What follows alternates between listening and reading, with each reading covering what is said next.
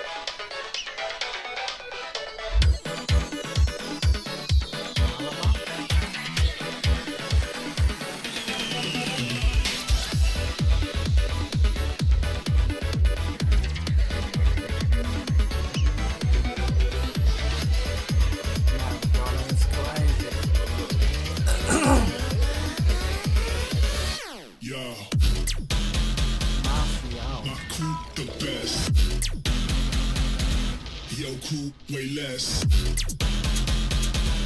My crew the best.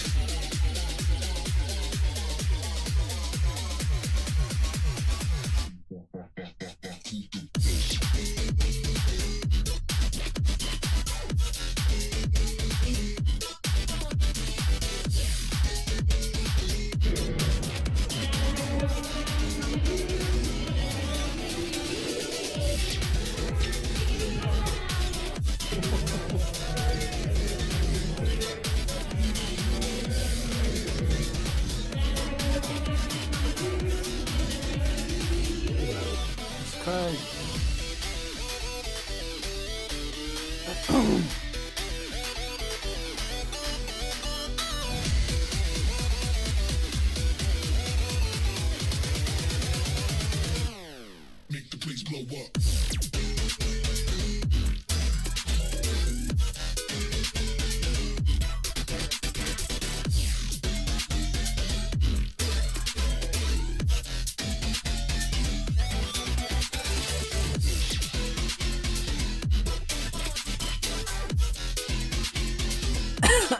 That's a crazy dog.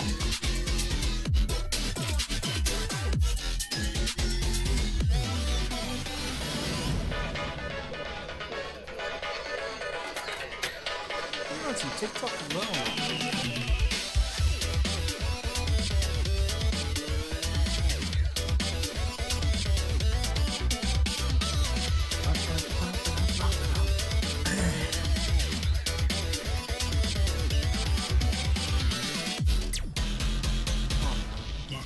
The best. Yo crew way less. My crew the best.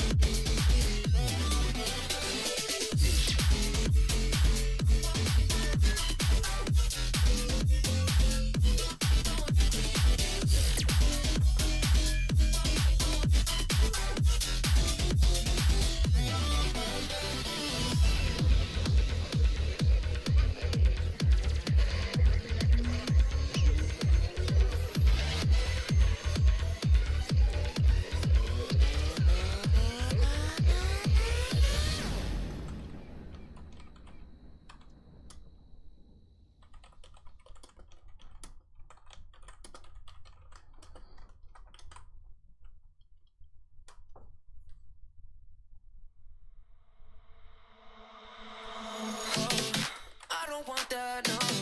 Even when I'm falling back to someone, I don't want to love. I don't want that, no. Even when I'm falling back in your arms.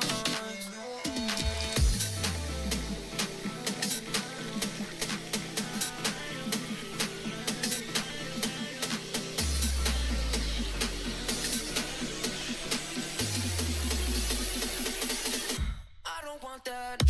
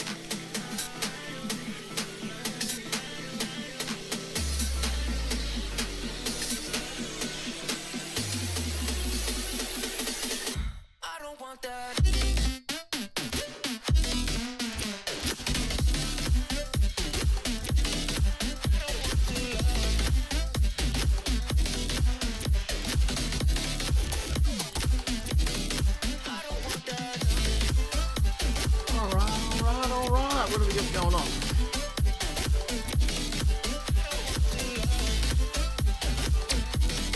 Do a couple of those.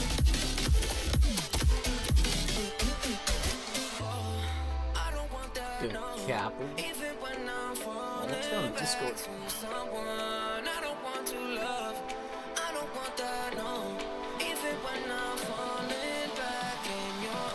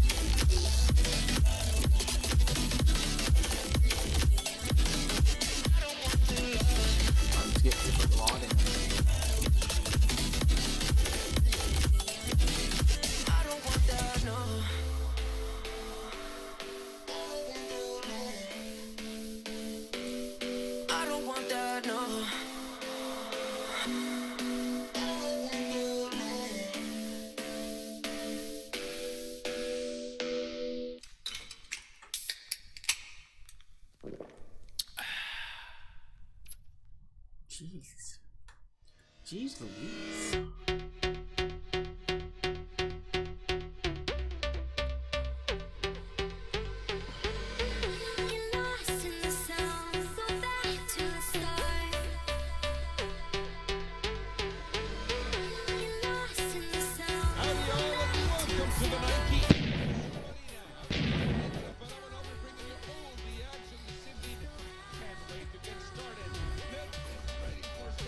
This guy.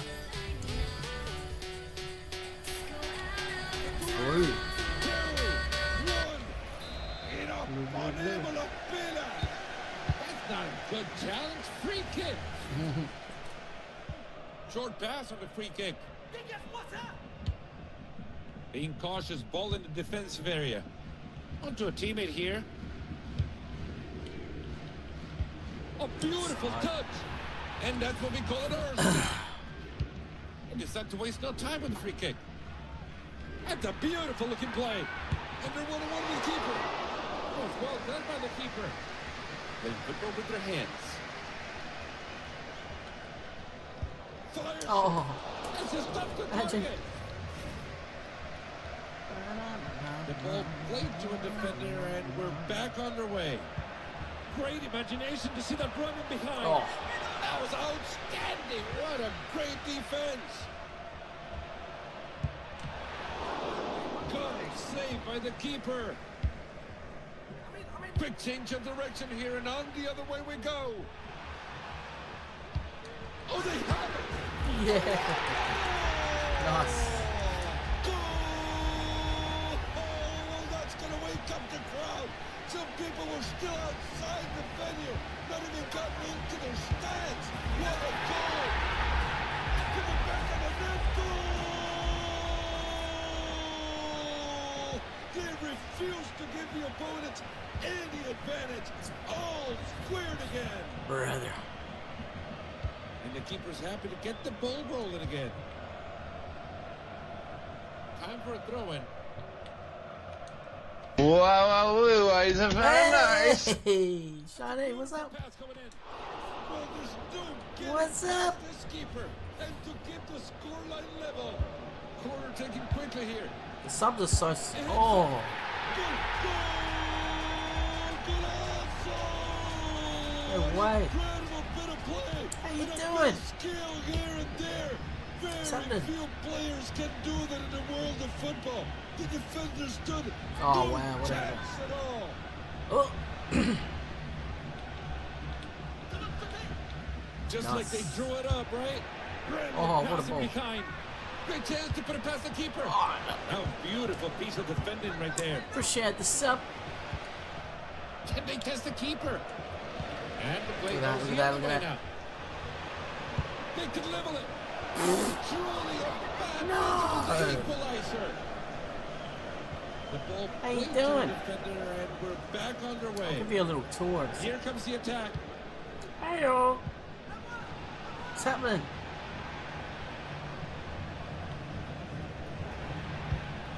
Great bit of defensive work.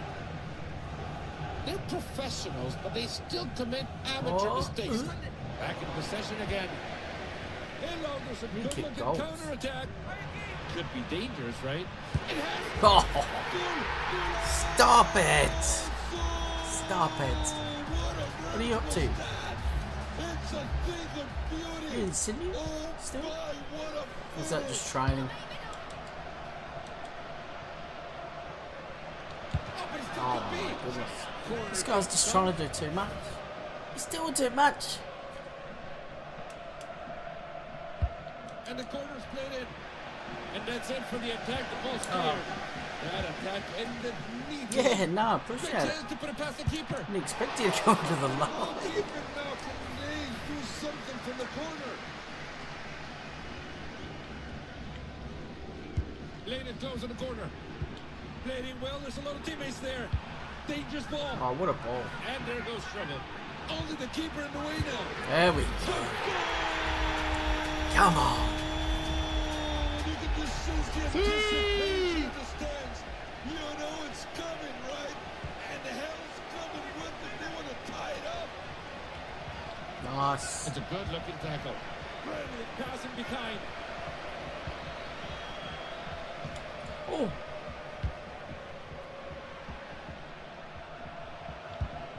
What an elegant way to Yeah. defend a golden opportunity. That was a Play nice that pass. counter looks good. And that pass is short. Oh, go on. Yes.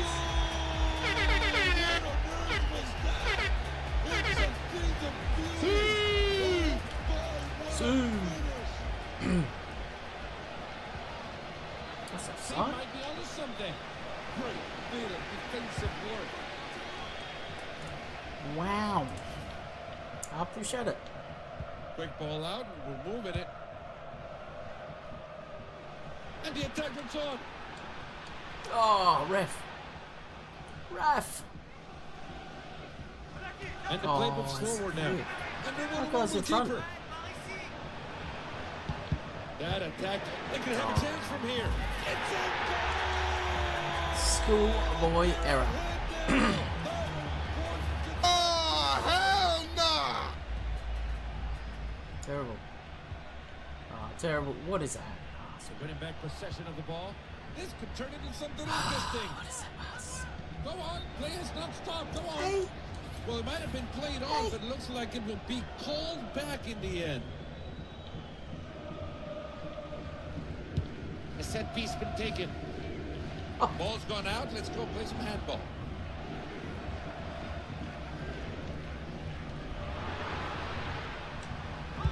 Playing well. There's a lot of teammates there. Nice. Come on. Big bag of teammates. What a pass. I couldn't pass it too early because there's no one in there. Play a beautiful cross.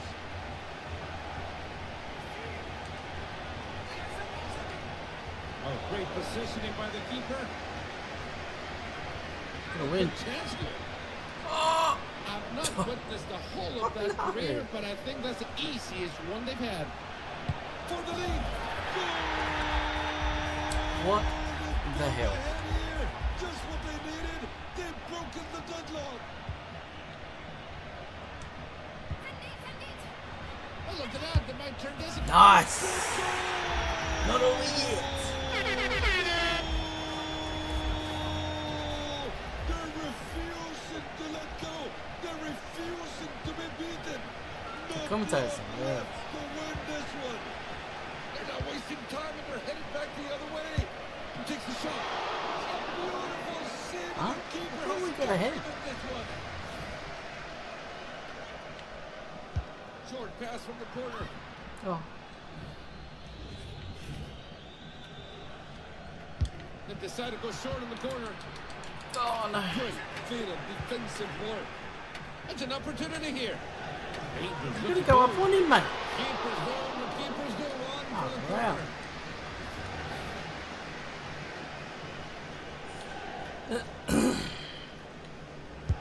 And the corner's played in. Again, Kick it. brings some relief. And that's Ay, full ay, time ay. there. What have you been up to? Exciting Shut up. match, 5 all innings. On to extra time. Welcome. And we're back on the way here in extra Oh. time. And just to end the game. And that shot has gone way off target. What I mean, way off. That's in another zip code. And we go from side to side. Oh no, what are you doing? Oh. What? He just kicked it out of bounds. We That's a didn't kick it out decent of chance. bounds. Hey, the counter could be on in this one. And we're heading the other way. Unable to keep possession. Throw in to come. Kick That's it. a great scoring Oh. chance. That's a great stop, and this game is alive. Kick it. The finish. Come on. Yes. Yes. It took this long to finish it. I don't think anyone expected this match to go all the way to... Got him. What did I get? 8.9. 8.9. Alright, I'll give you a tour.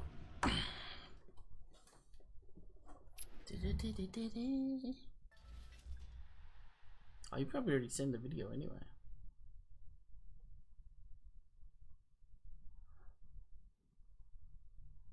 It's a bit cleaner than yesterday.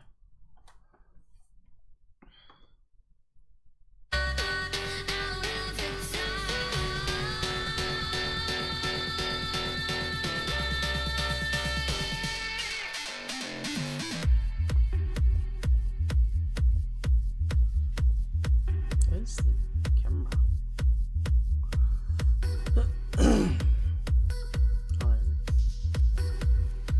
Oh,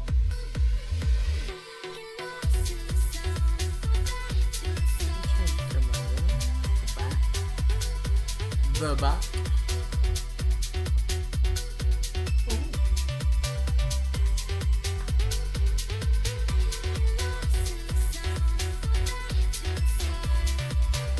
Still a bit to clean up.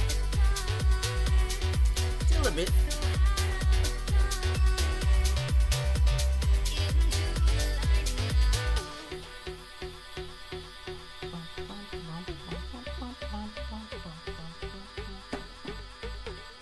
Yes.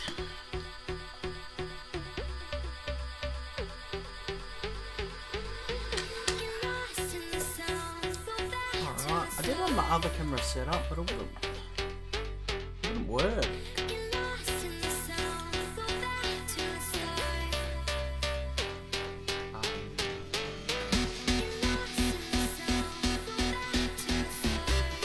Game's frozen.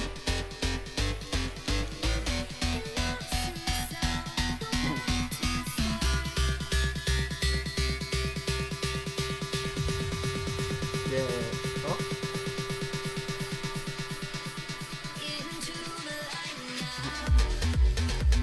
What is going on, man? Restart.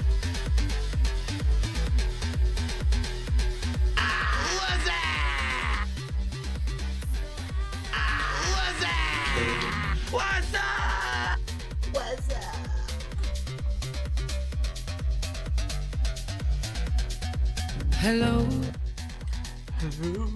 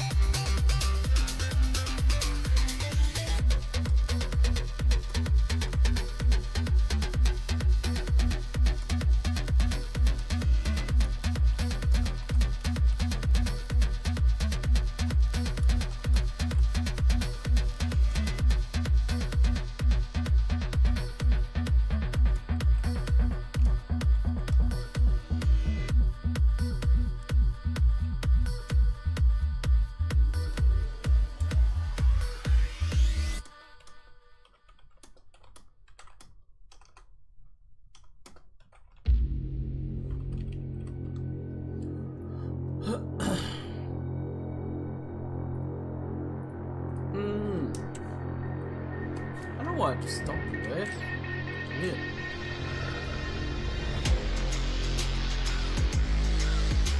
Just stop. Oh, what I mean.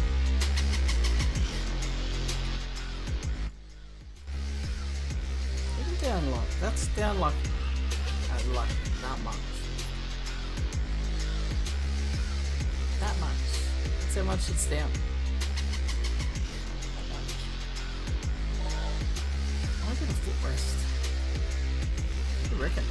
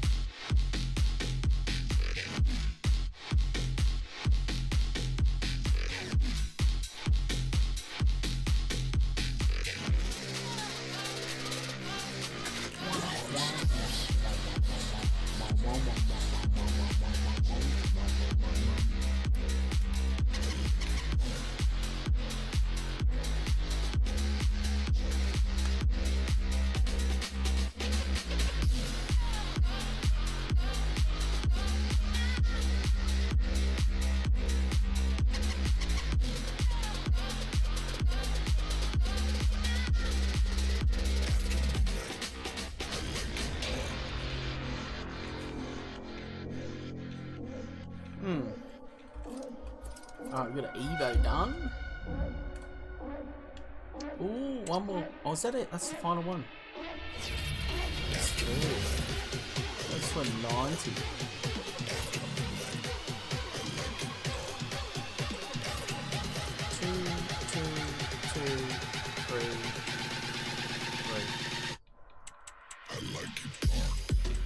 His overall doesn't go up that much, but his stats got to pretty good stats.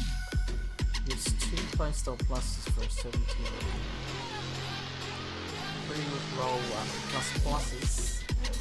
The plus plus.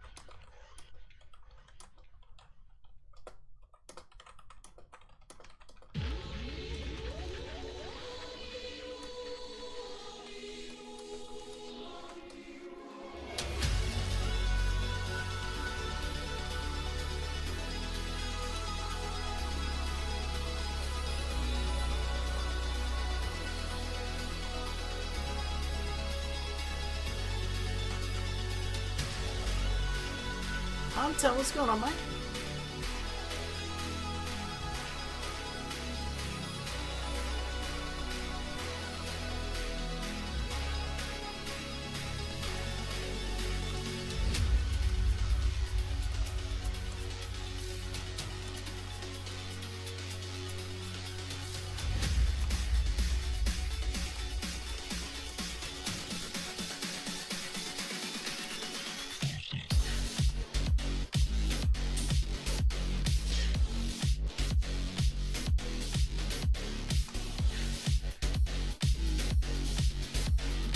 What's going on, Hunter? How are you, mate? You doing well?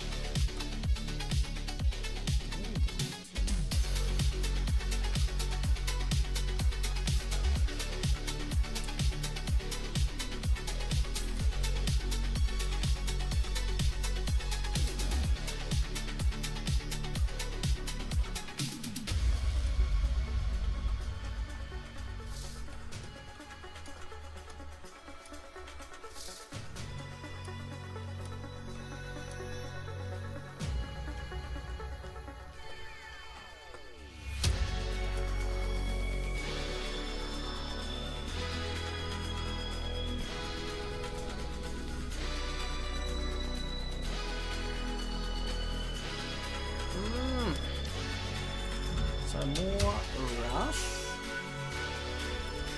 We might get onto some card I reckon.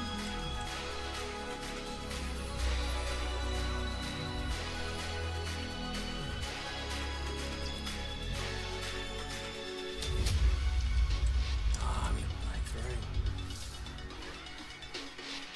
Get two done. Oh, Foundations is one as well.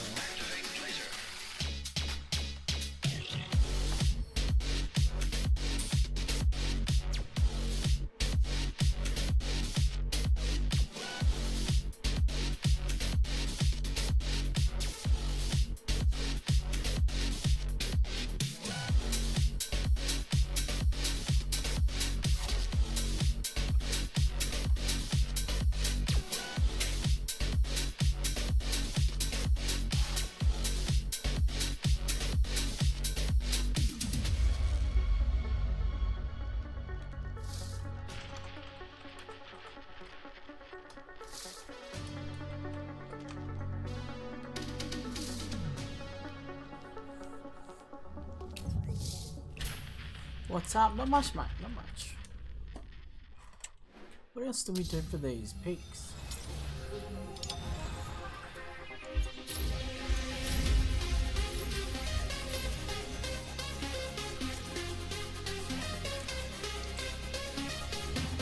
on.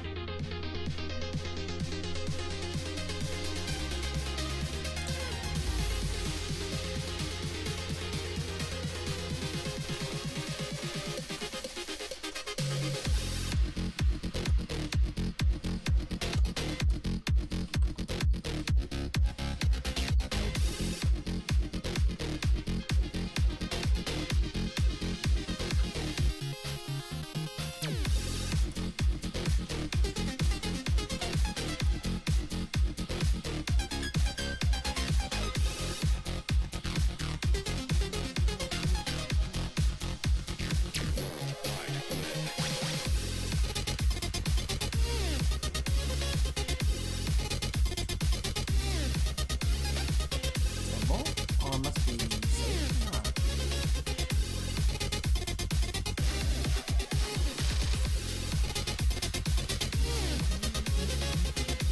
What are you up to, Hunter?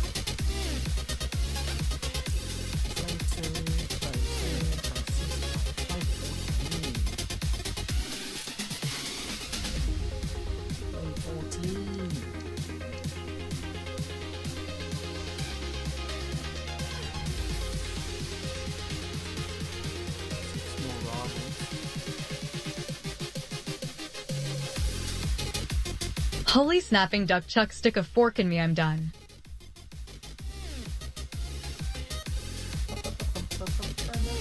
"10-hour shift done." Oh my god. Put the feet up, mate.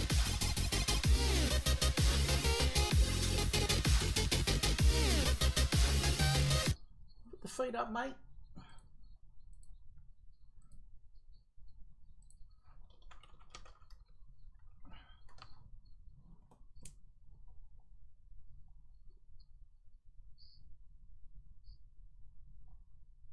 My dogs are killing me.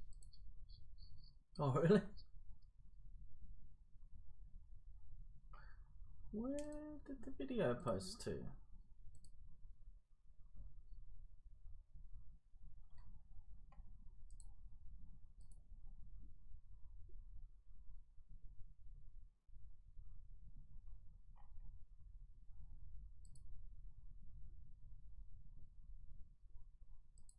Hmm. 10 hours. Yeah, What? 10 hours on my feet. Yo.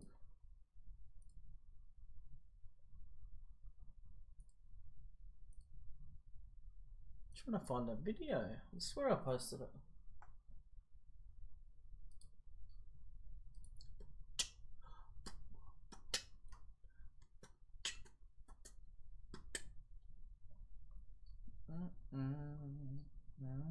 Oh, it's a mini.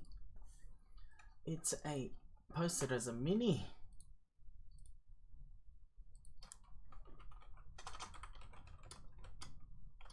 Love that concrete floor. Oh yeah.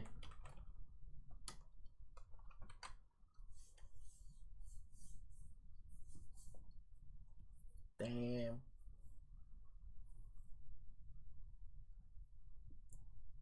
You think it'd make it more comfortable for your team, you know?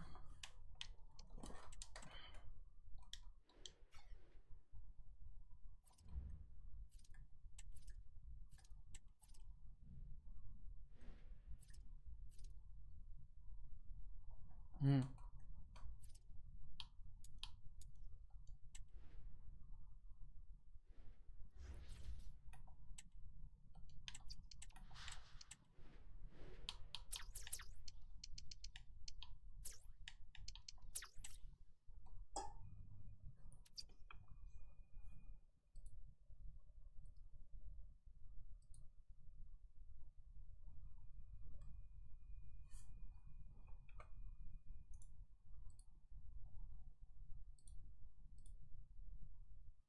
Every member of the Los Angeles Lakers feels about Luka Doncic. I know him, man. He wanted to play the whole game. You know, I think he played like 40 minutes every game last playoff. So that's one thing about him. He want to play. So, look at the noise, you know, I look at his production, you know, he produces it. Contributes. If I'm putting up them type of numbers, maybe I need to be 270. So on Thursday, we would see Luka Doncic practice with the Los Angeles Lakers for the first time. This is still something I'm getting used to personally as a Laker fan. He would immediately make his first half-court shot as a member of the Los Angeles Lakers. One of the biggest questions I personally had as a Laker fan is how is this going to work out with LeBron James? In my original trade video, I said that this is a trade that isn't going to help the Lakers immediately. As a matter of fact, you can make an argument that it might even hurt the Lakers immediately, but for some reason the Lakers championship odds were bumped up significantly to win the NBA Finals. And the reason why I'm so skeptical is because Luka Doncic and LeBron James are getting paid a significant sum of money to essentially do the exact same thing on the court. Throughout all of his career, LeBron James was a 6'9" physically imposing point forward that was able to get into the paint with ease and become the leading scorer in NBA history. But for the very first time in his career, he has someone on his team that could do what he does better than him and is significantly younger, but he's kind of the inverse as well, because Luka Doncic doesn't score with his athleticism. He scores primarily with his finesse and feel for the game, and probably the most unique and physically imposing point forward we've ever seen. So there is a huge question of how this is going to work out, and LeBron James kind of gave us a hint as to how this is going to work out when Luka Doncic was on the bench Tuesday night as the Los Angeles Lakers faced off against the Los Angeles Clippers. Watch us play. He gets and goes. You know what he does here?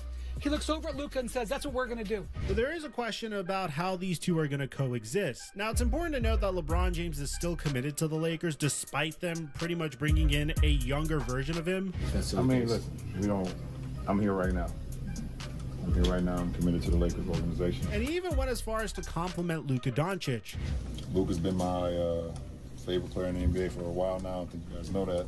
But you have to admit, this is definitely a little bit of a concern. And the closest parallel I could ever draw to this working out is when the Houston Rockets traded for Chris Paul in the 2017 offseason. This was following James Harden's first season with Mike D'Antoni as his head coach. Mike D'Antoni was out of coaching since he was the coach of the New York Knicks and didn't really find a lot of success with the Knicks. But prior to that, he had significant success revolutionizing the game of basketball with the Phoenix Suns' 7 seconds or less offense. And pretty much what Mike D'Antoni would do was give the ball to Steve Nash, have him run pick and rolls with Amari Stoudemire, crank up the pace as much as possible, and shoot a decent amount of threes, while also making sure that his team didn't play any defense at all whatsoever. So yeah, you could kind of point the blame finger at Mike D'Antoni for ruining the NBA. So when D'Antoni came to the Houston Rockets in 2016, he pretty much crafted a similar offense around James Harden. But instead of having James Harden run a pick and roll, he crafted his offense based around James Harden's best play, which was the James Harden isolation. Once the Rockets traded for Chris Paul, Mike D'Antoni had a brand new dimension to his offense. He either was able to give the ball to Chris Paul to run pick and rolls, or give the ball to James Harden to run isolations. The result? Well, the Houston Rockets experienced a significant amount of success. In Chris Paul's first season with the team, the Houston Rockets were able to finish first in the Western Conference, breeze by the Minnesota Timberwolves and the Utah Jazz, and then meet with the Golden State Warriors in the Western Conference Finals, in a series that they would go up 3-2 before Chris Paul would injure his ankle at the worst possible time. The rest was history. They would lose the final 2 games, and the Golden State Warriors would go on to win the NBA Finals. And they would experience a similar fate against the Golden State Warriors the very next year before they decided to trade Chris Paul to the Oklahoma City Thunder. Now, why am I bringing this up? Well, I'm expecting the Los Angeles Lakers to do something very similar with Luka Doncic and LeBron James to start out, before inevitably forcing LeBron James to play off of the ball significantly more. And honestly, if you're a fan of LeBron James, what else were you expecting at this point? Sure, LeBron James is having the greatest season we've ever seen from a 40-year-old in NBA history. Sure, this seems like a run that could keep going on forever, but if LeBron wants the opportunity to extend his career, which by the way, some people are saying he could very well extend his career, then he'd have to figure out a way to reduce his usage, considering the fact that he's 40 years old. Currently, LeBron James has a usage of 29.2, which puts him in the same category as Jason Tatum and above players like James Harden, Jalen Brunson, Devin Booker, and Nikola Jokic. And LeBron James just can't sustain this level of production, even though he's been consistently proving us wrong throughout the entirety of his career. We all have to agree that this isn't sustainable,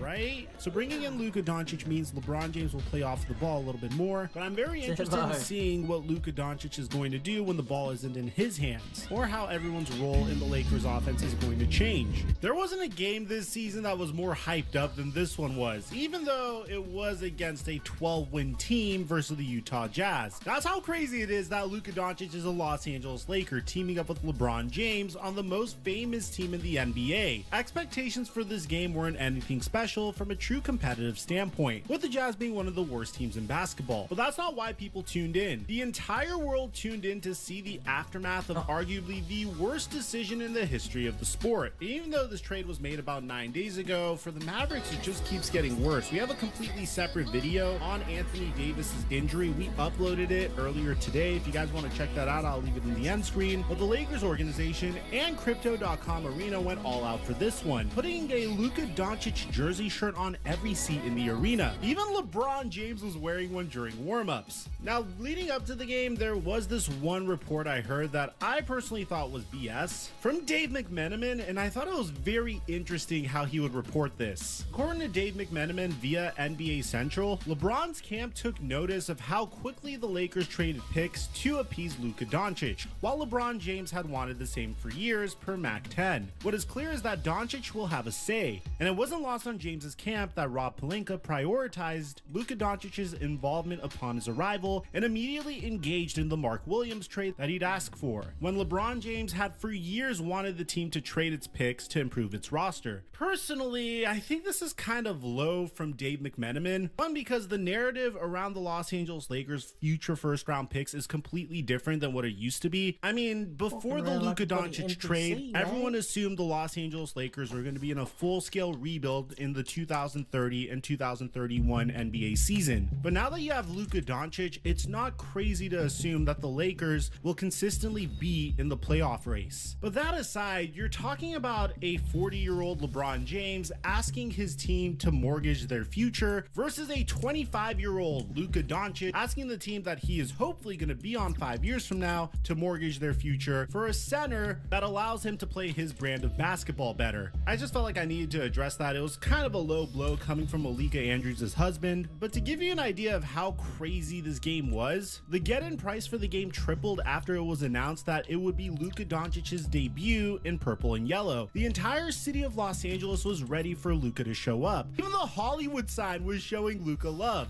Los Angeles has definitely seen their fair share of star talent over the years. Now they have arguably the best duo in the entire NBA. We were never going to see a ton of the two together off the jump though, since head coach JJ Redick announced pre-game that Luka would be on a minutes restriction due to his calf injury. So if you took the under from my picks on Instagram, then you probably cracked a smile once you found that out. In due time, we will truly see how dominant this duo could be. I mean, LeBron James and JJ Redick themselves have talked about how dominant Luka Doncic is on their podcast, so I'm sure they'll know how to utilize him properly. What's interesting about Luka, I think, he's one of a handful of guys in this era that can make any pass against a double team. Any. James is one of them. Yep. You are for sure. Luka's one of them. We've heard a lot about who LeBron's best teammate throughout his career has been, whether it's Dwayne Wade, Kyrie Irving, Anthony Davis, or Bronny James. But I think Luka Doncic has real potential to make his way to the top of that list. If you're basing it purely on talent, he probably already is. But obviously, that's not how that works. But if this team can win a championship, especially if it's this year, I think Luka will be known as the best player that LeBron has ever played with. The only thing we know right now, though, is how they looked in their first game together. The first two possessions of the game for LA showed us exactly what we were going to see from these two. LeBron started the game off with a lob to Jackson Hayes, followed by a Luka Doncic lob to Jackson Hayes off of a Euro step on the very next play. This duo is going to be so much fun to watch. I mean, early on, it seemed like the two would basically be taking turns with the ball in the half court, and it paid off when Luka Doncic made his first three as a Laker, erupting Crypto Arena. Just listen. Tries the three.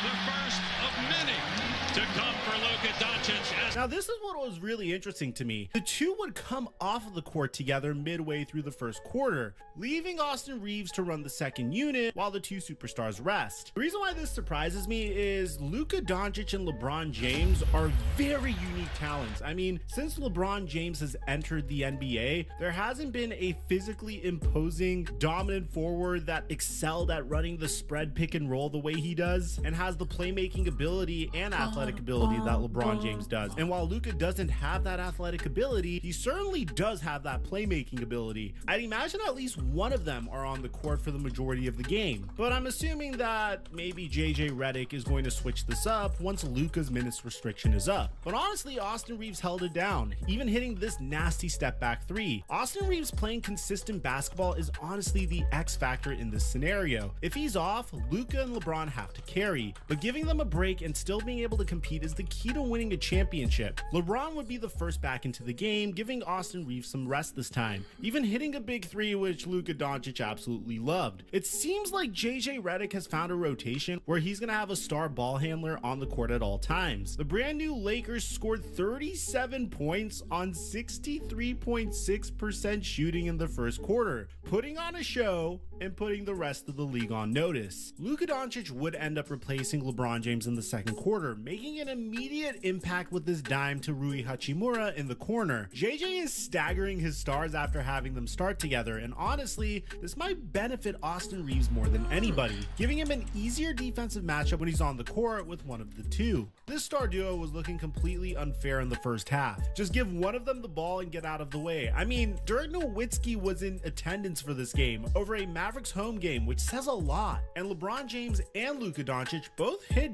Dirk-like fades at different times in the second quarter. Now, I know people are gonna accuse me of glazing Luka Doncic as the Los Angeles Lakers beat down on one of the worst teams in the NBA. Sorry, Jazz fans, your future looks incredible, by the way. But honestly, they were having so much fun out there, and they were making it look easy, including this full court laser from Luka Doncic to LeBron James on the fast break. Luka and LeBron combined for 24 of LA's 72 first half points, and somehow neither of them was the leading scorer. And as a Laker fan, I certainly could get used to this. The second half started the exact same way the first half did, with LeBron and Luka both finding Jackson Hayes for a lob. The Mark Williams trade fell through, and I know the talk is that the Lakers still desperately need a center, but Jackson Hayes looks like a great fit next to these two as a consistent lob threat. Now, I will admit, I am very concerned about the Los Angeles Lakers front court. I mean, it's a huge problem, and it wasn't very evident in this game versus the Utah Jazz because they don't really have a center or a power forward that is imposing in the interior. I mean, Lauri Markkanen is an incredible player, but what happens when the Los Angeles Lakers get matched up against Nikola Jokic in the playoffs? Or what if they have to face off against Alperen Şengün and the Houston Rockets? I know the buyout market has some intriguing names, and I know Jackson Hayes looked really good in this particular game, but as fun as this was to watch, just bear in mind, this is the Utah Jazz. They're tanking for Cooper Flag. This is one of the lesser teams in the Western Conference, and although I do think the duo of LeBron and Luka could work, we need to figure out a way to get them some front court help. Los Angeles finished the third quarter up by 25 points. His minutes restriction, we didn't see any more of him in this game, but what we did see from him was a glimpse of something truly special. Luka only had 14, 5, and 4 on fairly below average efficiency, but the potential of a healthy Luka-LeBron duo is absolutely terrifying. Once these two get some games in together and Luka doesn't have a restriction on his minutes, I don't see how anyone can stop this team offensively. You have an elite scorer and facilitator touching the ball 95% of the time, even when Austin Reeves is running the ship, and their chemistry together will only grow. The only concern I have with this lineup is how they'll match up with an elite offensive team, considering Luka's defensive capabilities. But if they're scoring 125 points per game, it won't matter. I'll always say this unless Anthony Davis somehow comes back and leads the Dallas Mavericks to a championship this year. The Dallas Mavericks made a horrific mistake, and when you take a look at what happened to AD in his first game, you'd agree with me on that. If you don't know what happened to Anthony Davis during his first game, it was absolutely magnificent, and then he got injured. We have a whole video breaking down Anthony Davis's first game as a Maverick as well. I'll leave it in the end screen. We uploaded it earlier today. I'll meet you guys over there, and aside from that, I'm your boy Mike,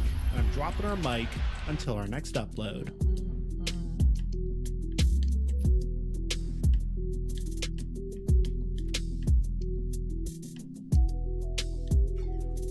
What are you next?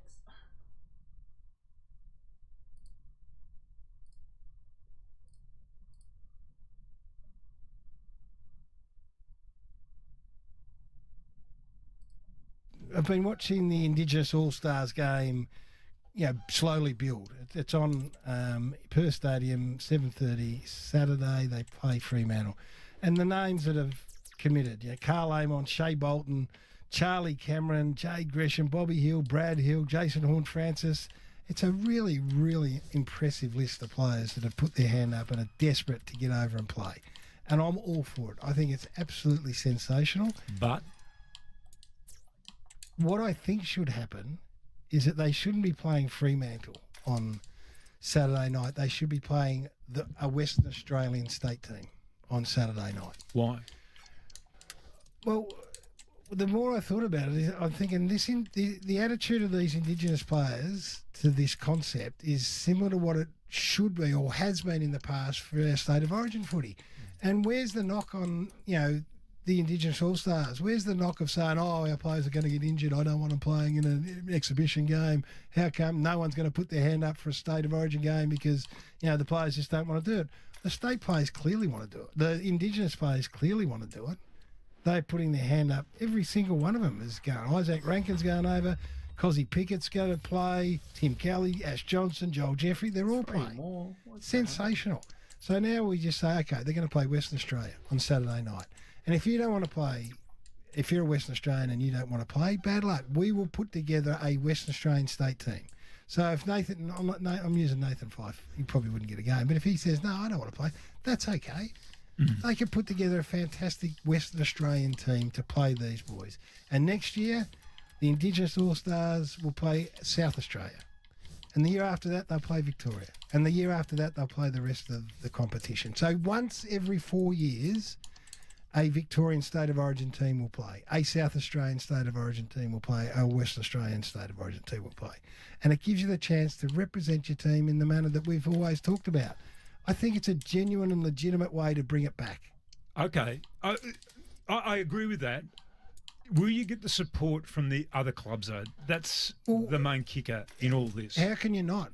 Because they didn't support. I tell you how you can not, because they haven't supported state football in the past from a club perspective. I agree with you, but the hypocrisy of not supporting that concept when you're throwing everything behind the Indigenous All-Stars is stark.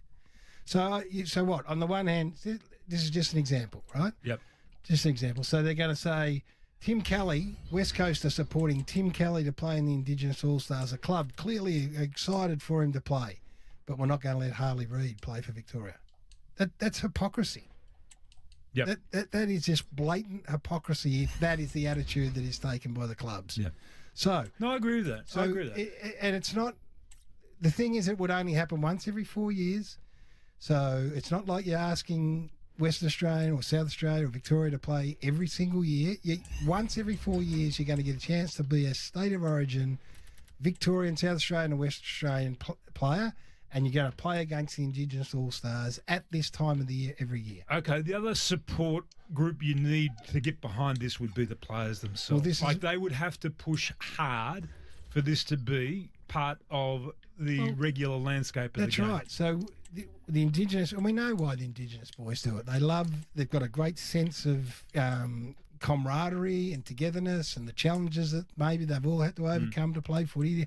We've got to develop that. So someone from a Victorian point of view, Andrew Brayshaw needs to put his hand up and say, when it comes around, I'll play, and I'll go out of my way to try and get Harley Reid to play, and I'll try and get Nick Dacos to play, and Harry Sheasel. And there's enough players, Tim, that will say, I'll play. And if it's not for the Bont, if he's at a stage in his career where he says, you know what, I don't really want to play, or it's, Pendle's probably too old, but you know what I mean? That's okay. We'll say, don't worry about it. You guys don't have to play, but there'll be enough players who would say, put me in. Let me play for South Australia. Let me play for Western Australia. You're getting a lot of support from people out there. Give us a call if you wanted to and join in the conversation. It's an interesting concept. So at the moment...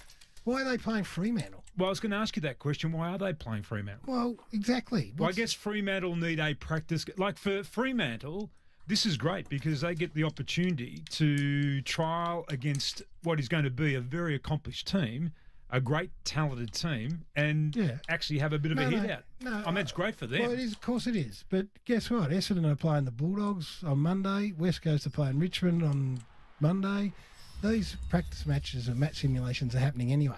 This is not a knock on Fremantle. It's got nothing to do with Fremantle. Yeah. And you want to carve this idea out so that it is played each and every year at this time, though, too. If it is good enough to schedule this and have the full weight of the AFL throw their mighty weight behind this concept and have, I think, did I read where Goodwin and Sam Mitchell are going over to be assistant coaches for the Indigenous? Is that right? Or did I dream that? I thought I read that somewhere. Anyway, the AFL have scheduled it. They've made a big deal of this. Saturday night on whatever it is, February the 14th, the Indigenous All-Stars are playing. Televised by? Fox. Right. And all that every year. So just imagine if it was Western Australia this year, and we know that next year South Australia are going to play. So all those, it'll be in Adelaide, February the 14th, bang, and then the year after that will be at the MCG. Well, let's throw it out there. Have you got an appetite for this? Because at the end of the day, the downside would be if people don't support it, if fans don't support this concept, because these things work when the crowd and the fan of the game gets behind them. Okay. Otherwise, they just die a natural death. We're Victoria. We go everywhere, but West Australian people mightn't be up listening. But if let's just say it was Victoria on Saturday night at the MCG, this great Indigenous All-Star team with all those players that I've just mentioned are playing a Victorian team at the MCG Saturday night, and the Victorian team might not be the absolute A grade because the older blokes just don't want to play or they're not quite ready. But we've put together a squad of 26. It might include a couple of really young fellas who are going to be, in their second or third year. Tell me you wouldn't go and support that. Can I just play devil's advocate, though? Because the greatness of state football, and it really was only between Victoria and South Australia, was the rivalry between the two states. Yes. Are you confident that over time, or even at the beginning of all this, there would be that type of tension and rivalry between an All-Stars team and a state team? I don't know whether it would have the same tension because the state versus state hatred was pretty real at stages. It'd be more a showcase of football. So it's more an exhibition game then? Yeah, I'd still think, clearly you want to win, but I think it's more of a showcase of what is great about our game. This Indigenous All-Stars team, you reckon they wouldn't want to beat Victoria, by the way, or West Australia or South Australia, and then you go and whoever's coaching Victoria, South Australia, West Australia, and say, right, you blokes, you're putting this jump on, the big white knee, represent us in the manner that we expect to be represented, and let's go out and beat this team. I think it'd be fantastic. And what it is, and this is what it moved me to think about this, is that all of a sudden, the hurdles that state footy have confronted, when do you play? The players won't commit to it. The clubs won't. That is thrown out the window. Because when we play it's been sorted, February 14th. Will the players commit? Well, the Indigenous players are all committing. And will the clubs let their players play? Well, they'll let them play here, so they're going to have to let a Victorian or South Australian West Australian team. So I think the hurdles have been overcome. I love it. I love the fact that this Indigenous All-Stars team's going to play on Saturday night. I can't wait to see them all come together. But I want them not playing Fremantle. I want them playing the West Australian state team. Hey, here's some feedback for this idea, Gary. This is the best thing you've ever said on radio. Get a group together and start the ball rolling. I'm from Adelaide. I would love to take my 13-year-old daughter to watch South Australia versus the Indigenous boys. Do you honestly think the side we get within 10 goals of the Victorian side? Well, good idea, Gary, but I think the All-Stars will get smashed by Indigenous All-Stars. Yeah. What, with Charlie Cameron playing, with Bobby Hill playing, Brad Hill, with Horn Francis playing, Tim Kelly, Stephen May, Jesse Motlop, Alex Pearce, Cozzy Pickett, Willie Rioli, Tyson Stengel, Jai Simka, Michael Walters, Nasiah Wangareen Miller, and Zach Williams. They're not getting belted by anyone. And let's look at the facts, okay? Petrarca wanted out of Melbourne, right? Well, we live in a world that's not always going to be able to accommodate people. And then you throw in Cozzy Pickett, who apparently would entertain the idea of going interstate as well. So I know a bit about the Cozzy Pickett thing. As a football club, that's not right. Well, his actions would suggest otherwise. Would it? Public, yeah, well, they would. Like if you're liking tweets about you joining another group of players, what would you be thinking if you're an average Melbourne fan? No, you would think that. You would think that. Yep. And he signed until the end of 2027. Okay, but we know that doesn't matter because Melbourne tried to offload Oliver. Oliver tried to get out of there. Petrarca wanted to get out. But that's what I would say in the end to all of this, not just from a Melbourne point of view, but from any club's point of view. If you've got players who are putting their hands up these days for these long-term contracts, right? In the end, and I firmly believe this, and we'll get back to what you're talking about in a minute. You turn around and say, yeah, we'll sign you for 5, 6, 7, whatever you want. But guess what? You're staying. We're going to keep you to the contract. I don't care if you get homesick. I don't care if you want to, whatever the situation is, you're staying. End of story. And in the end, that's what happens with Oliver, and what happens with Petrarca is you go, I know, okay. And not all their fault, by the way. Melbourne were absolutely culpable for a lot of those issues. But in the end, you go, well, guess what? When you sign for 7 years, you run the risk of being involved in situations where coaches are going to get sacked or something's not going to be handled properly. You lose your bargaining power there for the certainty. 100% you're right, about the fact that you can't just do what you want when you sign a long-term contract. But put that to one side, that doesn't mean that they haven't been entertaining the idea of wanting to go. Well, I would say the same thing for them. And you got Petrarca, Oliver and Cozzy. You got 3 probably of your best 5 players, would you say? Would you put Cozzy in your best 5? I think Cozzy Pickett's going to have that year that's going to elevate him into the Cyril Riol. Okay, so you got 3 of your top 5 players, and for various and differing reasons, they want out or the club wants them out. And then to sit down and listen to what Goody had to say, I don't think anybody that isn't a rusted-on Melbourne fan would be thinking that it's the happiest place or it's the most together place in the AFL landscape. No, I would understand that line of thinking. And I know why he has to, he has to go out and sell a message, right? I understand that bit. If you're the coach of a football team, him talking about, I love Oliver, and he might love Oliver. I'm not sure that he would love every part of Clayton Oliver and what he's put the club through. Yeah. I don't think that would be the case. But he has to sell a very positive message. Yeah. It's a PR exercise. That whole article is a PR exercise. Yeah. Well, I'm going to be careful here because I'll get accused. All I would say is this. All of those reservations you've had and Kane has had and all those things that you've just brought up are very true. What you then do is address it, don't you, in the off-season? Yep. And go, okay. And Ben Crowe has been absolutely at the forefront of this. And we know the work that Ben Crowe does. So I think what you're saying is all fair and reasonable, but things can change, can they not? Yeah, they can. So what you're saying about the inauthenticity of the footy club, or Kane was saying, is okay, that might be right, because I sat here and did an interview with Purdy and Goody, and I said to them, I don't believe what you're saying. I said at the time, I don't believe it. What they would now say, I would imagine, is, okay, we've addressed this in the summer. We've sat down and Ben Crowe has driven this. Now, what is yet Can I just ask you, to be determined is whether it makes any difference. How did Ben Crowe find his way in the middle of all this? Well, he got employed by the footy club. Right, to do exactly what he does. Right. And that is get to the core of the issues at clubs like Melbourne. Like that, please don't mistake me for thinking that things are great at Melbourne or have been great at Melbourne. They haven't been, and they've been a poor footy club.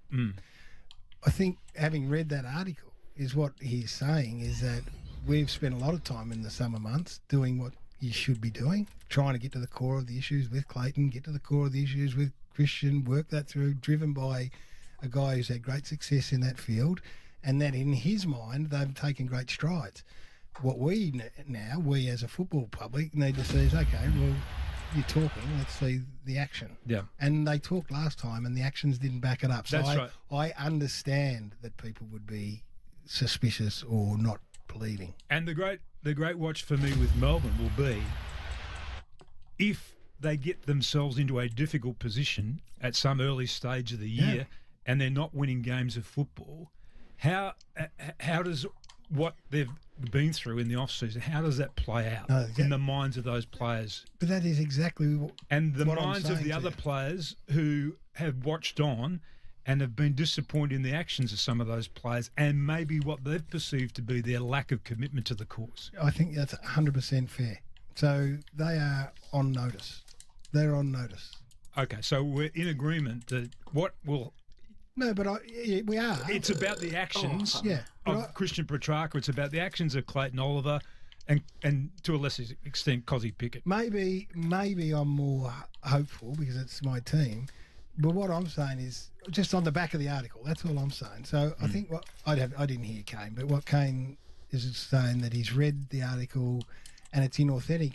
I don't think in his mind Goody's been inauthentic. I think he's saying, hey, what we have done is addressed it. We have. I think one of the comments was, "It's no good doing a time trial until we deal with all the shit that's been going on." Basically. Mm-hmm. And so that's what they think they've done. That's what the coach thinks he's done in conjunction with his players. Now it's for the rest of us to sit down to see what sort of impact that's had. And if you're a non-believer, I don't blame you. They're a watch. Yeah, well, if you're a non-believer, I don't blame That's you. right. That's But- what I'm saying. I'm a hopeful believer. Yeah, I know, and you're invested. Yeah. You've got an emotional investment. I get that. But if you're on the outside of the Melbourne Football Club and you don't have an emotional investment in it, then you're looking and you're thinking, okay, Yeah. this, in my mind, can go Yep. in two different directions.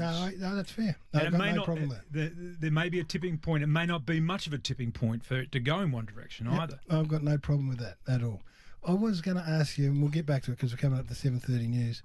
I can't get my head. I was away. What is this business about Ken Hinkley and Josh Carr? Tell me what's happening there.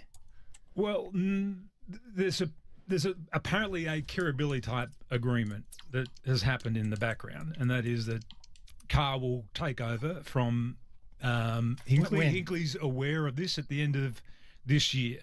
I think it has been written that there's going to be an announcement. There's been no announcement at this stage, but he will be part of the coaching succession plan. So Ken Hinkley will coach this year.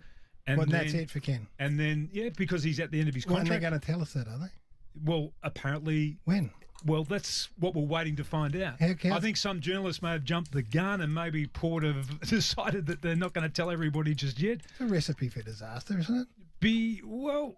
It was Ken Hinkley coaches them, they're 18-2. Well, he's out still. That's the point. He's going to get the arse. No, his contract will end. Right. He's agreed. He may have come to the end of it like John Longmire did. Oh, okay. So And he's said, okay, I've decided. I've got one more year. So I've got the energy for this job for one more year, and that will do me. I want to play this out. I want to make sure that Josh, in the final year of my coaching, I give him more and more responsibility. He takes over the reins, and then by the end of the year, I'm stepping aside, and he's going to step into the. So if he's on board with it, wholeheartedly, and not drag kicking and screaming. Well, that's my understanding that he would have to be on board with it. Maybe he's not like begrudgingly, or I don't know. Was if it's, Mick on board I don't know with if it's going to be a Mick Moldhouse, Nathan Buckley type Well, situation he was where said the to be club on board. believe he's on board, but he's not necessarily on board.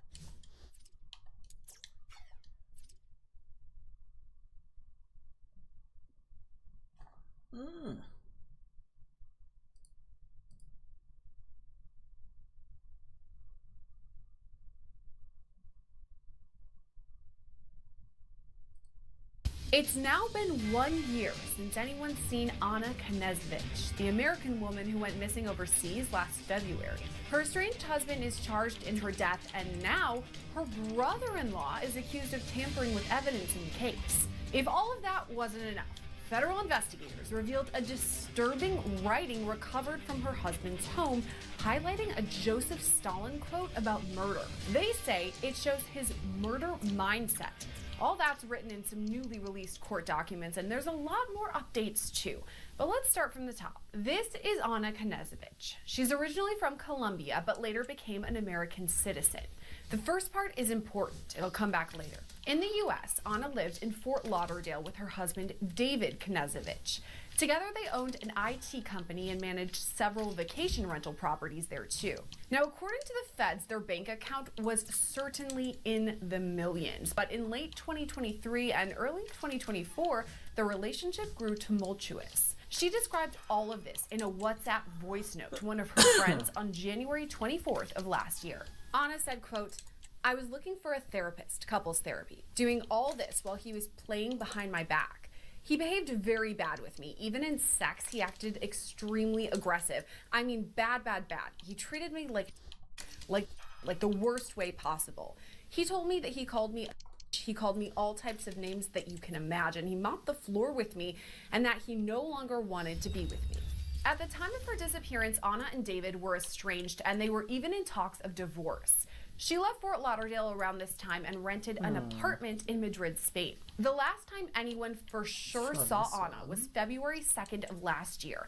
At 1:42 p.m., she was seen entering her apartment in Madrid. Hours later, at 9:27 p.m., a man wearing a helmet and a mouth covering was seen entering the building. He spray painted the lens of the security camera in an effort to cover it up, but we still gotta look at him. Investigators believe this person is actually David Knezevich.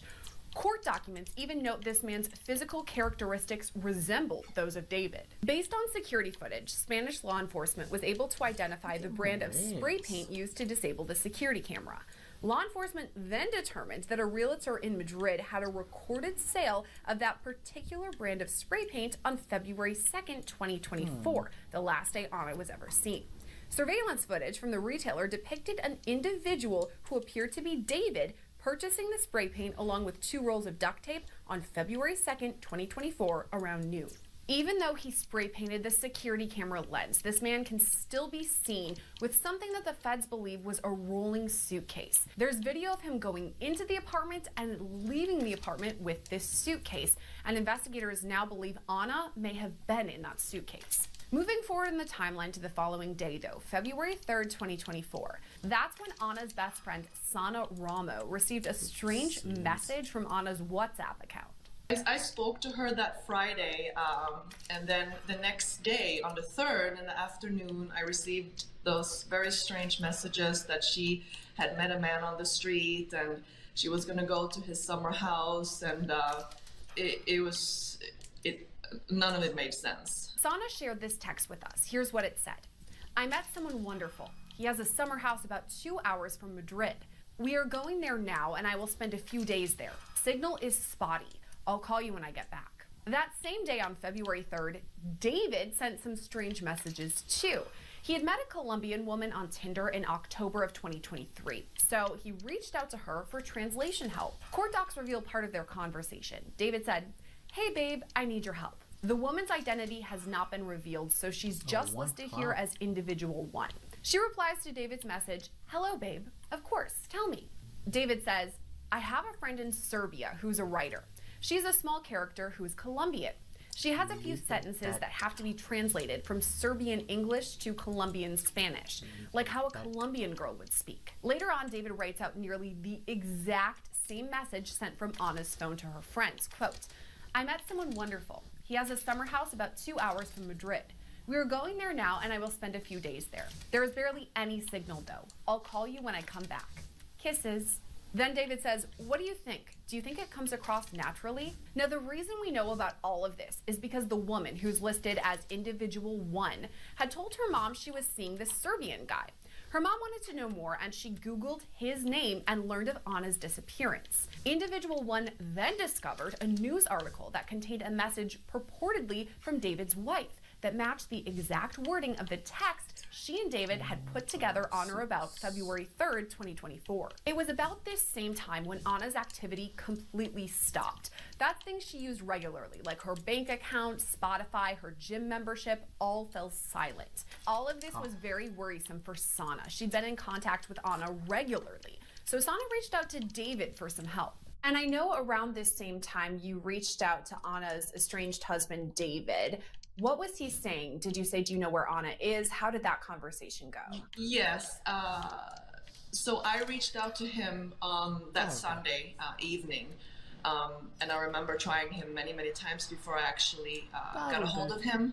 And he said to me at the time that he was in Fort Lauderdale. And I spoke to him and we talked about what had happened to Ana. He claimed at the time that he had no idea that she was missing. David's whereabouts during this time are an entire subhead in the court docs against him. Federal prosecutors straight up write the defendant lied about being in Fort Lauderdale at the time of the victim's disappearance. After the victim disappeared, the defendant told multiple people, including the victim's brother, one of the victim's close friends, and an employee, that he was in Fort Lauderdale when, in fact, he was actually in Serbia. After checking in with Customs and Border Protection, the feds learned that David flew out of Miami on January 27th of last year. He made a stop in Istanbul, Turkey, before flying to Belgrade, Serbia.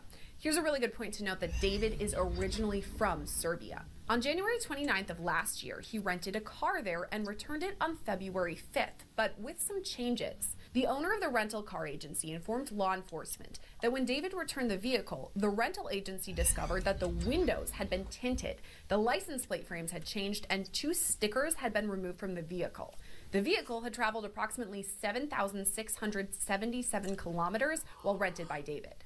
David was eventually arrested in May 2024 at the Miami International Airport after arriving on a flight from Serbia. At first, he was only charged in Ana's disappearance for his alleged involvement in the kidnapping of a U.S. citizen in Madrid, Spain on or about February 2nd, 2024. The bigger charges, though, came down a few months later, and David now faces the federal charges of kidnapping resulting in death, domestic violence resulting in death, and foreign murder of a United States national. He's been in jail ever since his arrest, as prosecutors say he's a flight risk and could even be a danger to himself or the community.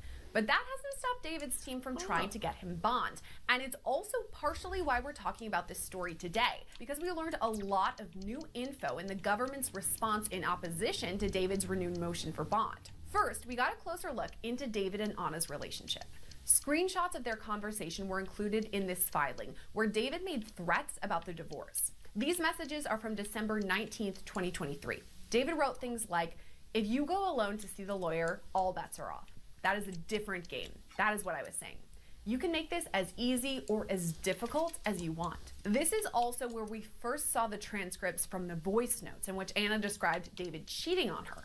She says he found a new lover on Tinder and had been having an affair with her for 2 months. Another bombshell in this filing comes in the way of a notebook recovered from David's home during the execution of a search warrant that happened on May 8th of last year. There were handwritten notes found in this notebook with quotes from Ralph Waldo Emerson and Winston Churchill, and a particularly disturbing note from Joseph Stalin. His quote reads, "Death solves all problems. No man, no problem." The feds say this notebook shows David's murder mindset. A separate court filing gives us some more bombshells in this case too, this time in regards to David's brother. This warrant was just filed last month, but unsealed this month, and that's when we're learning more about David's brother and his alleged evidence tampering. David's brother is Uglasha Knežević, who first spoke to investigators last March. During this contact, Uglasha advised that he was estranged from David and only spoke to him recently upon learning that the victim was missing from the victim's brother. Uglasha advised that he had to call his mother to get David's phone number. Nevertheless, on May 7th, 2024, after David was arrested, the first person that David contacted while in custody was Uglasha. During this call, David alluded to having recent conversations with Uglasha regarding the different outcomes of his arrest. According to these docs, David and Uglasha have chatted a lot since David's arrest. There are also allegations that Uglasha is paying off some other inmates to help keep these conversations secret. The evidence for that seems pretty strong. Uglasha mentions these inmates' names in emails, and there's also record of Uglasha sending money to these inmates' commissary. Uglasha is also accused of tampering with evidence. On July 27th, he apparently reported David's iPhone as stolen or missing, but it's been in FBI custody since David's arrest back in May. By reporting the iPhone device lost or stolen, Apple allows the device to be locked with the device passcode. In addition, Apple does not allow the lost or stolen device to be accessed, even if someone attempting to access the device had the passcode available. Additionally, when an iPhone is reported lost or stolen, Apple has the capability to remotely lock the device, limit accessibility, and wipe the device, returning it to the manufacturer settings. Agents also searched David's parents' home in Serbia, and during the search, law enforcement viewed Facebook messages in David and Uglasha's mother's iPad from Uglasha that were indicative of the destruction of evidence. There are also multiple accusations of both David and his brother impersonating Ana on the phone. In one instance, a call came from someone pretending to be Ana, hoping to cancel 3 insurance policies held by her and David's business. One of David's employees later came forward and said she was the one who pretended to be Ana on the phone. She says she did it because David threatened to withhold her paycheck if she didn't. Uglasha is also accused of faking Ana's voice when calling American Express. Uglasha was trying to authorize his use on Ana's card. Uglasha is accused of faking Anna's voice when calling an American Express. He was trying to authorize his use of Anna's card. This is straight from the court docs. He appeared to alter his own voice in an effort to sound as if he was the victim during various points of the call. Given that the victim's friends and family had not seen or heard from the victim for 11 months, it does not appear that Uglasha was legitimately added to or authorized to use the victim's credit card. About all of this, David's legal team has released a statement reading, quote, "The allegations of misconduct in the unsealed search warrant are completely false, based on pure speculation. Every allegation will be refuted with evidence in our supplemental filing." All of this is just another twist and turn in the case of Anna Knežević, but I want to dig a little bit deeper. And for that, we're going to bring on today's guest, Tom Smith, retired NYPD detective. Tom, thank you again for coming on. You always give us great insight. And so I wanted to start with this first question. Anna has now been missing for 1 year. In February of 2024, she went missing, and now we're still getting new details. That's why we're doing the story today, a year later. So does that mean the investigation is still ongoing and more details could come out? Oh, without a doubt. You never close when there's an open possible homicide. That doesn't get closed. There's no statute of limitation in the United States for a homicide. So that always is a continuous investigation because of just how investigations work. You know, you can go months without hearing a thing or seeing anything, and then all of a sudden something comes up. You know, so that's why homicide investigations in particular are always left open. I think that that is a great idea, though, because just this year now, last month, we learned some more information, which is why we're doing the story today, this warrant. A lot of things that came out of it, but I wanted to start with the brother of the defendant. He's now been accused of tampering with some evidence. What do you make of all of that right from the jump? Well, that's why investigations are kept open, because you never know what's going to happen.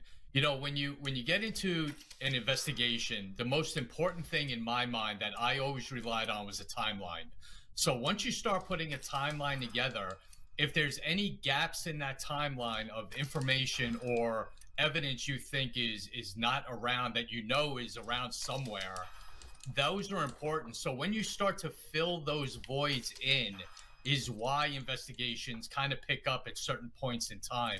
It may be months later, maybe years later. In this point, it's actually a year later. But that's why, you know, you keep digging and you keep talking to people and keep coming up with theories. That's a big part of detective work, is coming up with a theory of what happened, because then that fuels where you're going to go in the investigation and what you want to look at. And I think the feds have been keeping an eye on this brother for kind of a while. At least we're learning that through the court documents based on the timeline, as you said, which is so important. And it's interesting the conflicting information that's come forward, in that at first the brother says, you know, I'm estranged from David Knežević. I actually had to ask my mom for his phone number. Like, we don't even talk at all. But then once David is behind bars, we see a lot of emails going back and forth, or phone calls, and even the allegation that the brother is paying off some people on the inside in the jail to help cover up their communications. I mean, I guess, are they not realizing that a lot of these things are monitored, that the emails are checked through, or that these phone calls are recorded? Yeah, sometimes they think they're kind of sly and under the radar, and they're not.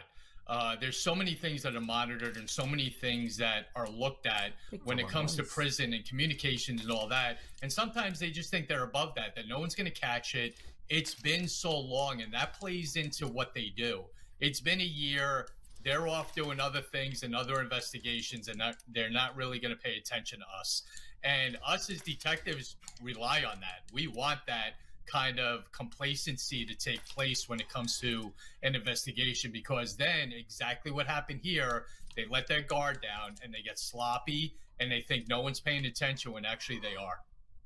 Exactly. They let their guard down. And that's how we got some of this new info. Part of the story, and I'll ask you about this too, is that it takes place over multiple different countries. So that makes things a bit more tricky, because he's charged here in the United States, but the crime allegedly happened over there. He's from Serbia. So when investigators actually checked his parents' house in Serbia, they found information on, I believe it was his mom's iPad communications, that looked like she was saying, yep, things have been wiped, everything is clean, and they still have not found a laptop that apparently belonged to David Knežević. This to me seems a bit circumstantial in that potentially she may have helped in the wiping of whatever device, and the brother may have gotten rid of the evidence, I guess. So it seems circumstantial to me, but is it helpful? Oh, it's very helpful because it gives you an idea of maybe what's going on. Like I said before, the theory of that detectives have, and you rely on that and you go after that. It's enough now to have an interview, to go in and maybe get a possible search warrant in that area. And it's also enough to, because the FBI is involved, you're going to get that country's security service involved in maybe brokering some sort of interview of the mother or anyone else that may have information about this. And, you know, it's great to have any sort of information like these conversations in the jail, let's say, or the mom's messages about potentially wiping something. Great to have. But is it also important to note the things that we do not have, like this laptop that is mysteriously missing, or the cell phone that the brother apparently reported missing, so Apple locked it up and it could potentially be wiped even though it was in federal custody? Are these things important to note as well? Oh, yeah, because, again, it leads to a possible motive and a possible actions of a cover-up.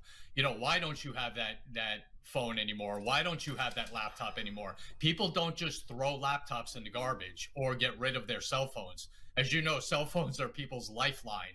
So just to discard it and, oh, I don't know where it is pretty unbelievable. So there's always a reason behind things.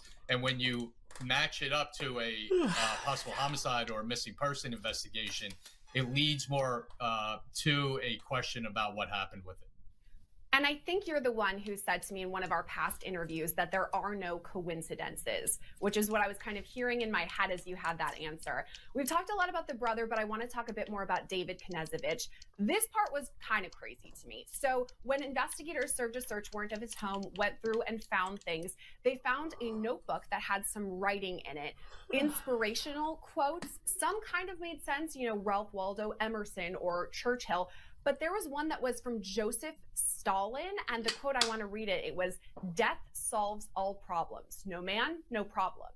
This is not a usual inspirational quote, motivational quote I've ever seen anybody write down. I mean, it stuck out to me. Does it stick out to you?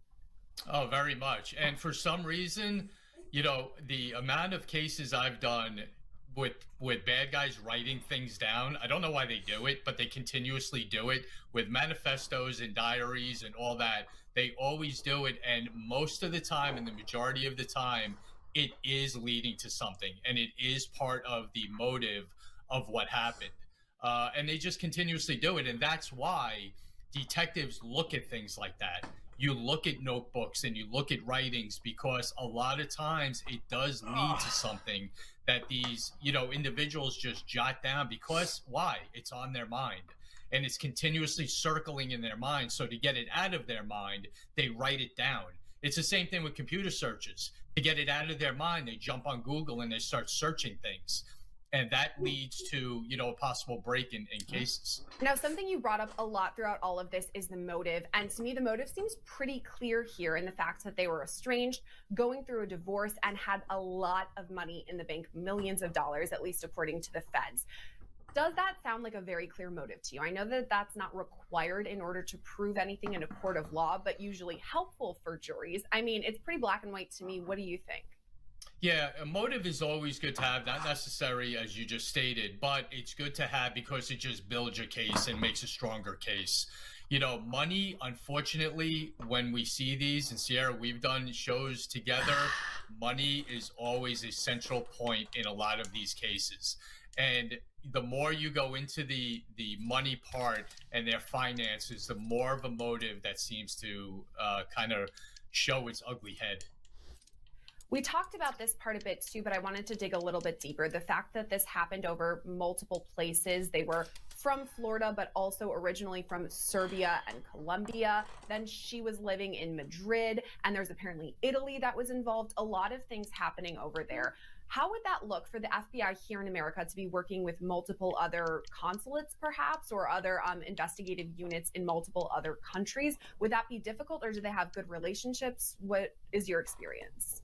Yeah, I mean, I had to do that myself. You know, when I was in the Joint Terrorism Task Force, we had to deal with multiple countries at the same time. And it's a working relationship. You know, they are very helpful with helping the FBI in the United States with the case that they're running, particularly when it comes to one of their citizens, in this case, a resident, you know, permanent resident. But in any case, it's all about communication, and it's all about helping one another to get to a final, you know, conclusion to a case, especially something like this. So any experience I've had with dealing with other countries and dealing with other security services is always positive, because everyone wants the same result. No one wants a bad guy running around. No one wants someone that's responsible for a murder running around their country or another country. So they're always willing to help.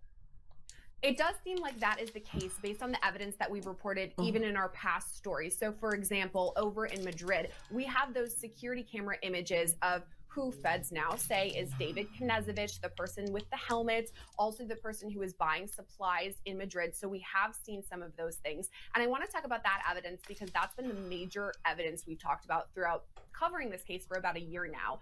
What do you think? Do you think it looks like it was David Knežević? People are talking about the eyebrows, that they're very distinct. What are your thoughts? Yeah, I mean, it does resemble him. But again, you read into the timeline with matching up videos. And that's why timelines are so important, because, you know, you can place someone at a particular area when you're looking at the timeline. And I think that's what happened here. And videos are great. Surveillance cameras are a great tool for investigators, no matter what country you're in, no matter where you are. It always helps out with where they are, what they look like, what their actions were, what they're possibly buying. So it all is a positive thing when it comes to the investigation. And something that we have to remember throughout all of this is it is about Anna. All of this started because she disappeared, and now her estranged husband is charged in connection with her murder, but we still haven't found her, whether it's a body, remains, or if it's her. Do you think investigators are still actively searching? I know it's been a year. There has been weather conditions. If she was perhaps outside, I mean, who knows what could have happened? We still are unclear, but do you think investigators are still looking for her? I think they would go and look for her on a tip. I don't think it's a constant active search that's going on, because that just takes way too much resources for that length of time. But I think if a call comes in or a tip comes in, they would certainly act on it. But in all my experiences, when it comes to bodies that aren't recovered, that becomes a bargaining chip with the prosecutor, with the criminal. You know, less time, tell us where they are. Taking the death penalty off the table, tell us where the body is. That's always a good bargaining chip when it comes to these cases. Now, whether that's happening in this or not, I have no idea. I'm just saying, with past cases, that is always a good chip with what they can plead to, what they're going to be charged with, in order to give closure to the family. And that's always the line you use when it comes to talking to these criminals, of just let the family's grieving be done. Get the body, and it's all over for them. And then the perpetrator can go on with whatever they're going to plead to. That is a great point, because this is a federal case, so death penalty could be on the table.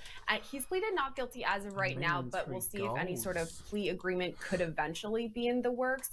I do want to talk about the potential of finding Anna. Let's say, again, he is presumed innocent at this time. He has not been found guilty and pleaded not guilty. But let's say that she actually was murdered, and we don't get any sort of information from her killer about where she could be.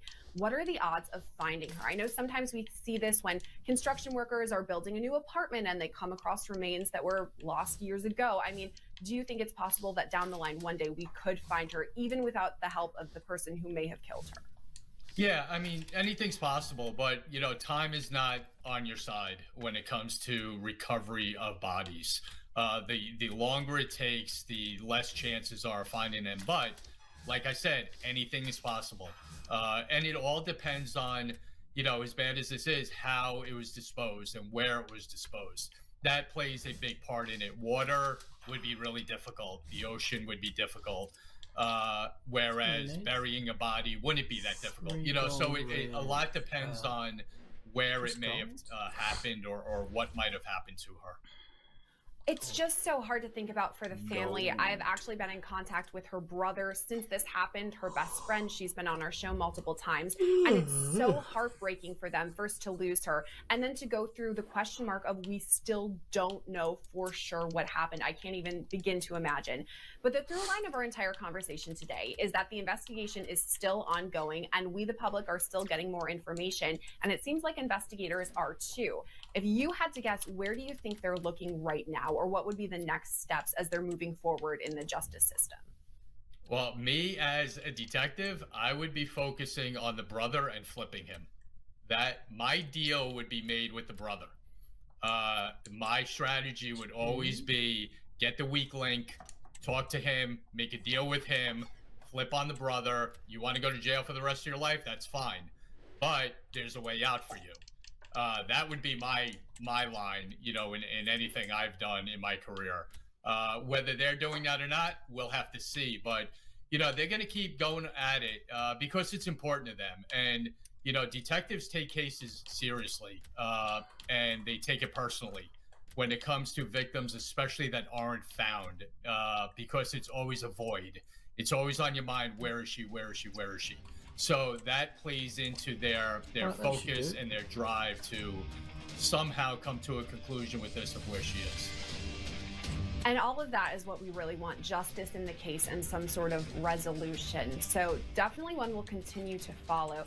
Tom Smith, thank you for coming on and walking through the case with us today. It's always a pleasure, Sierra. Thanks for having me. There's no word yet if David's brother could face any federal charges and the allegations against him. As for David, he's pleaded not guilty to all of his charges. Reporting for Law and Crime, I'm Sierra Gillespie. What's next, fams?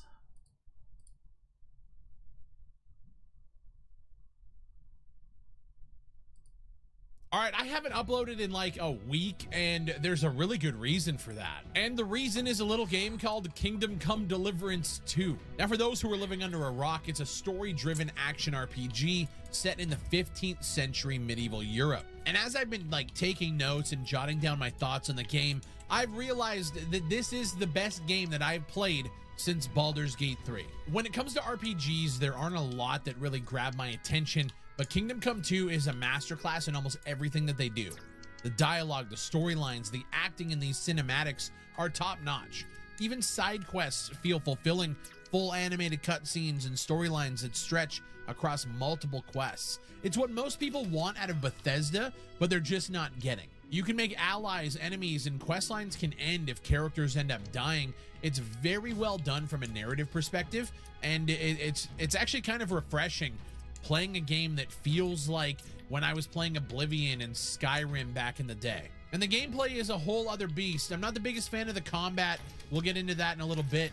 But the moment-to-moment gameplay is something I wasn't expecting going into this game.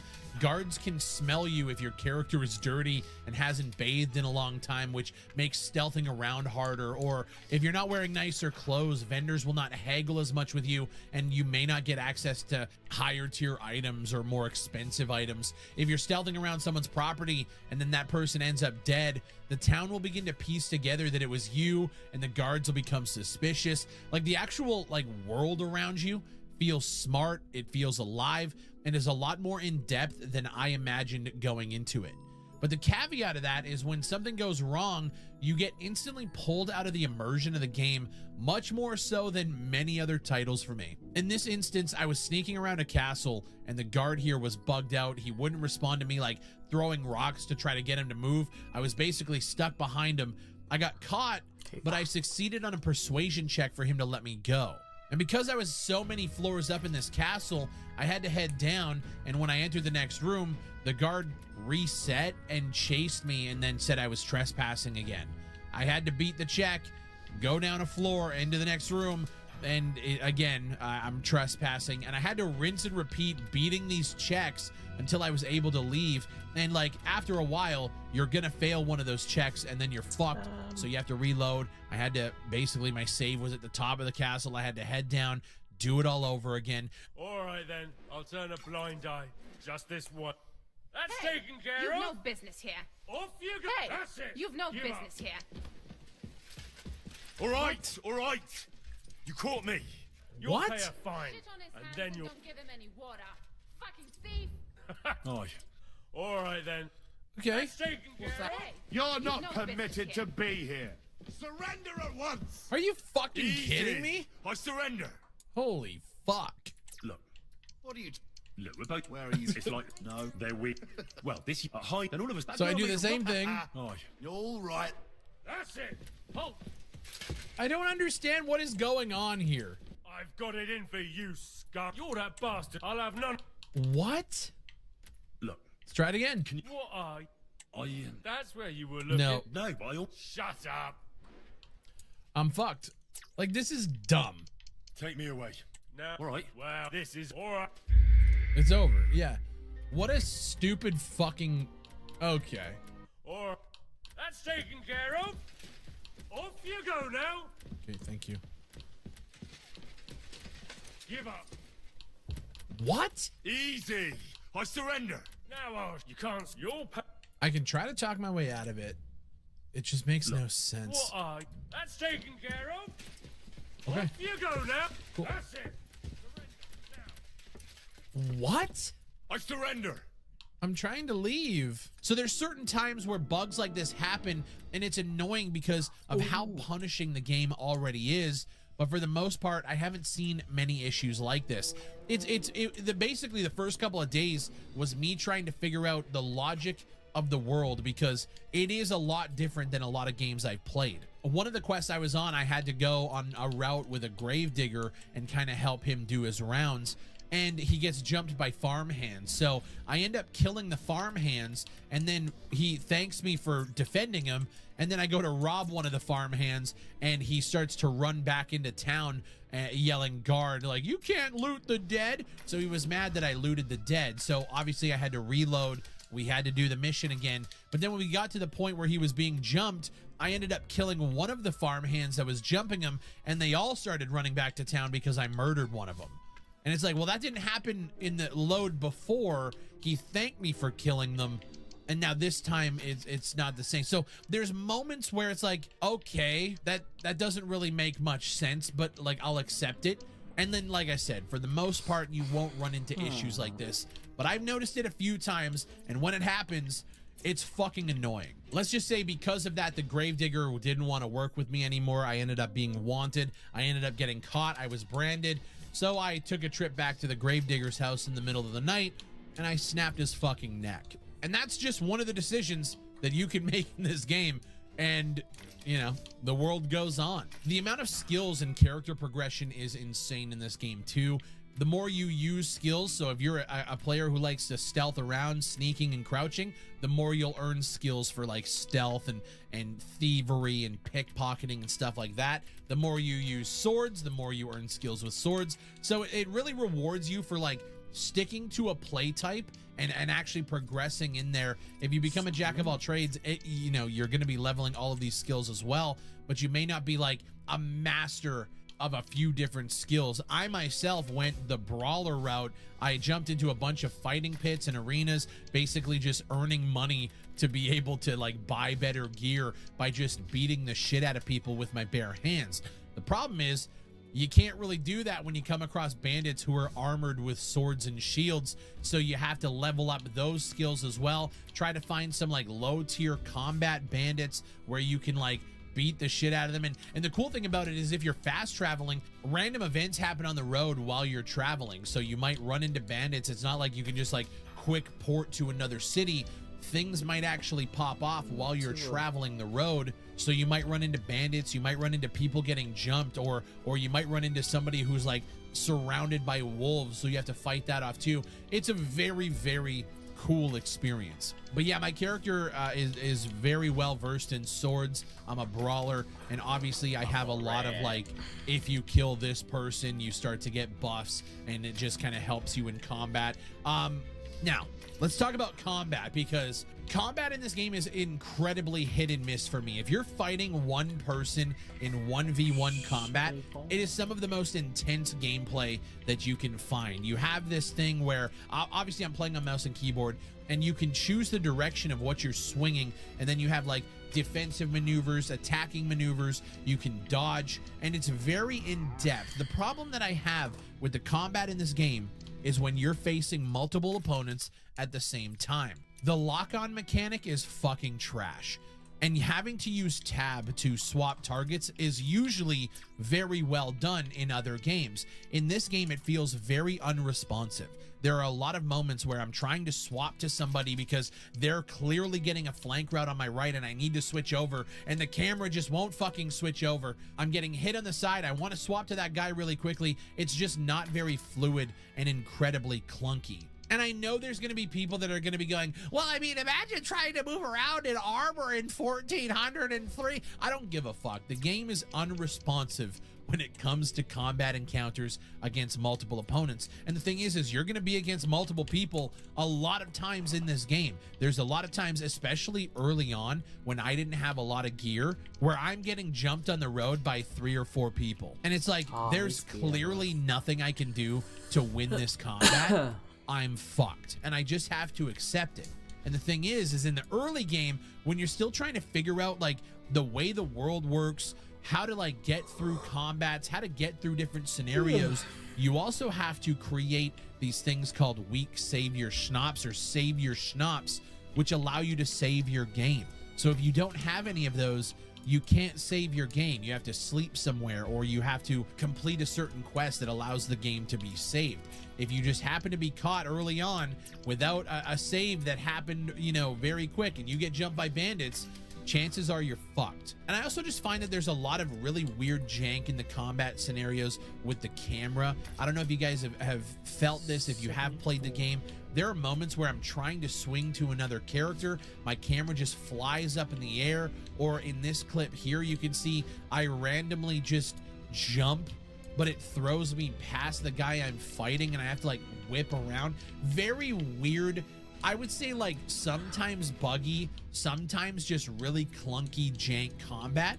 And there's been a lot of times, especially in the early game, where I was starting to get really pissed off playing the fucking game. Ooh, block. Ooh. Okay, block.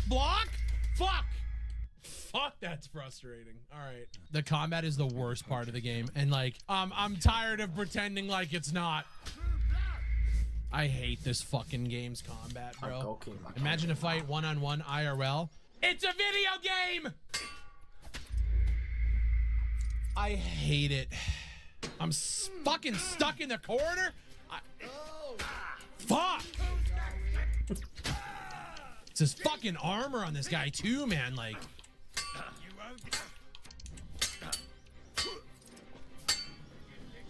You wanna try me? there's still... Okay, I'm blocking. Come on. I want to punch my monitor so fucking bad right now. Okay, I got you uphill. So I'm just gonna stab lower. Oh, wait. I'm still dead! Fuck! The fuck are we talking about? Show what you're made of. What the f... I couldn't hit him at all. Oh, I couldn't even fucking hit him. Glorious.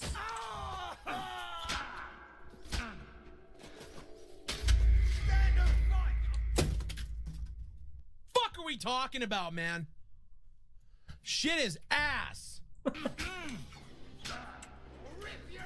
Switch back to him. Yeah, it's not, dude, it's not responsive combat. It's fucking, it's terrible. I can't even aim my fucking mouse around. Like, it's just, whoever designed it should be fired, dude. Whoever designed it should be fired. Okay, I'm getting fucking mad. We got this. I was streaming this the other day and I spent like 2 hours trying to fight this poacher camp because they had a horse tied up that I needed to get. And the thing is my brain is automatically like, let's just go to combat, fuck these guys up.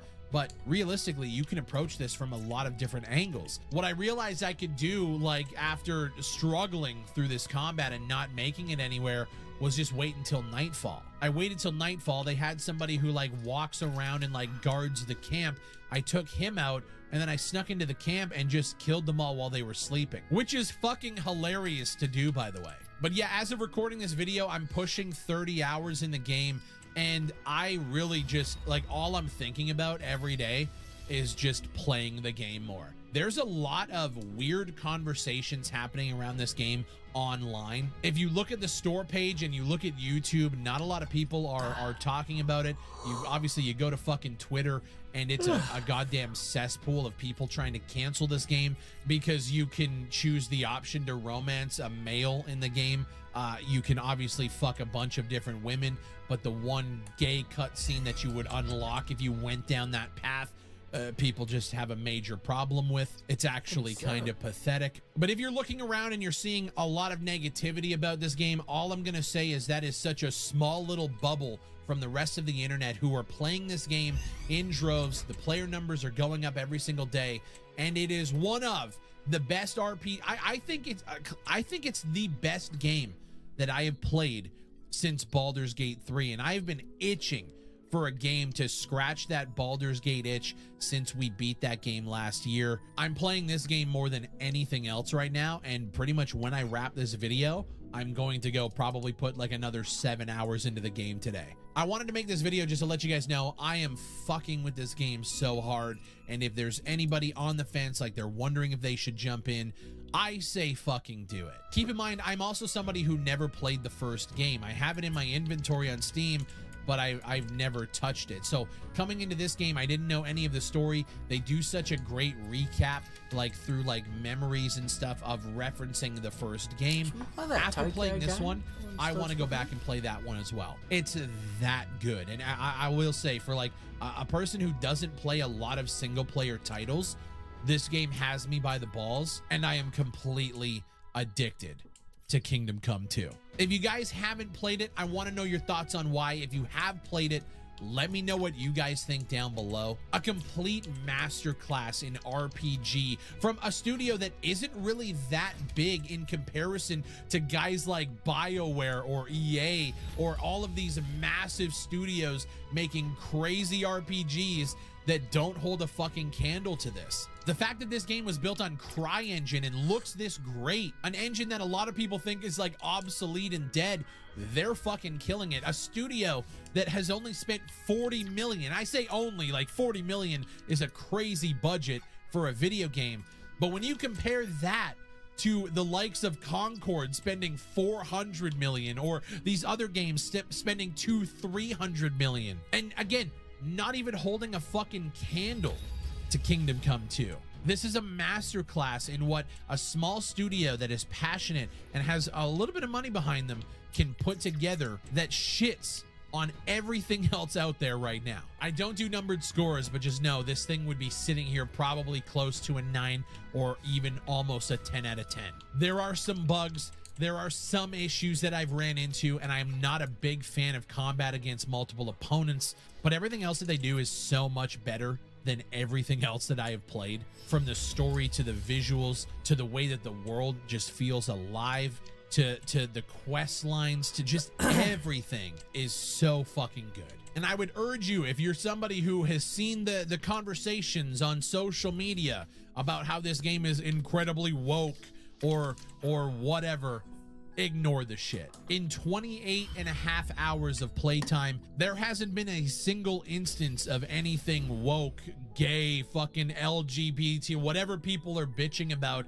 I haven't ran into a single moment, and the game hasn't even really given me a lot of romance options to begin with, and I'm wondering maybe that's because of my play style. I'm playing more of a criminal character who's been caught a few times. Maybe that just like breaks down romance options. I have no fucking idea. At the end of the day, I grew up playing RPGs that allowed you the freedom to do whatever you wanted to do, and this game allows you to do that as well. And some people are pissed off about it. Some people want the game canceled. Some people don't want you to play it at all, while bending over backwards performing mental gymnastics to get you to not play this title. And I'm here to tell you right now, they're all full of shit. My name is Big Bright. Thank you guys for watching. Leave a like on the video if you guys enjoyed it. Kingdom Come Deliverance 2 is a game you should not sleep on. You should not ignore. If you're into RPGs, you're gonna fucking love this. Thank you guys for watching, and I'll see you on the next one.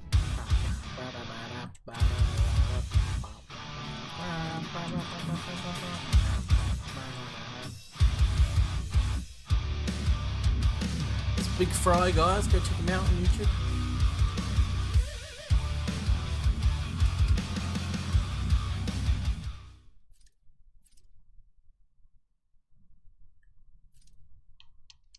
Oh.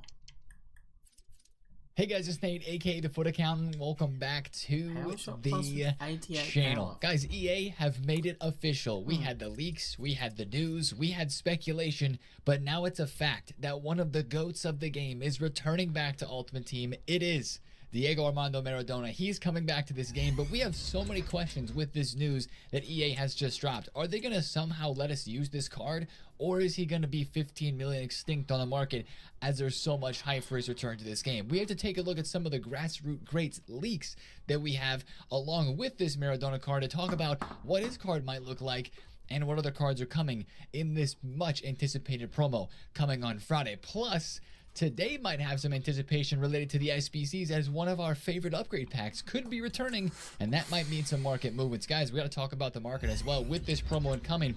Maybe some things go up.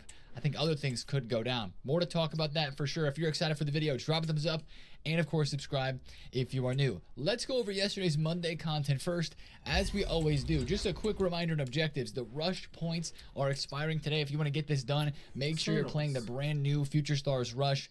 What's the mode called? It's called Future Is Now. That one has double rush points. Say that one. Mark Zuckerberg thinks he has you fooled. He has spent the past year suspiciously transforming his image from the geeky Silicon Valley genius to a red-pilled alpha bro. And all it took was one conversation on the Joe Rogan podcast to expose the evil intentions behind Zuck 2.0. The third richest man in the world wants you to think he is just like you. He dresses like you. He works out like you. He likes to have fun and be silly like you. He even loves his family just like you do. Oh, and most importantly, after decades of harvesting your data and controlling the information shown on your social media feed, he now stands for lower censorship and celebrating your First Amendment right on his platforms. He wants to gain back your trust, but why? Today we are going to uncover what is really going on behind Mark Zuckerberg's new persona. Isn't it ironic that a seemingly antisocial, unrelatable Harvard genius created the framework for the future of human social interaction? If you ever heard Mark have a conversation, you wouldn't exactly mistake him for a socialite. You seem to be replacing Larry and Sergey as the people out here who everyone's talking about.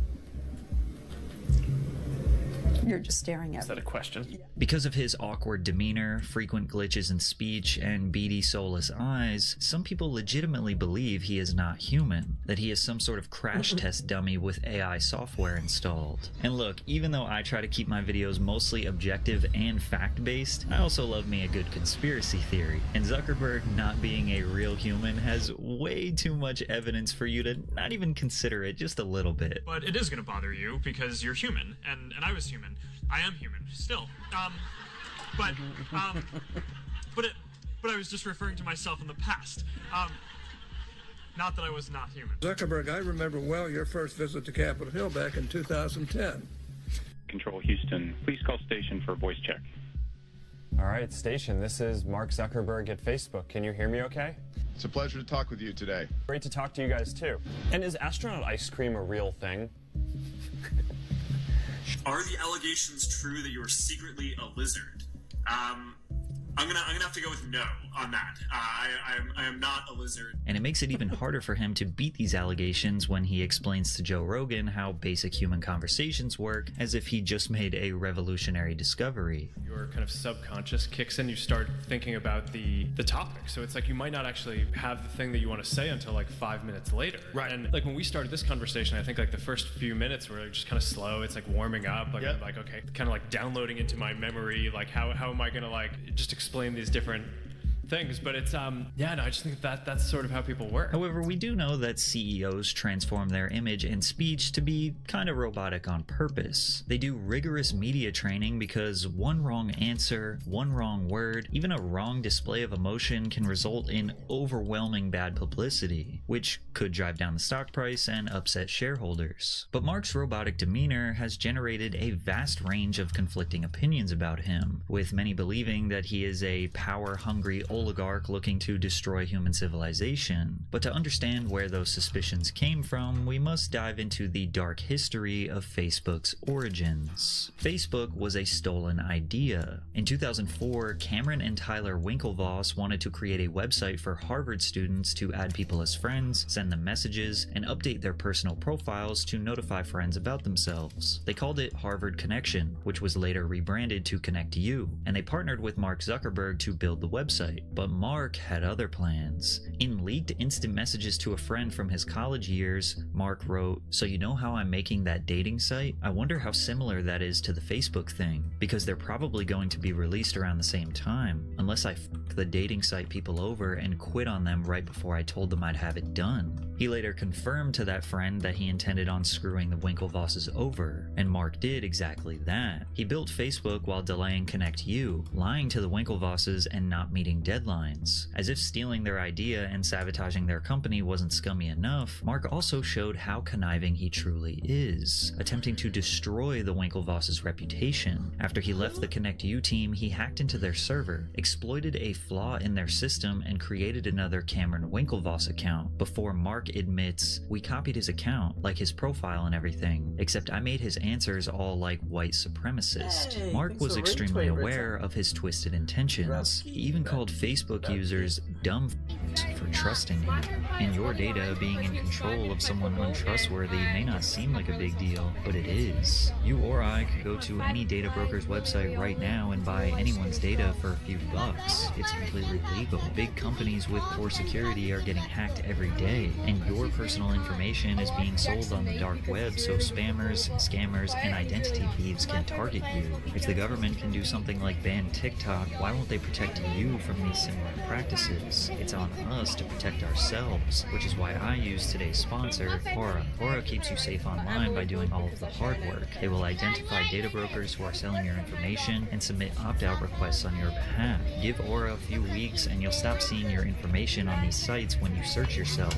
Aura will also continuously monitor the dark web and alert you if they find your personal information exposed. They're going to let you know fast if anyone tries to use this information to access your credit or bank accounts. Plus, they give you $5 million in identity theft insurance should the worst case scenario happen. The Aura app also has a VPN with 100 plus virtual locations. Does your current VPN have all those other features too? You can go to my link, aura.com/PatrickCC, to try 14 days for free. That will be enough time for Aura to find out if any of your personal data is exposed. Even his Facebook co-founder was not safe from Zuckerberg's path of destruction. Eduardo Saverin was Mark Zuckerberg's roommate, who loved the idea for Facebook. Eduardo invested $20,000 into the company and was paying for server costs, which was discovered through these leaked messages from Mark's old computer. In return, Saverin was awarded roughly a 30% stake in the company. As the vision for Facebook grew, so did the demands of building it. Mark and the other co-founders packed up and moved to Silicon Valley, the heart of tech innovation, to pour their energy into expanding the platform. Meanwhile, Eduardo moved to New York, focusing on another startup called Jaboozle.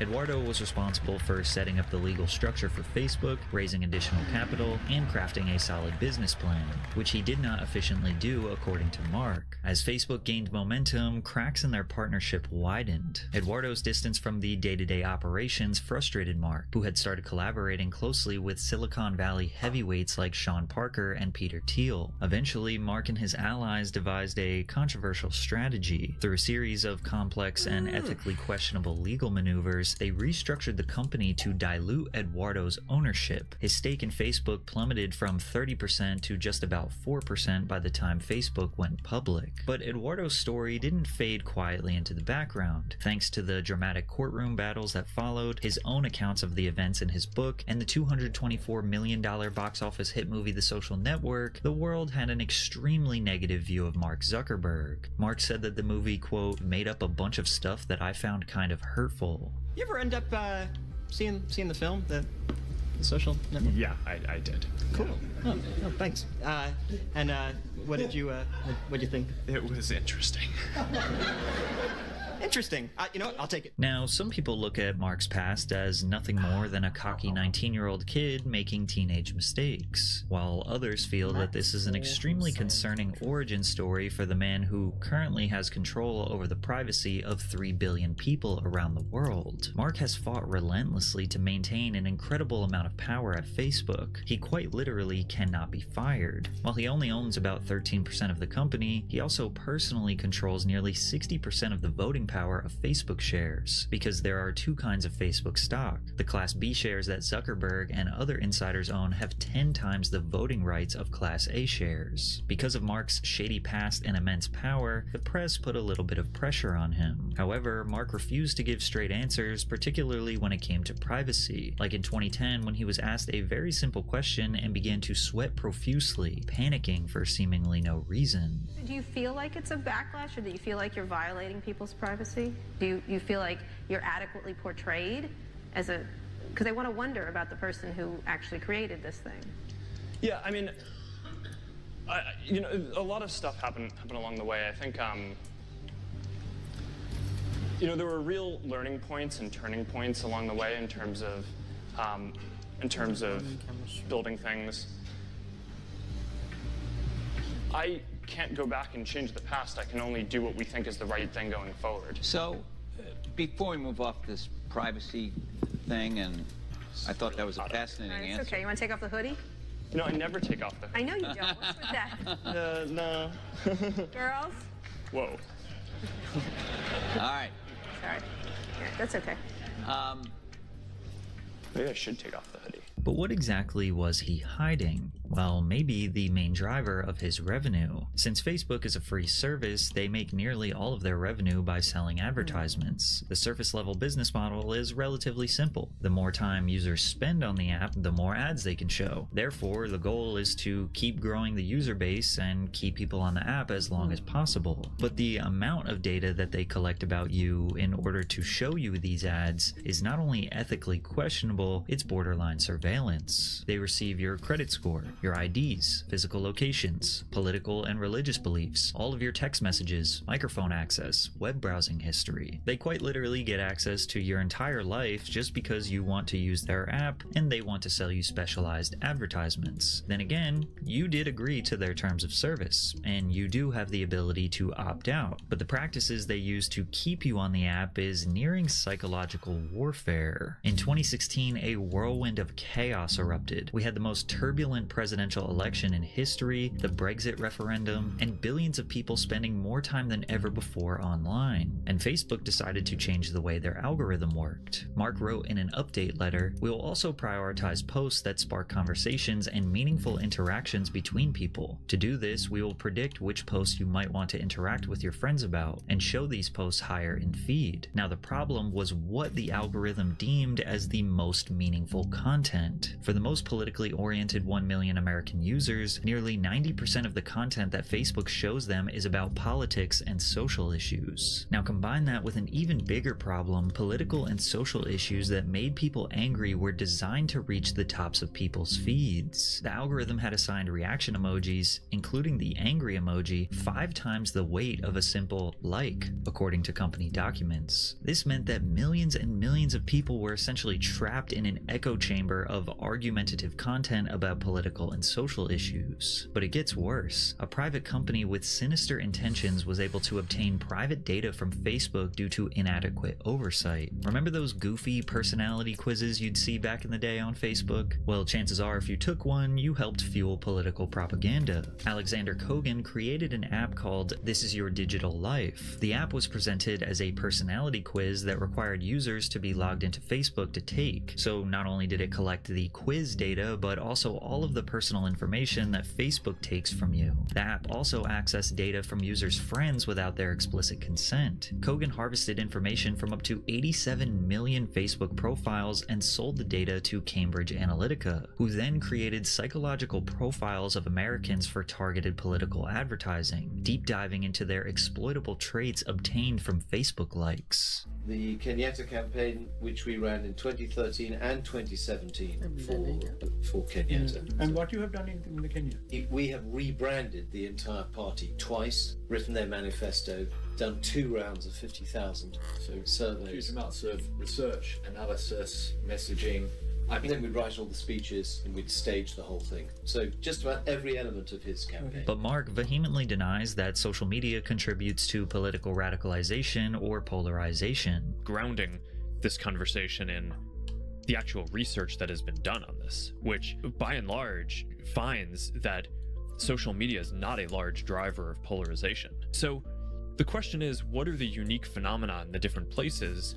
And I think for the people who are trying to say, hey, social media is the thing that's doing this, I think that clearly doesn't hold up, because social media is a phenomenon that is pretty much equivalent in all of these different countries. Now, in all fairness, this is exactly how we would expect him to respond. But this raises an even more important question. Is it Facebook's civic responsibility to regulate these radical individuals' behavior? Or is it the user that needs to take accountability for their own actions and beliefs? But is it even their fault if they are being psychologically manipulated by algorithms? Or more importantly, are these politically charged posts even being made by real people? Yes, Facebook is a private company, but have they become too big, too powerful? 65% of America uses one of Meta's products. Therefore, they have direct influence over 2/3 of the country. This resulted in Facebook getting slammed in the media, specifically blaming them for spreading political misinformation that they believe led to the election of Donald Trump.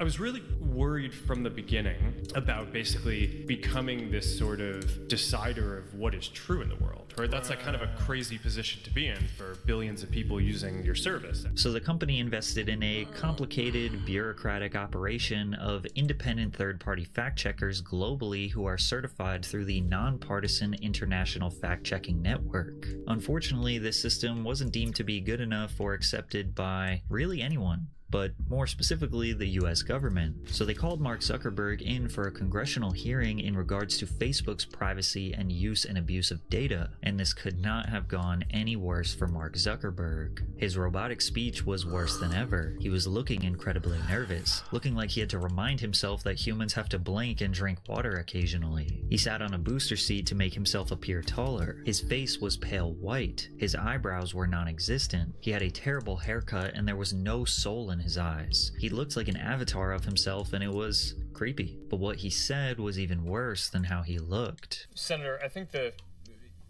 as a general principle, I think protecting minors and protecting their privacy is extremely important. And we do a number of things on Facebook to do that already, which I'm happy to get into. And I appreciate. I'm talking about a law. I'm talking about a law. Would you support a privacy bill of rights for kids where opt-in is the standard? Yes or no? Senator, I think that that's an important principle, and I appreciate that. And I think we should. Do we need a law to protect those children? That's my question to you. Do you believe we need a law to do so? Yes or no? Senator, I'm not sure if we need a law, but I think that this is certainly a thing that deserves a lot of discussion. I couldn't disagree with you more. We're leaving. Like usual, he couldn't give a straight answer. He is a professional corporate question dodger. Do they provide the same service you provide? In different ways, different parts Let of me it, put it this yes. way. If I buy a Ford and it doesn't work well and I don't like it, I can buy a Chevy. If I'm upset with Facebook, what's the equivalent product that I can go sign up for? Well, there's the second category that I was going to talk about. I'm not talking about categories. I'm talking about, is there real competition you face? Yes, Senator. The average American uses 8 different apps to communicate with their friends and stay in touch with people, ranging from texting apps to email. It's the same service you provide. Well, we provide a number of different services. Is Twitter the same as what you do? It overlaps with a portion You of don't what we think do. you have a monopoly? It certainly doesn't feel like that to me. So after 5 hours of painstaking investigation, the American people learned basically nothing about how Facebook works, what they do with user data, and it did not immediately result in changes in legislation. However, in regards to the Cambridge Analytica scandal, in 2019, the Federal Trade Commission fined Facebook $5 billion for privacy violations. Facebook stole your data, and the government got a payday. It's tough to be at the other end of that. What was it like? Well, it's not good. I think. Well, the thing that I think is actually the toughest, though, is it's global, right? So, and really, when you think about it, the U.S. government should be defending its companies. I do think that the American technology industry is a bright spot in the American economy. I think it's a strategic advantage for the United States that we have a lot of the strongest companies in the world. I think it should be part of the U.S.'s strategy going forward to defend that. But it was about to get worse. If you thought the world was chaotic during the 2016 election, it pales in comparison to the 2020 pandemic. People were locked inside, petrified of getting sneezed on, the virus death toll seemed to be exponentially increasing, and different information came out every day about the proper protocol to stop the spread. Zuckerberg 100% confirmed suspicions that the government was pushing a controlled narrative about the pandemic. While they're trying to push that program, they also tried to censor anyone who is basically arguing against it. And they pushed us super hard to take down things that were honestly true. Right, I mean, they basically pushed us and said anything that says that vaccines might have side effects, you basically need to take down. I was just like, well, we're not going to do that. Like, we're clearly not going to do that. I mean, that is inarguably true.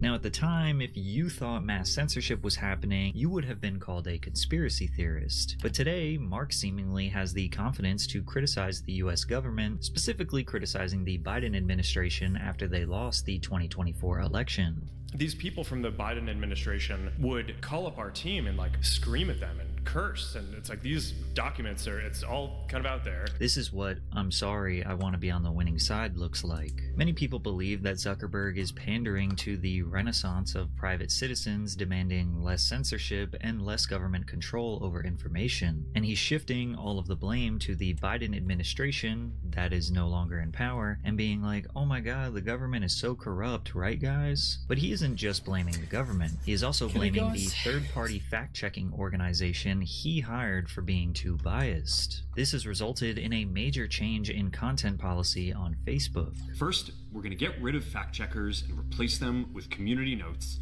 similar to X, starting in the US. After Trump first got elected in 2016, the legacy media wrote non-stop about how misinformation was a threat to democracy. We tried in good faith to address those concerns without becoming the arbiters of truth.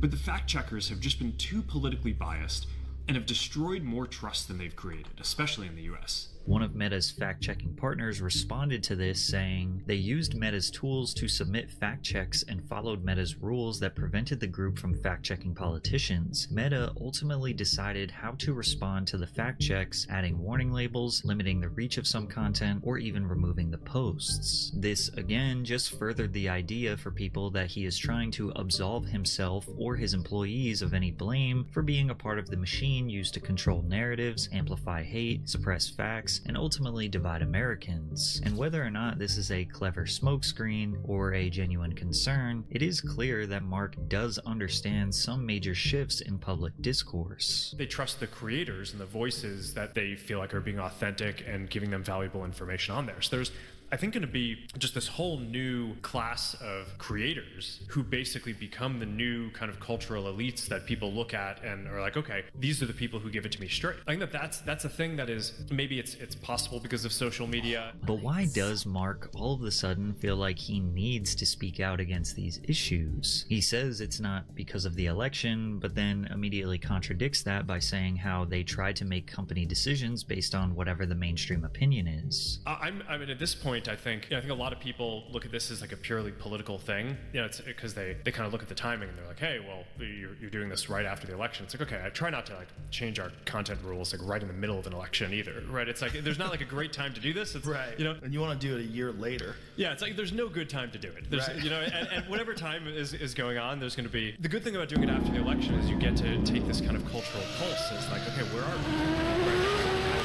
Thinking about it, we're trying to make policies that reflect mainstream discourse. Shifting gears after an election cycle isn't exclusive to Facebook. Businesses of this size are always cautiously straddling the fine line between opposing ideologies, doing their best to stay attractive in a turbulent political climate. But many believe that the only reason his perfectly timed shift in ideology is even remotely believable is because of his physical transformation, that this is all a highly calculated PR campaign. Nobody would buy a single word he is saying if it was coming from the empty-eyed, pale-skinned, horrible haircut, and robotic speech Mark Zuckerberg. The last time he tried to relate to us mortals, it made him look less human than ever. I like racing.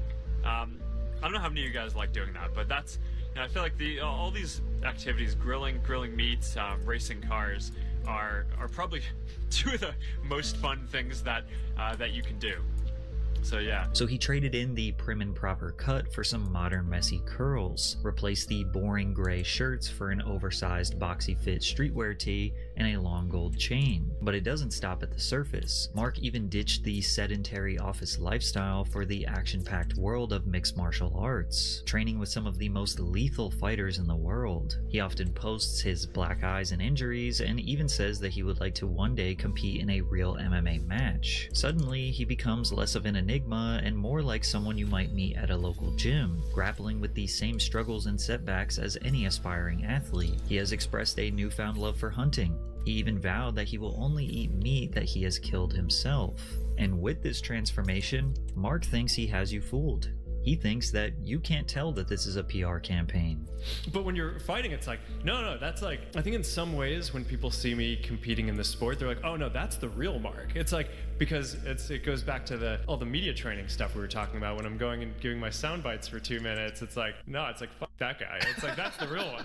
But why does he need you to like him or trust him? He is nearly the richest man in the world. He has over 3 billion people using his products. What more could he possibly need? Well, it could be argued that he is only now contributing to the narrative that our current world is borderline dystopian in hopes that those listening will flee to a world that he created, a world that he calls the metaverse. Zuckerberg rebranded the company as Meta on October 28, 2021, and conveniently during the heat of the pandemic, he revealed a new plan for an embodied internet experience, explaining it as a way to be inside of or one with the content, rather than viewing it on a screen. All right, perfect. Boy. Oh, hey, Mark. Hey, what's going on? Hey, Mark. What's up, Mark? Whoa, we're floating in space? Uh-huh. Who made this place? It's awesome. Right? It's from a creator I met in LA. This place is amazing. Boz, is that you? Of course it's me. You know I had to be the robot, man. I thought I was supposed to be the robot. In true Zuckerberg fashion, he didn't create the metaverse. He just stole the name to make everyone think it was his brainchild. The metaverse is more of a general description of any immersive virtual world where people can work, play, and socialize. Roblox and VR Chat are considered metaverse platforms. However, Facebook's version is called Meta Horizon Worlds, and it's an abysmal failure. Most people think this is just a bad video game with no storyline, no purpose, and horrible graphics. But Mark Zuckerberg genuinely believes that this is the future of human civilization, that we will all one day work, socialize, and play in this reality that he created. But it's not working. After investing $36 billion into this new venture, Horizon was only used by about 200,000 monthly users at its peak. Since then, it's been dropping in user base drastically. They got so desperate for new users that in August of 2024, they lowered the age gate to 10-year-olds, hoping to get the unsupervised youth addicted to his platform. But despite VR not going exactly to plan, Meta recently launched Orion, their augmented reality glasses that merge the digital and physical landscape. Because right now, right now we have our phones, but we're like it takes you away from like the physical environment around you. You're kind of like sucked into this little screen. I think now in the future, our computing platform, as it becomes more of like a glasses or eventually contact lens form factor, the internet is going to get overlaid on the physical world. And if you can get past the big goofy frames, this does seem like really cool technology that has been glamorized in sci-fi movies for decades. But all it took was a couple motivated college students to show the dystopian dangers that these glasses provide. We built glasses that let you identify anybody on the street. To use it, you just put the glasses on, then as you walk by people, the glasses will detect when somebody's face is in frame.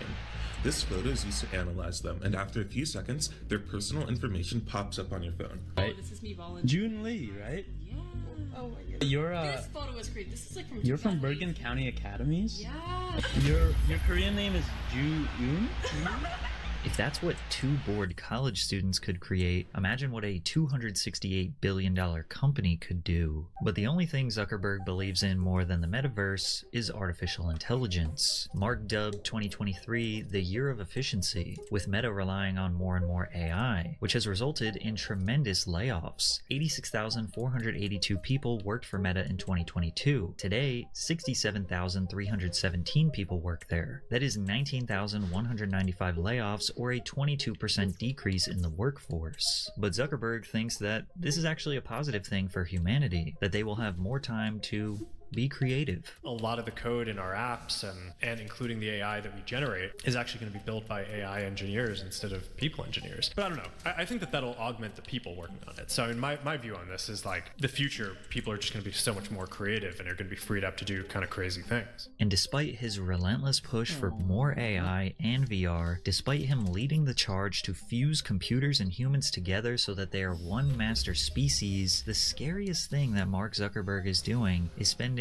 all of his time learning the most primal human skills. Take one scroll on Mark's Instagram and he is constantly posting from his isolated island ranch in the middle of the ocean, hunting, fishing, raising cattle, and learning how to defend himself. It's almost like he is preparing for a catastrophic event. He spent $187 million on 1,600 acres of land on the island of Kauai. This island is also not dependent on tourism, which means that it is currently self-sustaining and survivable. But even if it's not, he is building a 5,000 square foot underground bunker complete with its own energy and food supplies. He even shared a video to his Instagram of a massive movie theater built underground, so at least he won't be bored. You do have a bunker there. Is there something you know that we don't?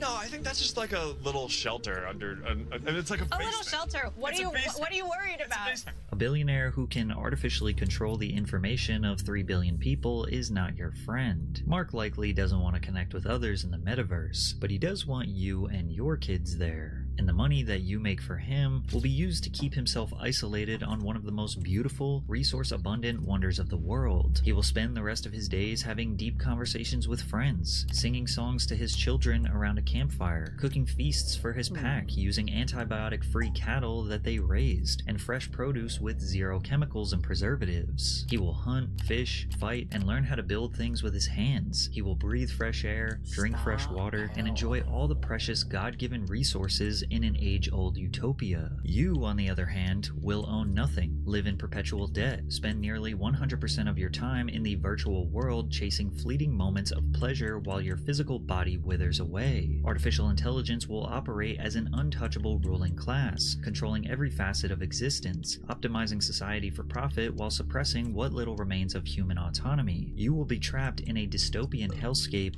and you will love it.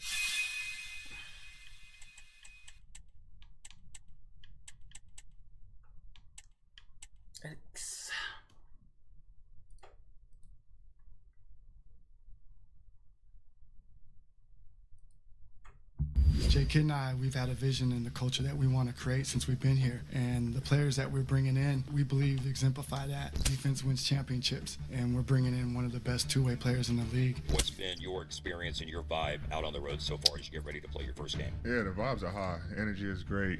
I like our team. I like the way the guys are playing. As you all know by now, Nico Harrison and the Dallas Mavericks made potentially the dumbest move in NBA history at the trade deadline. I mean, Mark Cuban even tried to call Nico Harrison to attempt to convince him not to trade Luka Doncic to the Los Angeles Lakers for Anthony Davis and Max Christie. All the talk around this trade was the fact that Dallas traded their 25-year-old superstar for absolutely no reason, and rightfully so. But what was completely swept under the rug in this deal is that Dallas got back a top 10 player in the sport. Yes, Anthony Davis is 31 years old, and yes, his prime won't last much longer, but when he's healthy, he's one of the best players in all of basketball. But that's the problem. We don't really know if he could stay healthy. So before we get to the content, make sure you drop a like, subscribe, and turn on our notifications to get the latest NBA news to your device. Now that we get all that out of the way, cue the intro.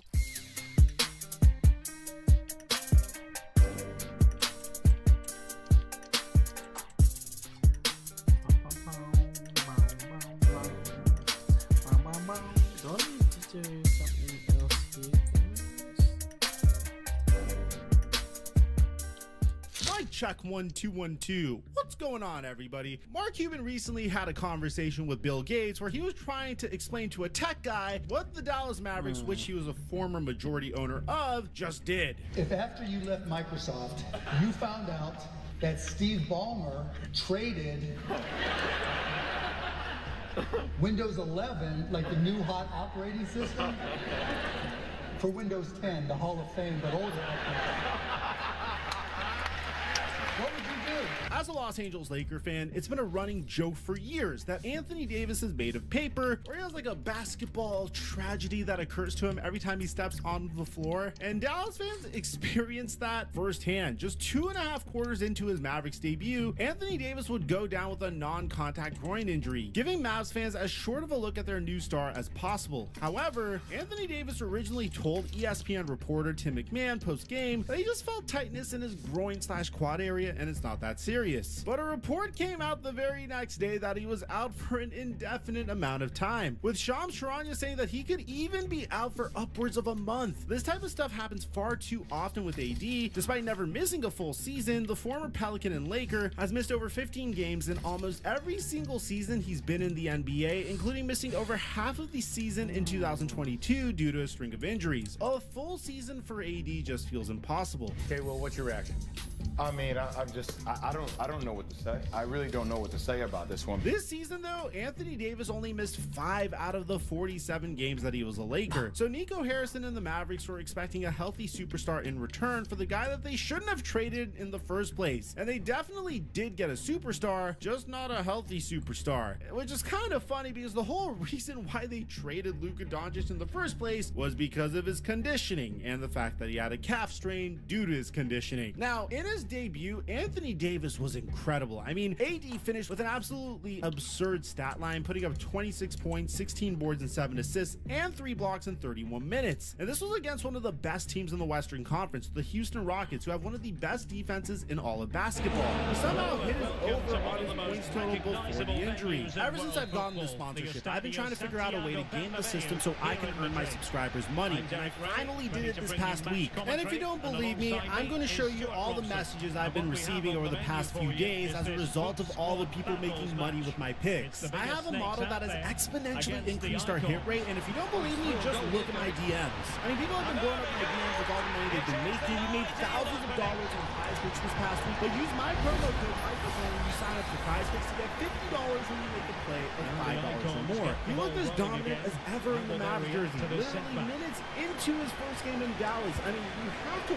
watch this game to understand how electric it was. Anthony Davis literally looked at the crowd and said, "I'm here," almost as if he heard the trade chatter and he wanted to clap back. Davis was matched up against Amen Thompson, a breakout superstar, and a candidate for first-team all-defense when the season ends. And keep in mind, Thompson isn't exactly small. Amen Thompson is an athletic 6'7" wing with a 6'9" wingspan. This is a difficult matchup. So what does Anthony Davis do? He posts him up and is able to get a heavily contested shot to go in over Thompson. He then posted up Tari Eason, another great defender. The literal next play for the exact same result. In the first quarter alone, he had 14, 8, and 3. It's clear that Davis is one of the best players in the world when healthy, but the question of whether or not he will be is the perfect way to describe the Anthony Davis experience. And Mavericks fans felt the entire experience in just one game. The fact that Davis is expected to miss 3 to 4 weeks is absolutely crushing for the Mavericks. Dallas is currently 8th in the West, and if they want to win now, as Nico Harrison said, they need Anthony Davis. A guy that is a top 5 defensive player in Anthony Davis. A guy that is now about to go to his natural position of playing the power forward, which, by the way, in my opinion, is one of the most skilled power forwards to ever touch the damn basketball. If Dallas wants any chance at competing in the Western Conference, Anthony Davis needs to be healthy, and he needs to be at the top of his game. They don't have Luka Doncic anymore, and Kyrie Irving isn't enough to beat the teams at the top of the West, like the Oklahoma City Thunder, the Houston Rockets, the Denver Nuggets. And with this injury becoming more severe than we initially thought, Mavericks are in trouble. In his time as a Laker this season, AD averaged 25.7 points, 11.9 rebounds, and 2.1 blocks per game. And that was on a team that LeBron James was leading. Now Anthony Davis gets a chance to be the #1 guy on the squad for the first time since he was a New Orleans Pelican. And with Kyrie Irving making plays with him and being able to take... What's good? I'm not tired, actually. I have an early one soon.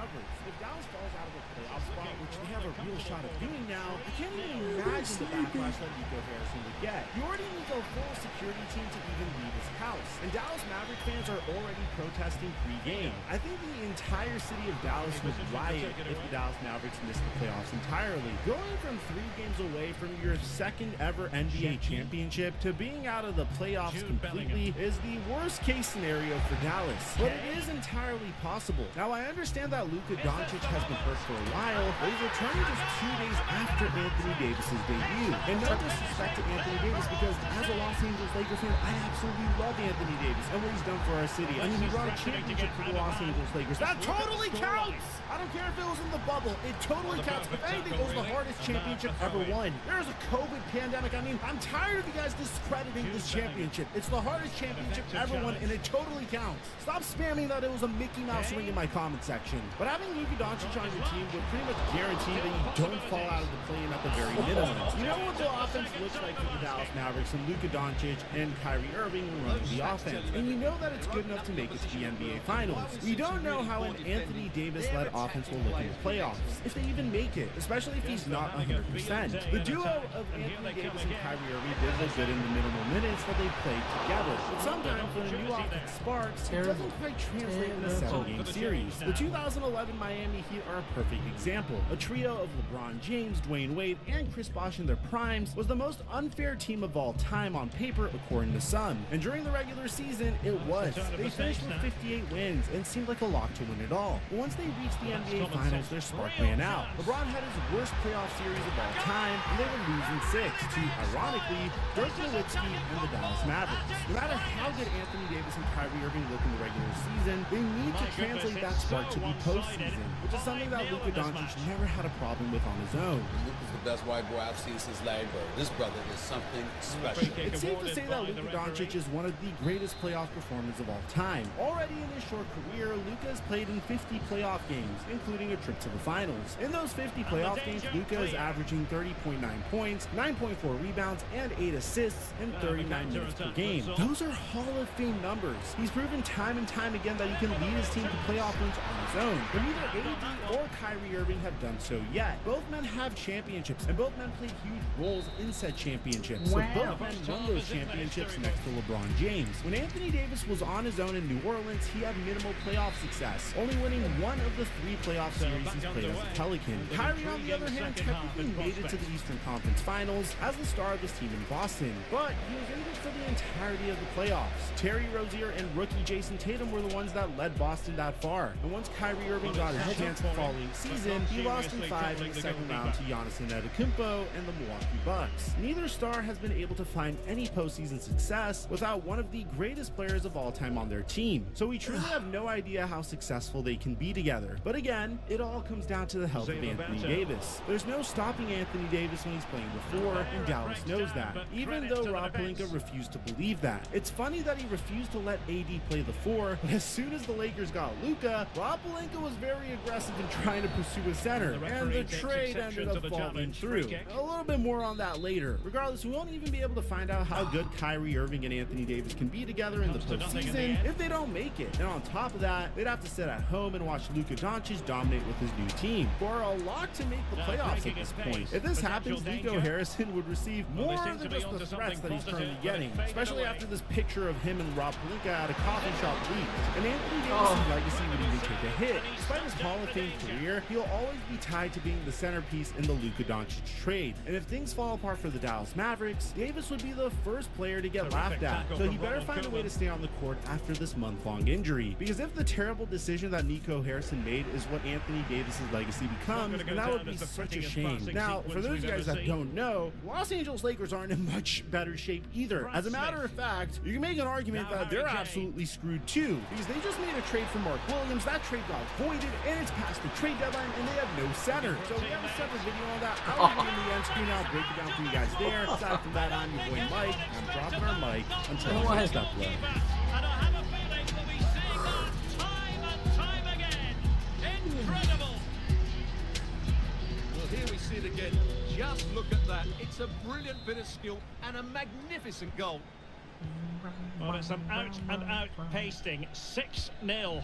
The NBA can offer you a world unlike any other profession, due to the levels you must reach to make it there. After one miserable game, these players were never the same, starting with J.R. Smith, where you all know what happens. Yes, we're talking about that. Going into the 2018 NBA Finals, this was like the worst finale to a TV show ever. The Warriors and Cavs were the rivalry of the decade with 4 consecutive Finals matchups, the last of which was easily the biggest snooze fest of them all. After Golden State gave Cleveland a belt to ass in 2017, this Cavs team was quite a bit worse after having lost Kyrie Irving in a trade to Boston. The Cavs had no chance in hell to win this series, but at the end of Game 1, it looked like the Cavaliers had a chance to shock the world. The two were neck and neck the whole game, coming down to late game free throws with George Hill at the line. After Kevin Durant completely whiffed a box out, J.R. Smith with an abnormal 6 rebounds had just grabbed the biggest board of his life and gave himself an easy look at the basket for the game. Until, what in the world was J.R. thinking?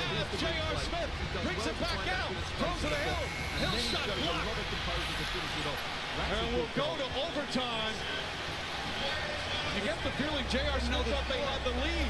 He didn't know this. Well, to this day we don't exactly know. He's claimed his reasoning as he thought the Cavs were up in his initial response, which could very well be the reason, but possibly after some of the pushback he got from the brain lapse, his story changed. Later, he claimed he thought the Cavs were going to call a timeout because he wasn't in a position to score with KD protecting the rim. I mean, maybe he was wanting to shift the blame away from himself, which I couldn't even blame him for if true, because the volume of hate and mockery he was receiving was absolutely ridiculous. I mean, this was being labeled the biggest mess up in Finals history, which isn't much of an exaggeration. After that, JR stated he thought the Warriors were going to foul him. Really, I don't know exactly what was going through his head. If I had to guess, I really don't think this dude knew the score. Just knowing the Henny God's game, he has no problem shooting the ball, that's for sure. But regardless, in terms of the result of Game 1 and the impact on JR's reputation, the damage was done. The Cavaliers went on to get spanked in overtime, and after this point, is back to belt to ass all series long, with the Warriors outright sweeping the Cavaliers. JR played like absolute ass all series long, shooting 32% from the field, and after this slip-up, honestly, this was basically the end of J.R. Smith's career. J.R. would play poorly the next season after LeBron's departure, scoring 7 a game on 34% from the field, and after losing his starting spot, J.R. was asked to leave the Cavaliers just 20 games into the season. The Cavs looked for trade options for literally a year in hopes of dumping off his money for a pick in contract swap type moves, but J.R. after his slip-up went from a starting caliber player on an NBA Finals team to a guy that no team wanted anything to do with. I mean, J.R. Smith was declining at this time, and had this happened to a Knicks or Nuggets J.R. Smith, you can bet your ass he would have gotten another spot. But it's safe to say this moment may have ruined his reputation around the league and hurt his chances of being one of the few remaining veteran mentors in the NBA. Other than a brief stunt with the 2020 Lakers, in which he did win a ring, albeit being the guy who did no work in the class project, J.R. Smith's finals blunder was essentially the end of his career altogether. Now, this slip-up was mean to shit, and it was funny for the most part. J.R. Smith is a very memed-on guy altogether, but for the most part, people don't really hate J.R. He's likely one of the bigger fan favorites in NBA history, but when he combined the non-stop joking with some legitimate hate, created a wave of attention that weighed very heavily on his shoulders and dragged him into a dark, dark world. I believe I've recovered from it, but I ain't gonna lie, bro. I used to dream about that. Like, I was in a depressed state, because I really thought, this is why I'm not in the league. I used to really think that, damn, after all these highlights I gave these people, you tell me I got talents, I got this, I got that, off of one play, now all of a sudden, I don't have talent no more. I'm not any good. It's hard to not feel bad for JR, with an uglier exit from the NBA than he would have liked. A lot of people seem to struggle to really find their purpose after taking away the one thing they've excelled at since they were children. And even though over the years, JR certainly did give us a show to watch like he said, and it's unfortunate that after years of playing at a relatively high level, this one slip-up is going to be attached to his legacy forever. It's easy to feel bad for JR right here, which cannot be said about Andrea Bargnani, who is despised by every fan base who had to watch this guy suit up. Andrea Bargnani is basically a 7-foot Andrew Wiggins who never had a career revival on the Golden State Warriors, rather just basically buried his relevance and legacy into the ground once he was freed from the Toronto Raptors. Now, Bargnani was drafted first overall in the pretty below average 2006 draft class and is largely considered one of the biggest draft busts in NBA history, which is kinda true but kinda not, depending on how you define the word. In his 3 best years, Bargnani averaged from 17 to 21 points per game on slightly below average efficiency. This dude was basically all talent, no effort, chucking bad shots on a shitty Raptors squad, relying solely on his shooting touch at 7 feet tall, while being a charming soft fucking baby. I mean, I'm sorry to anyone who had to watch this guy because I would have broken my TV 6 times over if this dude had came to my Timberwolves at any point. Despite his pretty incredible offensive versatility with good foot speed, a nice jump shot, and good footwork, this dude had a world of talents. I mean, he was the first overall pick for Christ's sake, but this is one of those guys whose selfishness and laziness not only killed his career, but murdered every team he was on. I mean, despite being a 7-footer with a frame that wasn't paper thin, he wasn't built like Chet or anything like that, and this guy still was allergic to getting rebounds. Despite playing over 30 minutes per game for much of his career, this guy only managed to grab 6 boards a game once in his career. The Raptors had basically given up on Bargnani by age 27, and shipped him to New York, who were desperate to make a splash after a 55-win season, who were willing to send over a very healthy return in Marcus Camby, Steve Novak, and Q Rich, as well as picks. But all this trade really did was completely impoverish the Knicks during the Carmelo era. Bargnani and Carmelo was such a terrible fit on the floor that they fell 18 wins down to 37 and 45, while their only blessing was having the anti-Bargnani in Tyson Chandler to clean up his mess. This dude at 7 feet tall was just doing cardio, grabbing 5 rebounds in 30 minutes. When asked why he clocked such poor rebounding numbers, Bargnani responded, "The game's called basketball, not rebound ball." When asked in a more serious way, Bargnani chalked up his rebounding woes to laziness. Literally, laziness. "I have the frame to compete on the glass, but sometimes I get lazy." I mean, we all knew this, but never in my life have I heard a player actually admit to it. The Andrea Bargnani saga in New York is basically summed up by one play against the Milwaukee Bucks that was effectively his last straw. Corner, Anthony, one-on-one with Antetokounmpo, shoots over 2. Offensive rebound, Chandler to Bargnani. What is he doing? What is he doing, folks? Why would he shoot the ball? Why? Andrea Bargnani. I have no idea why the hell this dude is pulling this shot up to with the shot clock off, but if this doesn't show you the selfishness of this dude, I don't know what will. This play basically marked the point that the Knicks wrote him off completely. After the shot, his minutes were cut from 31 to 22, while in the next season he would basically end his career trying to leap over somebody like he isn't Andrea Bargnani. I mean, you might think that I'm grilling this dude too hard, but everyone who had him saw it. The he could be cold effect kept him in the league for a while, and his shitty attitude and low IQ made him quite the hated player and teammate in the meantime. Now, Bargnani is just another afterthought of a first overall pick gone wrong, but Ben Simmons, on the other hand, is one of the weirdest case studies in the NBA. Now, this story is beaten to shit, so we'll keep this part short, but it is completely impossible to leave Ben Simmons off this list. In the 2021 NBA playoffs, the Philadelphia 76ers faced off against the young and hungry Atlanta Hawks in what was supposed to be a routine series for the top-seeded Sixers. Instead, it turned into one of the most humiliating collapses in in franchise history. At the center of this disaster was Ben Simmons. His career-altering moment came in Game 7, a single possession that became the lasting image of his downfall. Going into the playoffs, the Eastern Conference had 3 true contenders: the Bucks, the Nets, and the Sixers. Philly finished as the 1 seed, and anything short of conference finals would have been a massive disappointment. But as the series against Atlanta progressed, concerns about Simmons' confidence and offensive struggles became impossible to ignore. Even before Game 7, his hesitancy was glaring. He had been passive all series, scoring just 8 and 6 points in Game 5 and Game 6. His free throw struggles were especially brutal, as he missed 10 in Game 5 alone, contributing to a blown 20-point lead. When asked about his shooting woes, his response, "I think it's mental. I have no idea why my shooting dropped off, only fueled doubts about his ability to handle the pressure." Then came Game 7. While Joel Embiid also struggled, committing 8 turnovers, Simmons took the full brunt of the criticism after the play.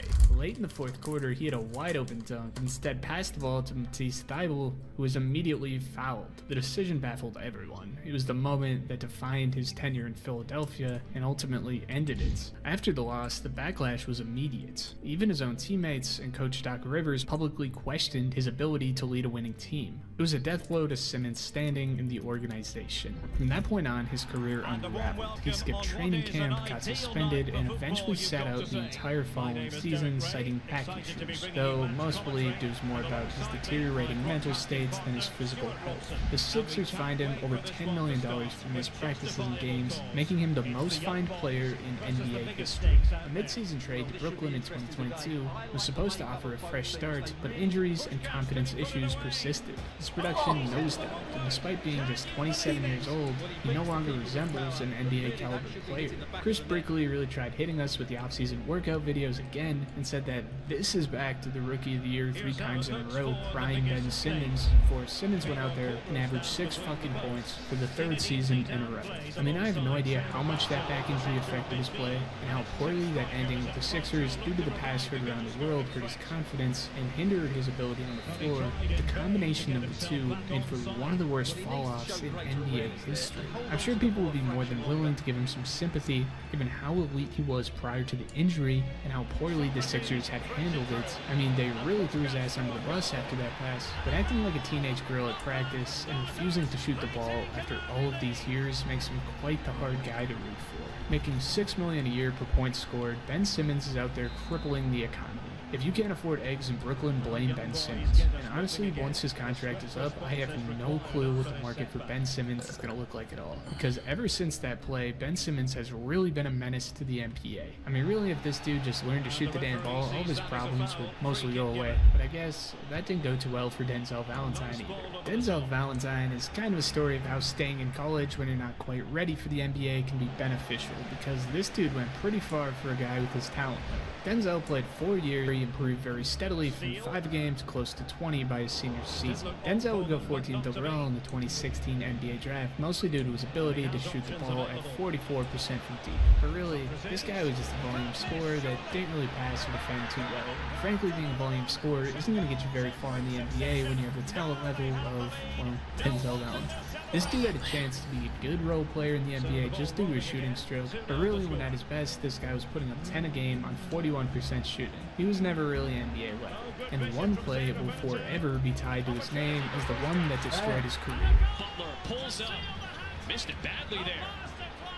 Less than a minute to go. No. Oh my goodness, Valentine! No. Whoa, no! No. That is not the shot. I mean, from Jimmy missing badly just for Denzel to miss the basket by 10 feet, this was the most comically timed, brain-dead moments I've ever seen in the NBA. Even the commentators couldn't help but to absolutely cook his ass for pulling a 30-foot pull-up jumper, and he really did deserve it. For the season, Denzel put up 6 a game, but after this was severely cut down on minutes, scoring just 4 a game on the off chance that he actually got into the game. Denzel played just 1 more year before his career was over, and really all he left us with was this 30-foot airball to remember him for. I mean, this kind of shit is why AAU needs to be banned forever. 5 years after he stated he wanted to win the MVP award and win Chicago a ring, this dude was having to explain why he just took a 30-footer that airballed by 6 feet down 5 with 50 seconds left. I mean, apparently, Denzel felt that since he just smacked his last 3 balls, the right play was to walk down and shoot from the hash. Denzel was never really great just due to his play style. He could never really play a role in the NBA. He was likely out of the door anyways, but this kind of late game mental lapse just writes you off as a low IQ player, as Valentine would rack up DNPs playing just one final year in the NBA. Denzel's bad shot wasn't exactly the cause of the death of his career, just more so the nail in the coffin. When talking about one bad game defining a legacy, John Starks may be the greatest example. I was still shitting my pants by the time John Starks was wrapping up his NBA career, but when you hear about his legacy, you get some mixed perceptions. From overrated to underrated to legitimate star to just role player, John Starks' legacy is a bit weird, but really, if he hadn't put together one of the biggest choke jobs in NBA history, things would have went a lot different. John Starks and the New York Knicks had a tough job throughout the 1990s, having lost to MJ's Bulls in the 1993 Conference Finals after having put together a crazy 60-win season. These Knicks were deep, they were talented, and they were hard-nosed as hell. Really, they were perfect for 1990s basketball. So when Michael Jordan would leave the NBA to go play baseball and gamble, this opened the door for a few fringe contenders to now become real threats, and very few benefited as much as the New York Knicks. John Starks had broken out a bit in the 1994 season, earning his first and only All-Star selection with 19 points per game as a second option behind Patrick Ewing. At 57 and 25 this season in an MJLS league, the Knicks' 1994 campaign was their best chance at a championship since the 1970s, and even still, it certainly wasn't easy, but after taking down Pippen's Bulls in 7, and Reggie Miller's Pacers in 7 as well, believe it or not, but the Madison Square Garden was actually home to an NBA Finals. The stage was set for a duel between two of the best bigs that the game has ever seen, Patrick Ewing and Hakeem Olajuwon. But throughout 6 games, John Starks was dropping 19 a game, which was massive for a series in which neither team ever scored over 100 points. Throughout games 4, 5, and 6, Starks had put up double-digit fourth quarters, resulting in a turnaround from a 2-1 deficit, to just narrowly failing to put away the Rockets in Game 6, which of course meant that one game would decide the fate of both teams in the entirety of the 1994 season. Now, championships were certainly extremely hard to come by throughout the Bulls' prime, which left plenty of all-time greats ringless, and these two teams were looking to capitalize on the opportunity in front of them. And on June 22nd, 1994, we would see one of the wildest Game 7 choke jobs in NBA history. With the stage set in Houston, Texas, the show was underway. The Knicks coach had all the confidence in the world in not only his Knicks, but John Starks in particular. When talking to his friend, he would utter a sentence that will forever live on in infamy before game time.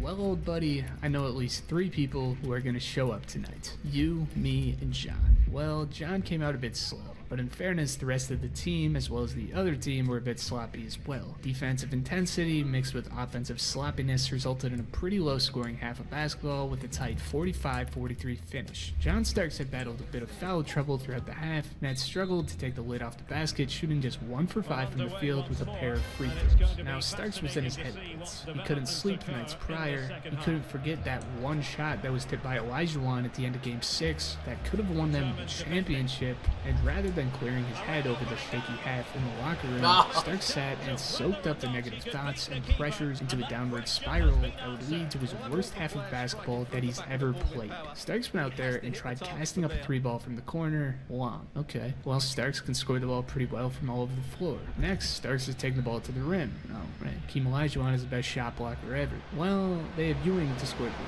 John Starks can play well defensively and feed hotter hands. Well, shit. His matchup Vernon Maxwell is torching this dude with the hottest hand on the floor. With the 63-60 finish to the 3rd quarter, this thing was close, and really the bad shooting night from John Starks was the only thing that was keeping the game close. But as we saw the past 3 games, 4th quarter Starks was the best player on the floor. But sadly, this wasn't any other night. Starks starts the quarter getting to the stripe, knocking down a pair of free throws, and started to strike some fear in Houston fans who had seen Starks perform all series long. When it appeared that Starks may have started to get some momentum on his side, Starks airballs a 3-ball so fucking bad that it took all of the potential confidence that he had. I mean, this was like a yard away from the basket. Next play, John Starks open 3-ball, rims out. Another off-ball screen, John Starks open 3-ball, clink. Players on the other team went as far to say he was shooting a medicine ball, and it only got worse. John Starks transition 3-ball. Nope, long rebound and easy bucket the other way. 1 for 12 and 0 for 7 from 3. John Starks is playing piss poor to where even the announcers are begging him to stop shooting. But with 5 minutes to go, Pat Riley let his guard shoot through the slope. Starks went on to miss another 3-ball. Holy hell, he was in his head so bad. He was passing up open shots before finally, after an offensive rebound, Starks got his second field goal of the night. The lid is open. Right? Well, after a 5th foul and Maxwell smacking another 3-ball in his face, Starks claimed 1, 2, 3 more 3-balls before the Rockets closed out the game 84-90. Holy hell, this is one of the worst choke jobs in pro sports. I feel bad that this one poor game is so legacy defining, but in a 6-point game that decided his season, Starks shot 2 for 18 and 0 for 11 from 3. This really did heavily influence the result of the season. Starks was supposed to be the king of the 4th quarter, and now is more of the poster child for a late game choke job. Starks' career as a star-level player, or even a starter in the league, quickly diminished, as the Knicks would never reach this level again with Ewing and Starks. And John's production would very swiftly and consistently decline despite being just 28 years old. John Starks' story is really the worst horror movie for any professional athlete. But in the very next season, Nick Anderson's infamous free throws may have been even worse. On June 7, 1995, Nick Anderson's NBA career took a devastating turn. It was Game 1 of the NBA Finals, and his Orlando Magic were on the brink of securing a crucial victory over the Houston Rockets. With 8.5 seconds left and a 3-point lead, Anderson stepped to the free throw line. One make would all but seal the game. Instead, one moment would kill Magic's momentum and his confidence forever. Before that night, Nick Anderson was the heart of the Orlando Magic. A standout at the University of Illinois, he dominated in his 2 college seasons, averaging 18 points and 7.9 rebounds as a sophomore, before declaring for the 1989 NBA Draft. The Magic, as an expansion team at the time, made Anderson their first ever draft pick, selecting 11th overall. As a rookie, he showed promise, averaging 11.5 a game, and over the next few seasons, his numbers surged to nearly 20 a game, making him a key figure in the franchise's rise. The additions of Shaq and Penny Hardaway elevated the team to championship contention, but Anderson remained a foundational piece. The 1995 NBA Finals was supposed to be Orlando's arrival on the big stage. In Game 1, they held a commanding 20-point lead before Houston clawed back. Still, with 8.5 seconds remaining and a 110 to 107 lead, Anderson had a chance to close the door. His first free throw fell short. The Rockets had led. His second free throw missed again, but he grabbed his own rebound and was fouled once more. Another opportunity to redeem himself. The third attempt clanked off the back of the rim. The fourth, another miss. The Rockets won 120 to 118, stealing the game. In all of the Magic's confidence, they had never recovered, getting swept 4-0. Before those misses, Anderson was a respectable 70% free throw shooter, but after that game, his confidence was wrecked. His struggles at the line worsened, bottoming out at an abysmal 40% from 3 during the 96-97 season. I've been in that situation several times, but tonight, I just didn't have it. Why now? I just missed the free throws. Orlando head coach Brian Hill later admitted that Game 1 broke the team mentally.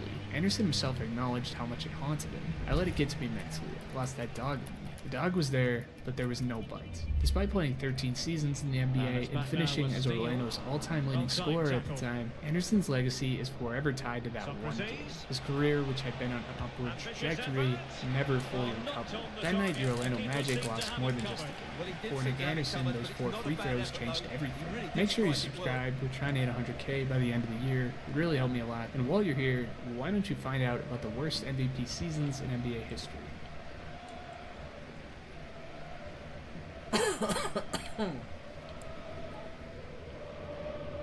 Imagine that you're a basketball player who simply can't score. You miss wide open layups, dribble the ball off your foot, and not even come close to the rim on your jump shots.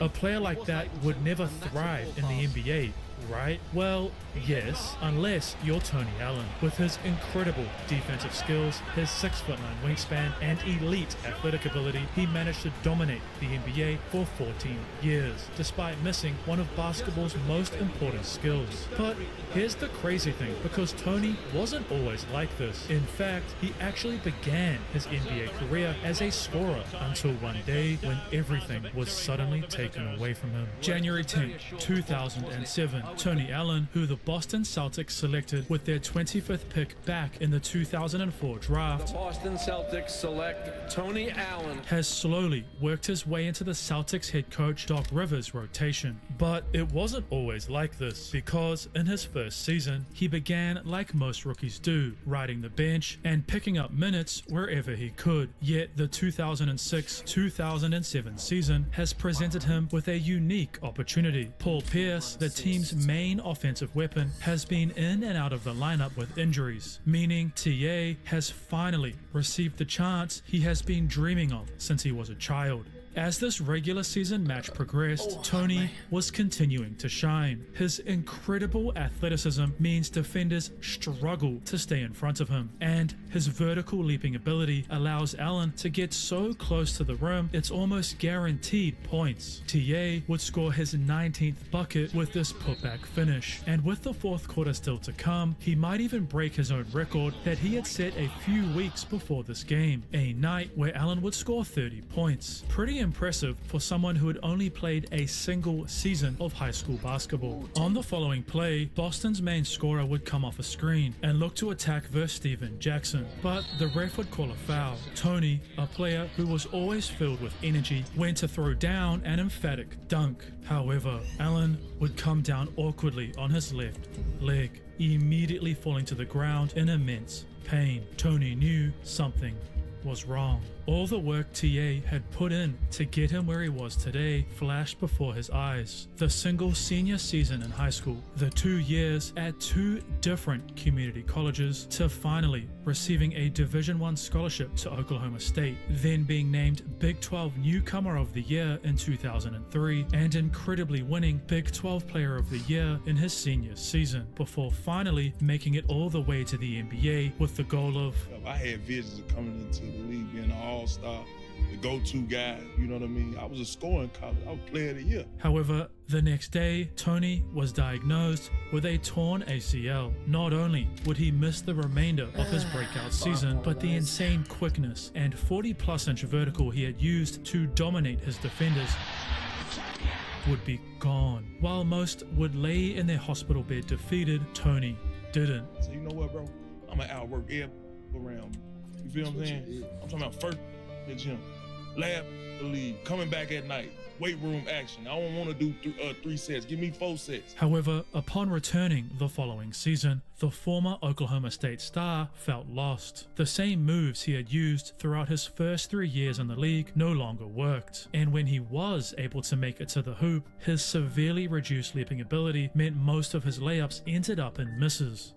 My problem wasn't getting to the rim, it was just finishing. Not only was Allen struggling offensively, but Boston's roster had changed, because in addition to Paul Pierce returning to the lineup healthy, the Celtics had also traded for the 2004 NBA Most Valuable Player and arguably the best power forward in the NBA, Kevin Garnett, as well as another gifted shooting guard, Ray Allen. Therefore, there was no longer a spot for the former starting shooting guard in Doc Rivers' rotation. Tony was faced with a serious dilemma. If he didn't reinvent his game, and quickly, Allen's professional career would be coming to a close in 2010 when his contract expired.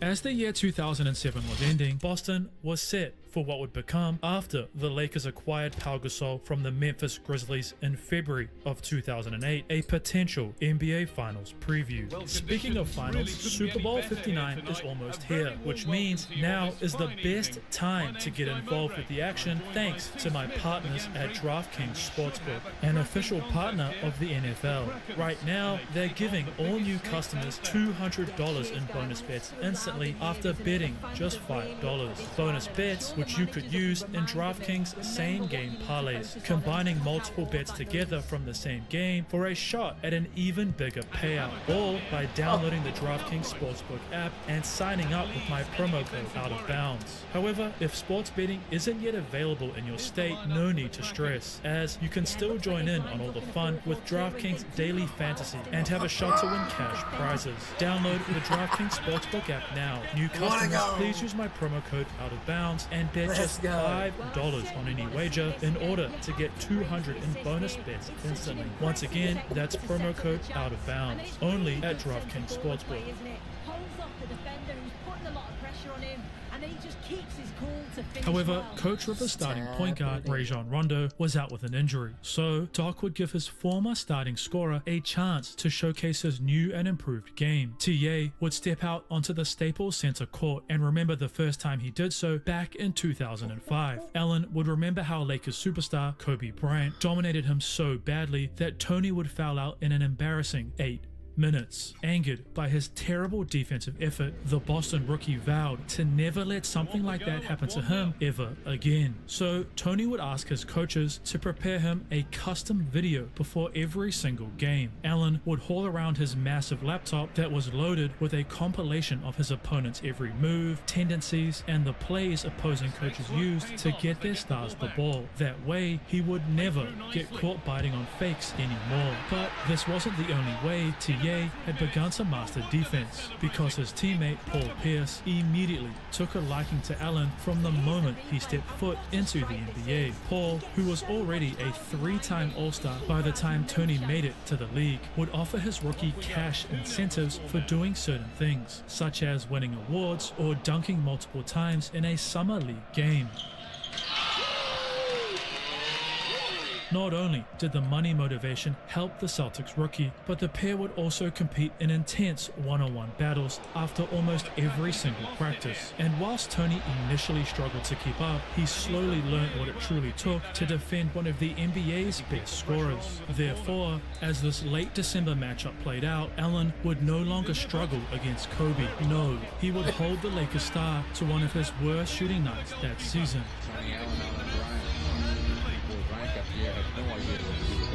With Bryant shooting a horrible 6 from 25 from the field. TA had proven that despite losing his scoring prowess, he could still be a valuable NBA player. Yet, despite Allen proving he had what it took to slow down the opposing team's stars, Doc Rivers still kept his former starter on the bench as Boston chased the 2008 championship. To make matters worse, Tony would suffer an Achilles injury that kept him out of the final 2 matchups of the Eastern Conference Finals and the first 3 games of the NBA Finals. Yet, on June 15th, Rivers, needing someone to try and slow Kobe down, would throw TA into the fire in Game 5. Just as he had done in December, Tony would showcase his potential to become one of the league's best defenders, with his ability to slow Bryant down seemingly outweighing his offensive struggles. But Boston didn't need the former Oklahoma State star to win an NBA championship, because despite Allen only playing 6 minutes, the Celtics would dispose of LA 4 games to 2 and were crowned kings of the league for the 2008 season. Yet, Tony Allen wasn't satisfied. His limited minutes meant he felt like he didn't truly contribute, and while Tony was happy to have achieved a feat very few players ever do, TA wanted more. However, an ankle issue and torn ligaments in his left thumb meant that the now NBA champion only appeared in 46 games during the 2008-2009 season. And it wasn't just Tony who had been bitten by the injury bug, as their superstar power forward would also suffer a knee injury, ruling Garnett out of the 2009 playoffs. So Tony assumed this would finally be his chance to shine. Once again, Coach Rivers didn't believe in his bench shooting guard. As the Celtics attempted to go back-to-back, the Chicago native only played an average of 6 minutes per game, as Boston was eliminated in just the second round by the Orlando Magic. With just a single year left on his contract, Allen knew the 2009-2010 season had to be his best, or this would be the end of his professional career. After a small battle with an ankle injury that caused the former college star to miss the first 20 games of the 2009-2010 season, Doc Rivers began to realize who was really sitting on his bench. Rivers began to understand that while Tony was no longer the scorer he once was, in fact, Coach Doc could barely trust him to make a layup or an open jump shot anymore. TA was becoming one of, if not the best defender in the league. So, when Boston found themselves down 2-1 against the Cleveland Cavaliers in the second round of the playoffs at the hands of 35-point and 38-point performances from the 2010 NBA MVP, Coach Doc knew exactly what he had to do.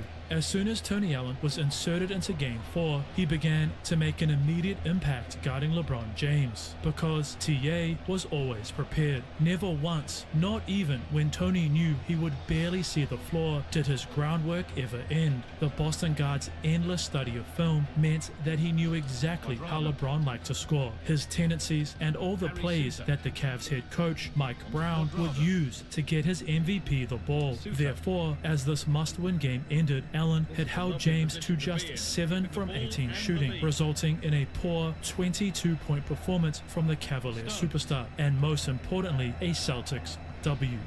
Realizing that he should have made this decision earlier, Rivers would deploy his new weapon over the next couple of games, and Tony would repay Doc's trust by skillfully preventing LeBron from ever feeling comfortable. It didn't matter what James or Mike Brown did, Allen remained stuck to the Cavs star like glue. Every shot was contested. Whenever LeBron dribbled, Tony was applying intense pressure with his 6'9" wingspan, threatening to poke the ball loose. While many believed that this would be LeBron's year in which he finally won his first ring, Tony Allen, the player who most had forgotten about, crushed his opponent's dream. Boston was moving on.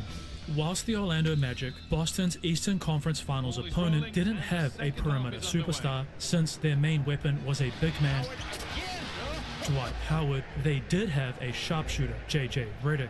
Therefore, not only did TA master the Magic's playbook, he would also use another interesting tactic to try and slow Redick down. And Tony was in the game, and he comes over and walks over to me, and he bends down next to me, and he turns into my ear and just starts going,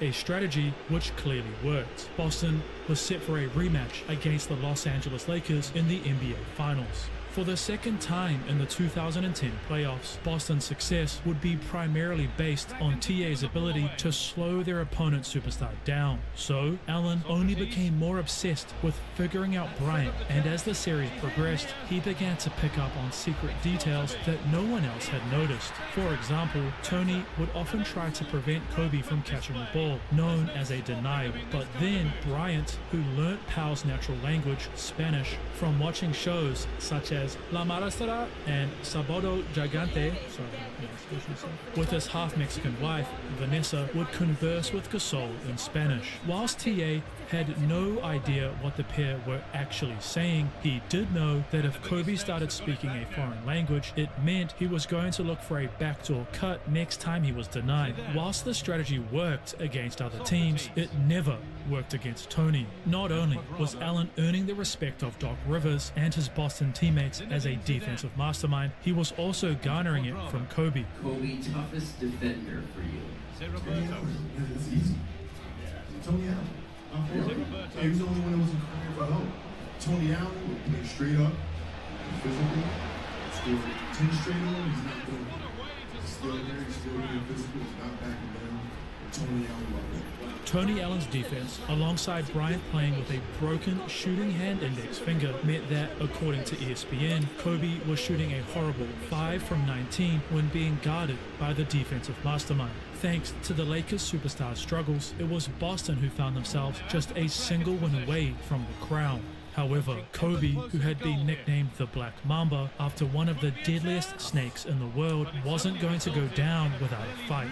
Game 6 saw Kobe, regardless of who Doc Rivers threw in front of him, score an impressive 26 points, forcing the deciding Game 7 on the Lakers' home floor. The stage was set. The winner leaves a champion.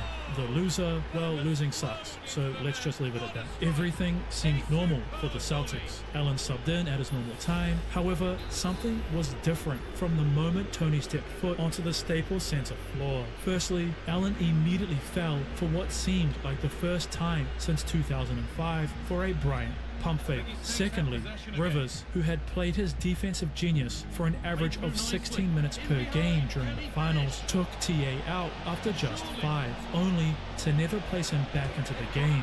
Finally, it wasn't Boston, instead the Lakers, who were crowned champions of the NBA. Angered by his sudden benching and Danny Ainge, the general manager of the Celtics' refusal to give him the contract that Allen felt he deserved, Tony decided to sign elsewhere in free agency. TA was set to become a Memphis Grizzly. But why did he choose to sign in Memphis, a franchise that had literally never won a single playoff game? Well, remember how Los Angeles picked up Pau Gasol? At the time, many believed it was one of, if not the worst trade in the history of the NBA for Memphis. But as the years passed, the Grizzlies' plan was coming to fruition because Tennessee's NBA franchise had received the draft rights to Pau's younger brother, Mark, who, as the years passed, was flourishing into one of the league's best big men. Coupled with this move, the Grizzlies had also traded for another Los Angeles player, the Clippers power forward Zach Randolph, commonly referred to by his nickname Zebo. Randolph, much like Mark, had also flourished in Memphis, earning his first All-Star appearance in the 2010 season. Alongside these trades, Memphis had also drafted Rudy Gay in 2006, a player who had blossomed into a top 5 small forward in the league, as well as Mike Conley, a defensive-minded point guard in the 2007 NBA draft. The only hole that remained in the Grizzlies roster? Shooting guard, a spot that Tony slid right into, because on the 8th of February 2011, after finishing the night having completely dominated the Oklahoma City Thunder, TA would say this in an interview. Grit and grind, something that embodied the career of Allen so far, became the mantra of the Memphis Grizzlies, and their home arena was quickly dubbed the Grindhouse. Anytime a visiting team came to the FedEx Forum, they were going to have to grind out a win. Nothing would come easy on either side of the floor for their opposition. However, there was actually a hidden reason why Allen said, you see, he was actually angry with his teammate Rudy Gay, who the night before had been showcasing his incredible athletic ability, only to then sit out versus Oklahoma City with an alleged sore toe. Frustrated with his colleague, TA said the grit and grind statement as a petty remark towards Rudy, yet Gay wasn't upset by it at all. In fact, he loved the new motto the team had adopted as they worked their way to grabbing the 8th seed in the Western Conference. However, awaiting them in the playoffs was the #1 seed, NBA championship winning San Antonio Spurs. But the Grizzlies actually wanted this matchup. In truth, they had purposely lost their final 2 regular season games by resting TA, Conley, and Zebo to ensure that they would be playing the Spurs and not the #2 seed Lakers. So why did they do this? Well, Spurs guard Manu Ginobili had suffered a serious injury to his non-shooting right arm, and while he downplayed it to the media, the real truth was that he had completely broken it, but insisted on playing anyway. The other reason is Memphis was subscribed to Out of Bounds, so they felt like they matched up better against San Antonio due to their incredible knowledge of the NBA and their players through watching these videos. But in reality, both Gasol and Zebo could handle Spurs superstar big man Tim Duncan, and Conley could capably guard Spurs point guard Tony Parker with ease. Yet Memphis still had never won a playoff game as a franchise, and many assumed that the streak would simply continue. Or would it? Game 1. 34.2 seconds remain. The Grizzlies are down 2 points, and they have to score here, otherwise they risk continuing their playoff victory curse. But how did they get in this position anyway? Well, in what was becoming standard fashion, Memphis had slowed down the Spurs' methodical approach. Their calculated offense seemingly made it easier for their defense to quiet the Spurs' scoring, placing them seconds away from potentially winning this game. 96 San Antonio. Battier the 3 for the lead. Rattles it in. However, they still had to get one more defensive stop if they were going to win their first ever postseason game. Jefferson. Pass deflected. Hill scrambling. Gives it up. Duncan gives it up. Jefferson. Shot doesn't go. The Grizzlies had done it. They had won the franchise their first ever playoff game. Not only did Tony help his new team go up 1-0, he continued to be a defensive mastermind, slowing down the already struggling Ginobili throughout the next 5 games. The former Celtic had led Memphis, the 8th seed, to upset the best team in the Western Conference 4-2. Grizzly fans and the franchise were ecstatic. The decisions their management team had made, which were initially ridiculed, had turned them from a joke to a legitimate playoff team. And this wasn't all, because between their series victory against the Spurs and their next matchup, TA would finally receive some recognition from the NBA, being named to the All-Defensive Second Team, an award recognizing that Allen was considered as one of the 10 best defenders in the whole league. But their next opponent, who, much like Memphis, was also a team on the rise. The Oklahoma City Thunder, led by the NBA scoring champion Kevin Durant and backed up by his insanely athletic point guard Russell Westbrook, their elite power forward Serge Ibaka, as well as their off-the-bench bucket getter James Harden, were up next. As usual, you got to credit Coach J.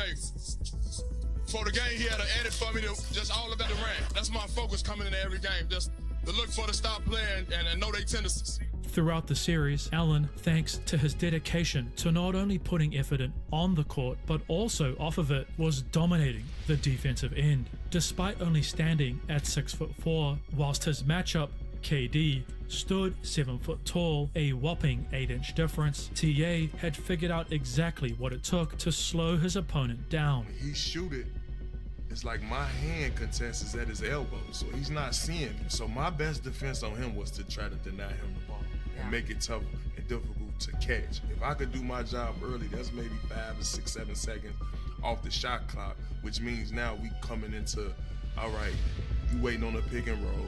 Now it's more time off the clock. Now you coming into a panic shot, and I'm hoping Mark or whoever my big is helping me so he won't drive past the pick and give me time to get over it. Before you know it, 3, 2, 1, I got the contest and he missed. Good D, Tony Allen. The Memphis guard would hold Durant to 43% from the field and a 25-point average, an incredible performance against someone who routinely throughout the regular season scored in the high 30s, which would all lead up to this must-win game. Kevin Durant, who many believed to be the best scorer in the whole world, knew that he had to step up. This might be his only chance to make it all the way to the NBA Finals, and step up he did. Kevin would end the night having easily eclipsed his average. Nothing, and I mean nothing, Allen did could slow Durant down. The 2011 scoring champ ended the night with not only 39 points, but most importantly, the victory. Tony was devastated. However, he had not only proven to himself, but the league, that despite not being able to score simple layups regularly, hit the rim on all jump shots, I was clanging it. or bust out fancy one-on-one moves, that he was a legit NBA player, an individual that every single coach would want on their roster. Now all he needed to do was win another title. However, before TA could even step foot into the grindhouse again, the NBA was facing some problems. You see, the owners of all 30 teams and the Players Association, a group that represents the 450 athletes of the league, failed to agree on new terms. Therefore, the NBA would enter a lockout, with the threat of the 2011-2012 season being cancelled. Yet, the league and its fans would receive the best present from Santa, because on Christmas Day in 2011, the season would thankfully resume. Memphis would continue to rise up the ranks of the league, and so would their starting shooting guard. Allen, while still struggling offensively, was truly becoming one of the superior defenders in the whole league. On April 23rd, 2012, Tony would set a Grizzlies record, which still stands to this day, recording a whopping 8 steals against the Cleveland Cavaliers, aiding Memphis to end the season with the 4th seed in the Western Conference. But their opponent in their first-round playoff series was a revamped Los Angeles Clippers, who, after acquiring All-Star Chris Paul to couple with their 2009 #1 draft pick Blake Griffin, Los Angeles' B team, as many saw them, had overtaken the Lakers and were looking to do the same against the Grizzlies. As the first round progressed, the Clippers had achieved exactly what they set out to do. The combination of an elite point guard who could come off a screen and dissect any defense, alongside an athletic big man setting those screens and then cutting hard to the basket for emphatic lob dunks, was too much for the Grizzlies, because after just 4 games, Memphis found themselves in a 3-1 hole, just a single win away from their title dreams being crushed. Grizzlies head coach Lionel Hollins knew something had to change, and fast. Therefore, Hollins would make a key move. You see, Mike Conley was originally responsible for guarding CP3, but given Conley's small stature, standing at only 6'1", Paul was easily able to see over Mike to find his wide open teammates. So Coach Hollins switched TA onto CP, with Tony's length making it much harder for Chris to find his allies, and Allen's wingspan would place intense pressure on Paul whenever he was dribbling the ball. This adjustment by Memphis's leader was genius. LA's signature pick and roll attack had been dramatically slowed down, and the Grizzlies would tie the series after Game 6, meaning it all came down to this. As Game 7 progressed, it became clear that it wasn't just Coach Hollins who had made changes, because Clippers head coach Vinny Del Negro identified a key weakness in the Grizzlies' armor. Vinny recognized that TA was one of the worst offensive players in the whole league and decided to completely ignore him on offense.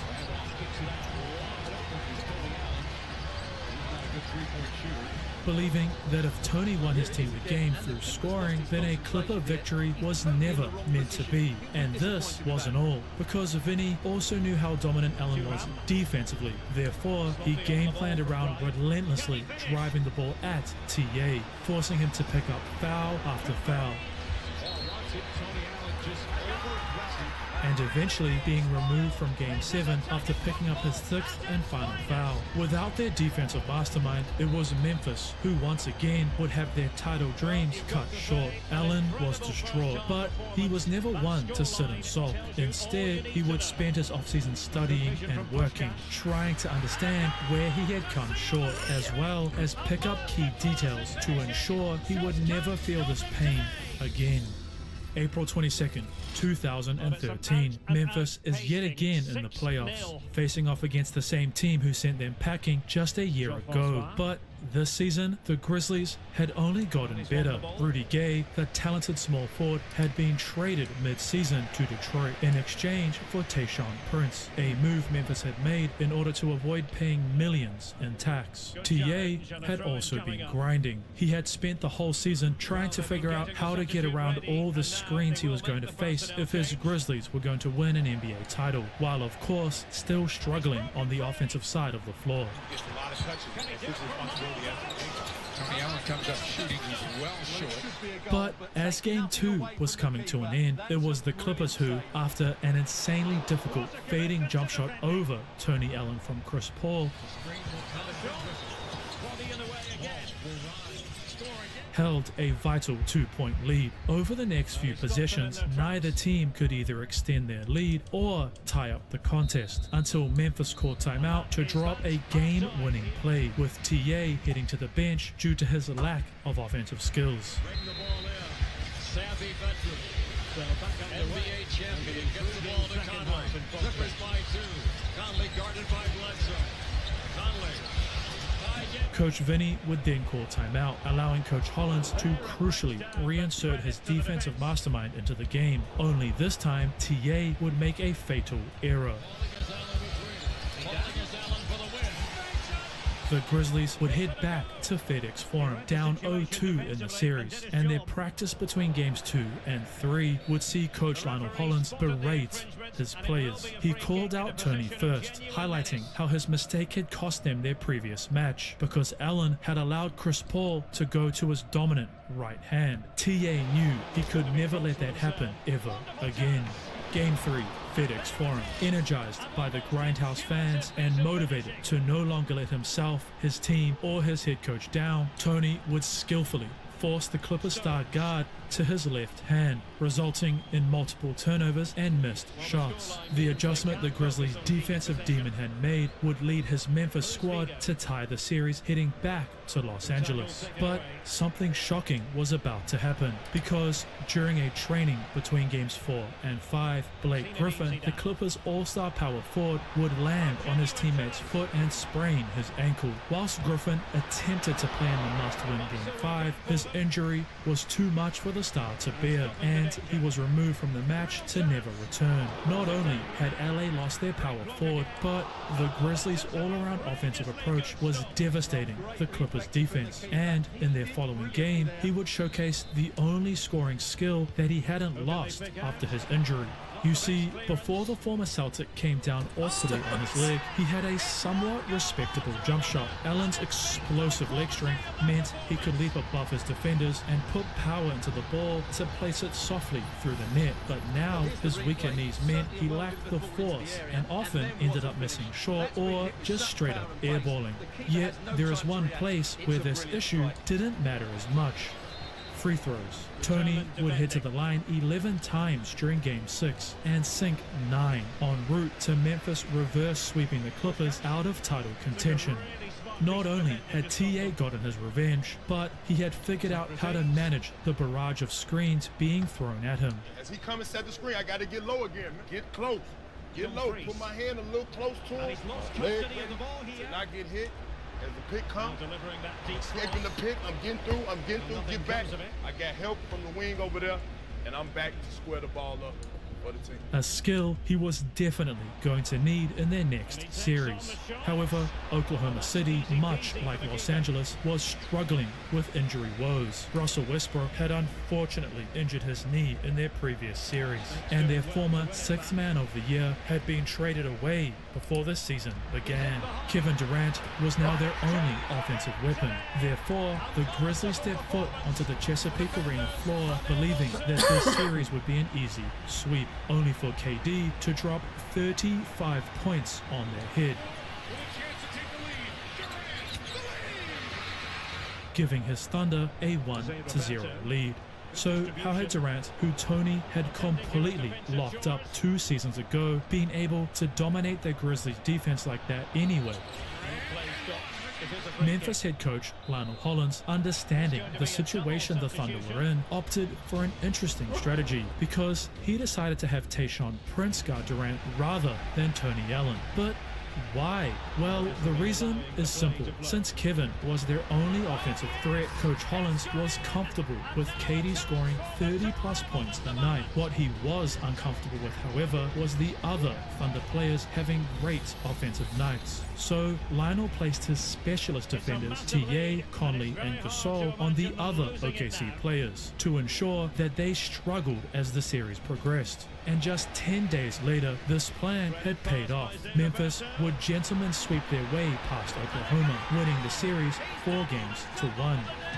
But their next opponent was going to be their toughest yet, because San Antonio Spurs head coach Greg Popovich still felt the pain of the 8th-seeded Grizzlies defeating them 2 seasons ago, and he, much like Allen had done against the Clippers, vowed to get his revenge. So over the next week, the Spurs would clinically dissect Memphis, with Coach Pop highlighting their main weakness on offense. Tony Allen. TA was left wide open and dared to shoot by San Antonio's defense. Allen for 3. Wow. A foot short.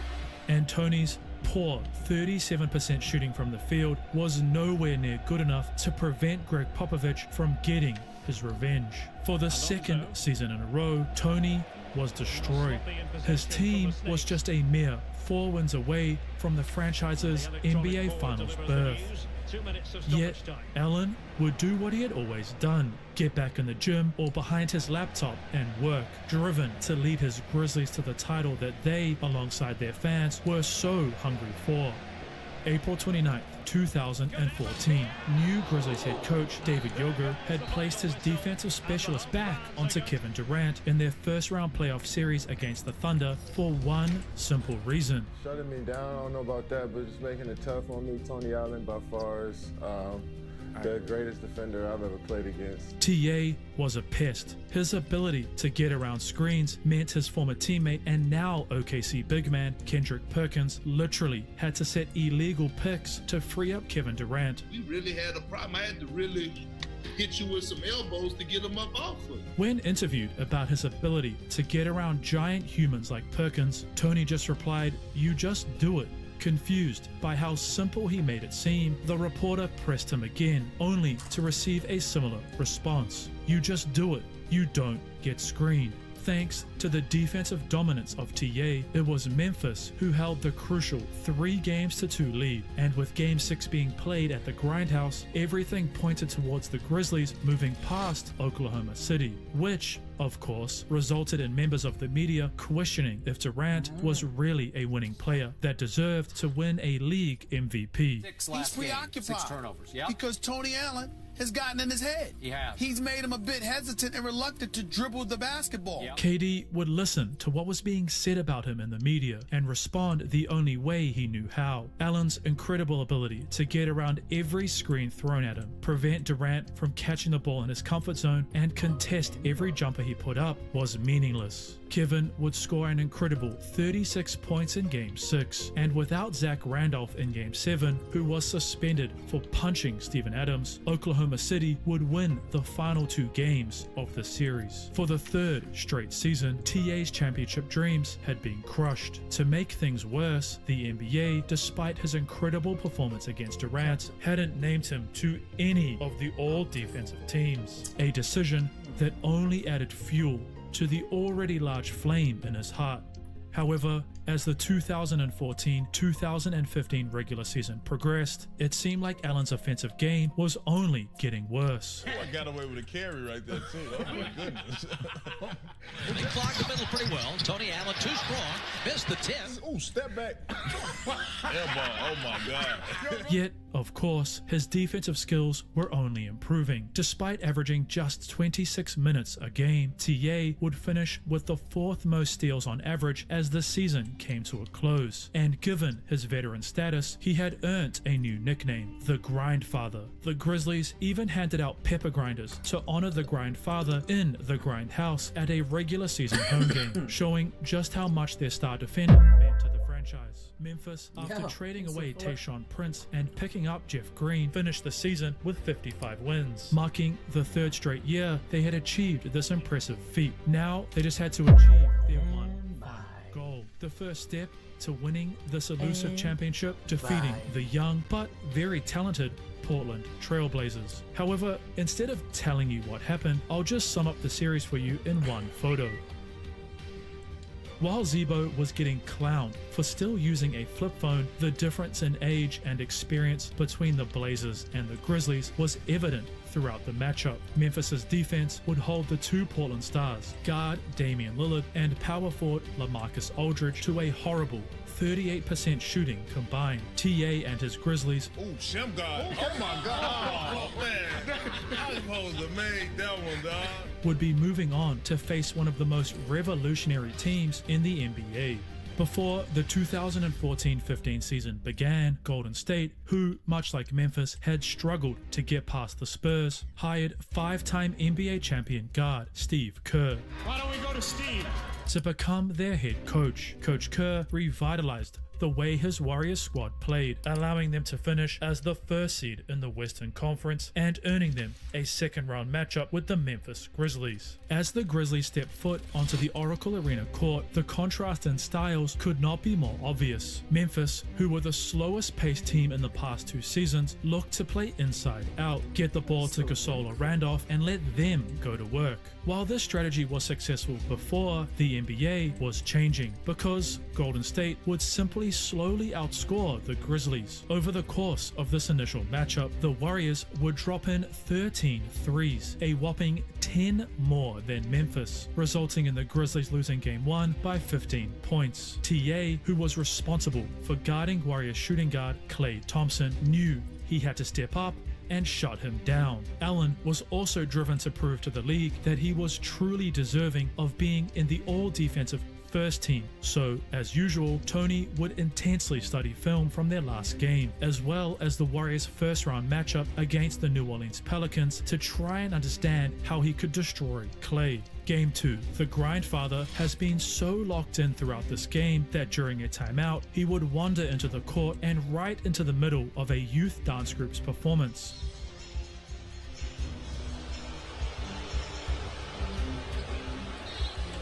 While many assumed the Memphis guard was just being disrespectful, he was actually just visualizing the matchup. And I was so focused in. I walked in, I looked. By the time I got to where this grizzly head was at, I looked, I said, oh, and walked through a whole routine.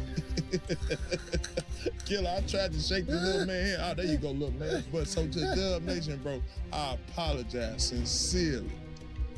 Sincerely, man. It was a competition, man. Game within the game. I was trying to shut down my opponent. As the second half progressed, Allen, who was mic'd up, would grab 2 key steals against Klay Thompson and then yell, First team all defense. First team all defense.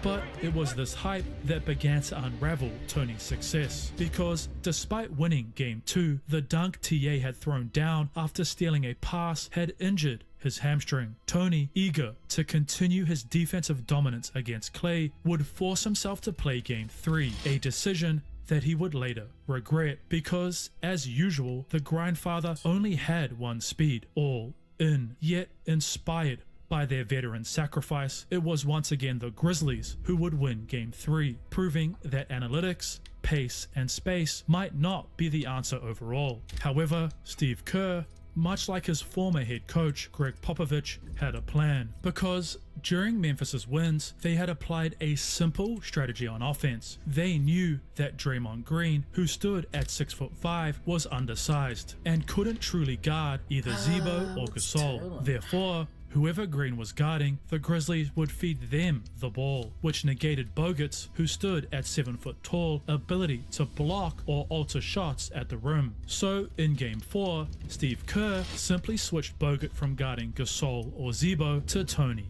Allen. Now, the Warriors big could just sit in the paint all game long and contest every Memphis layup they attempted. Bogut didn't have to worry or stress about being pulled away from the hoop because of Gasol's jump shot. If Allen won the Grizzlies this matchup through shooting, then so be it.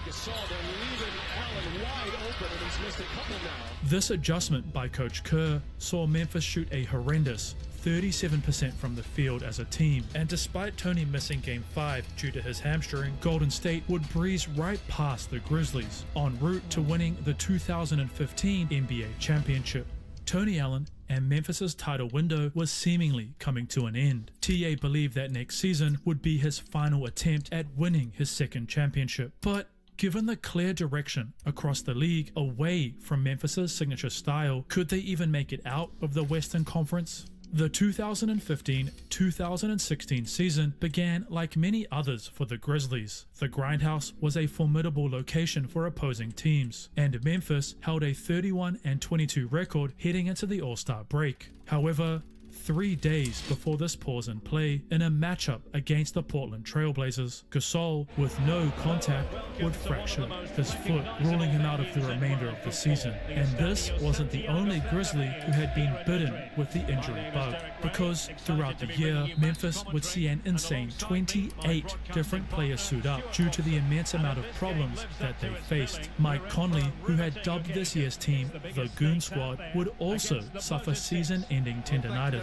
And it seemed whoever they signed to replace him ended up with the same fate. But despite their horrible 3-14 end to the regular season, they still maintained a record good enough to grab the 7th seed, thanks to their positive beginning. Yet San Antonio, their first round opponent, would simply steamroll right past the injured and bruised Goon Squad. And this was the start of the end for Tony Allen. Because just like his teammates, as the 2016-17 season came to an end, he would also experience a similar fate. Allen had strained his calf, ruling him out of their first round matchup against, surprise, surprise, the San Antonio Spurs. Memphis, without their defensive mastermind, would, for the third time, be defeated by the San Antonio Spurs, and TA had a serious dilemma on the horizon. You see, the Grindfather desperately wanted to win a second NBA title, but Tony knew he could no longer contribute as he once had. So, when DeMarcus Cousins, a young, dominant big man, and his former point guard, Rajon Rondo, called to recruit Allen's veteran leadership and IQ to the Pelicans, he answered. The Grizzlies free agent would sign immediately. The situation seemed perfect. New Orleans needed a veteran presence, someone who could guide their young players on how to succeed, as well as a spark plug, a player to jolt their defense off the bench. Yet Allen continued to struggle with the same injuries which had hassled him throughout his career, and when he was healthy, Pelicans head coach Alvin Gentry barely utilized his veteran, angering Tony.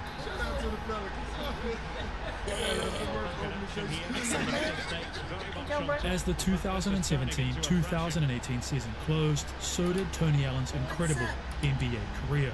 Allen would end his career as an NBA champion, a 3-time member of the All-NBA first team, a 3-time member of the second team, and his number 9 jersey was retired. Just woke up from my nap, XD. Also, I would love to know your thoughts in the comments of the following question. Is Tony Allen the greatest defender to ever step foot 7-hour nap. into the NBA court? Regardless if you think he is or isn't, please let me know why. And if you think no, please let me know who you think is the greatest defender of all time. By the way, did you know Isaiah Thomas, a 5'9" point guard who finished his career as a 2-time NBA All-Star and almost won the NBA's MVP award in 2017, was picked last in the 2011 draft? To find out exactly how Isaiah proved everyone wrong and showcased to the world just how truly talented he was, only for it to all be ripped away much like Tony Allen due to injury, click the video on your screen now. Zinedine Zidane. Well, they have it again.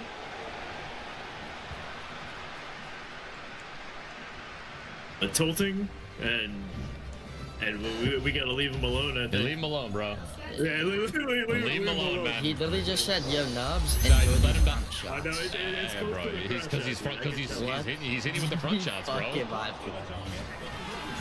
Alright, I might leave VC here. Can't lie. Yeah. Hello guys and gals, me Mutahar, and you know, I'm not buying no NVIDIA cards anymore. Now, I don't want you to take this as like clickbait or some overly negative video. I really am just not going to purchase more NVIDIA stuff, mostly because of A, their paper launches, and also because I'm trying to make changes to my system, and I have found greener pastures when it comes to T-Red or AMD. So, okay, why are we starting off with this? And let me just kick off with some positivity, okay?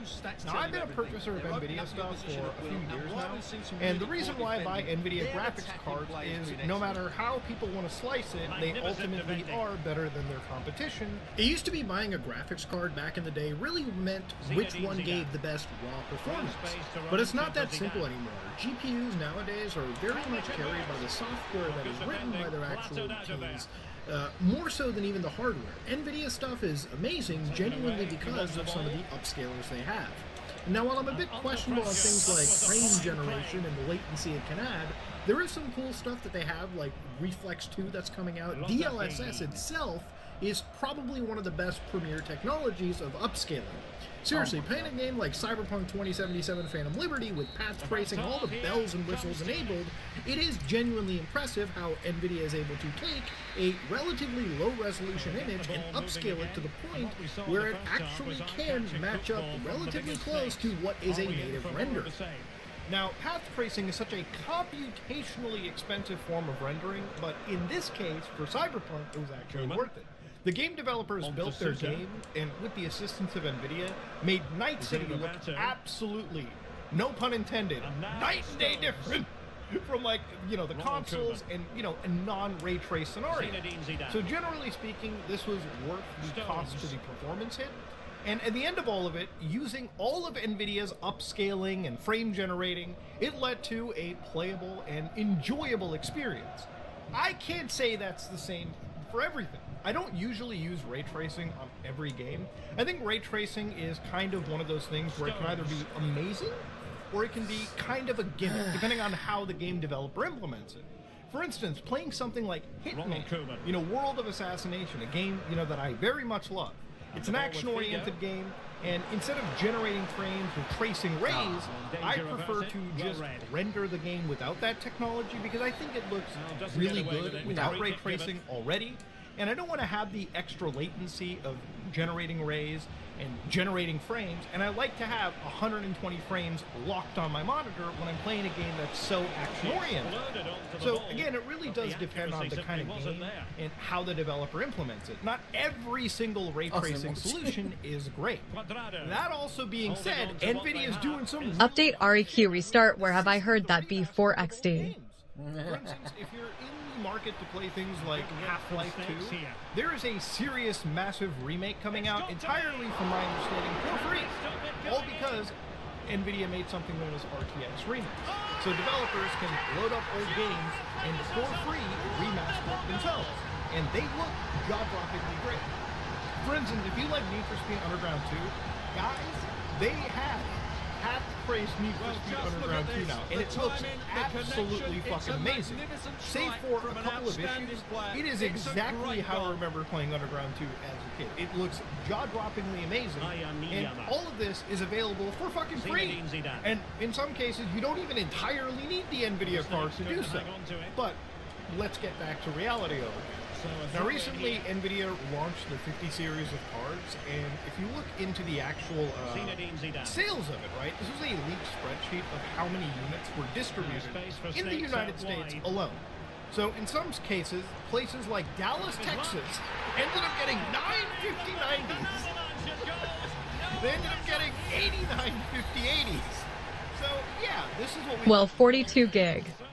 Basically, they revealed this. Pretty big world. They distributed a few of these cards to the stores. I would imagine there's a lot more fucking gamers in Dallas, Texas than 89. They definitely could have made a fair amount of sales that weren't just, you know, this pitiful launch right here. Now, obviously, these very few cards that were distributed, all of them were obviously sold out. I made a video around... But looks like a fun game. Yeah, man. And if this amount looks low for the United States, remember, Canada's probably going to be like a fifth of this. We probably maybe got like one RTX 5090 in the whole province of Ontario at this point. And for anybody that's wondering, will these cards come back anytime soon? According to a lot of the retailers, it apparently could take months. Do we have a clan? Nah, so if you didn't get one right now, you might actually be waiting weeks, if not months, to get your chance at purchasing it again. And if a bot jumps in, tough fucking shit. Now, there have been some retailers that have actually decided to take matters into their own hands and sell directly to their consumers. I swear to God, the first time I saw this, it blew my mind. So Zotac USA, I bought a few GPUs from them before. They ended up going onto their community Discord and going, yeah, as you know, the 50 series drop, and what happened was it was all dominated by scalpers and bots. Today and for the next few weeks, we're launching priority access for the most loyal members. So if you were in their Discord, right, you basically get the chance to win a lottery to buy a GPU from them. That's how bad buying a graphics card has gotten, okay? There are so many scalpers, so many bots, so many ones and zeros, beep, beep, boop, boop, buying a GPU, that if you're a fucking gamer, good luck. I would say if you're somebody that wants to game, it's probably better for you to buy an older series GPU, enjoy that for now, because buying anything brand new in the market right now is a test of your actual patience and sanity. And that's not even before the actual GPU gets even more expensive. Okay, obviously with things like tariffs now becoming a mainstream part of the world, so if you didn't get a GPU before, you know, before like tariffs were into place, well now you have to pay 10% more just for the, again, tariffs to also account into the purchasing decision. So realistically, NVIDIA has kind of made it almost impossible to really purchase any of their new cards, even if I was really in the market to buy them. But recently, as you all know, most of my content, not really recently, for a few years, I've been effectively a Linux user. And from my experience, using Linux has basically made it that so where NVIDIA is kind of like the annoying fucking child to work with. You know, for a while, NVIDIA cards on Linux typically involved downloading proprietary drivers, and very recently, NVIDIA made open source drivers. However, they still lag behind AMD, especially for Linux users. So for instance, a game like Final Fantasy VII Rebirth, right? A game that I've really been trying to play. I enjoyed this game. Playing this underneath Linux with an NVIDIA GPU means that the terrain doesn't render. And that is something to do with the actual GPU driver. So whether NVIDIA jumps in or somebody in the community comes in with a modified driver, we're not basically playing this game underneath fucking Linux. Now in the Muda box, which I have running with a 6900 XT AMD card, that runs the entire game better than my PlayStation ever could. It's a beautiful experience. And it's because underneath Linux, AMD is just a far more supported platform. Obviously, AMD cares more about it, and with the work of Valve and several other people in the Mesa drone, What you watching? it's just a better experience for Linux users. Which means that, honestly, the next rig that I'm going with, the next actual build, is probably going to involve an AMD card. Now, you might be going, but Muda, AMD stuff isn't as good. And the reality of it is you're right. AMD stuff really isn't as good as NVIDIA. They're usually playing catch up in a lot of fields. Things like ray tracing, things like DLSS. A lot of these things AMD does lag behind because their actual hardware does not have the actual, capabilities to support some of these upscaling technologies like DLSS in the same manner. DLSS is as good as it is because NVIDIA puts a lot of effort into the hardware just to make it so that their software works well with the hardware acceleration, and they produce really good upscalers. Like, there's no joke about it. NVIDIA's newest DLSS is genuinely a game changer. Alright, so this is a image comparison, very quick and dirty, of Cyberpunk 2077 using AMD's FSR and, of course, NVIDIA's DLSS. Now, reminder, this is not the most updated models for each and every single respective technology. Obviously, AMD's FSR implementation is, I believe, just 3, not even the more updated versions. But if you're looking just here based on a game that you can play right now without modifying it, obviously, this is what AMD's FSR upscaling looks like with the performance preset, running at a resolution of 5120 by 1440. So yes, it's blurrier, the foliage is not resolved in the best possible way, and again, this is an image captured by me standing as still as possible, which is probably the best case scenario for both of these images. Now obviously, if I slide this image tool to the right, you'll notice that things look a little bit sharper on the DLSS new Transformer model. But instead of looking at this patch of grass, look at this tree real carefully. Under FSR, things like the actual branches and the leaves don't resolve as finely as the DLSS model. So this is where obviously NVIDIA's technology reigns a bit supreme, but that's because there's a lot of hardware assisting this. Obviously, AMD software is purely actual software for now. And that's where, again, their technology is pretty much platform agnostic. That said, obviously with AMD FSR 4, I do expect them to be challenging, but this is where people talk about with AMD's technology playing catch-up in a lot of ways with NVIDIA's DLSS and their ray tracing and a lot of these systems that NVIDIA has kind of capitalized and genuinely made serious advancements on. But that's not to say AMD should be far behind forever. I think what they've done is a pretty solid effort in competing with a pure hardware system that they're going up against. But yeah, obviously if DLSS and a lot of these techs are important to you, you may consider totally going to NVIDIA's side. Even things like these reflections in the ground you're noticing do resolve. This is for instance AMD, and of course it looks just generally cleaner on NVIDIA's side. And if these features are important to you, which obviously at the price point you are, yeah, to anybody it's very important, then obviously NVIDIA is still the choice. Like, it's made it to the point where playing a game like Cyberpunk, I'm actually able to get 20 extra frames on average on my system because I can use a performance tier DLSS that runs the game at an even lower resolution, but still has it looking very, very sharp indeed. Now, it's not something that I can do with things like AMD's FSR. Seriously, if you went into Cyberpunk and you ran NVIDIA's newest model against, AMD's most newest model, not apples to apples comparisons here because there are significant differences in the versions involved, there is still a noticeable quality difference between AMD solutions, which are purely software for now, versus NVIDIA solutions, which are, again, hardware assisted. There's a reason why NVIDIA stuff is so locked down, and it's not because they're just a bunch of assholes. They are assholes, but they have somewhat of a reason to lock this stuff down, and I don't want to jump into the misinformation pit that I feel exists a lot in the PC space when talking about this specific, technology. Now, for a game like Monster Hunter Wilds that recently just ended up getting into a demo, here's a clip from Daniel Owen's video, and I've played this a little bit myself too. He ran the benchmarking tool, which showed that on average, this game at 1080p with a 3060 RTX card, 5600X 6-core processor, this game was running like absolute turd sandwiches. And the reality is too, I think a lot of modern gaming, and I ran this benchmark, the moment that you fire up a game and it tells you, you want to enable shit like frame generation, you're already entering a spooky sign right there. A lot of modern gaming, a lot of these modern games that release, especially from at least Capcom's RE engine games, are not good experiences, okay? They really are not good experiences. Generally speaking, if you play something like Resident Evil 4 Remake, shit runs pretty well. When you play something like Monster Hunter or Dragon's Dogma, anything with a slight open world, the game suddenly runs like dog cheeks. And it really always isn't even the graphics card. A lot of it is based on the CPU. Like, there's a lot of heavy hammering going on in the processing. But this game has been such a weirdly blurry mess that on one of my favorite like Reddit boards, r/fuckTAA, people have been complaining about how Monster Hunter Wilds appears to look very smeary and very ghostly. See, there's a problem with some of these technologies like DLSS or FSR. Keep it together.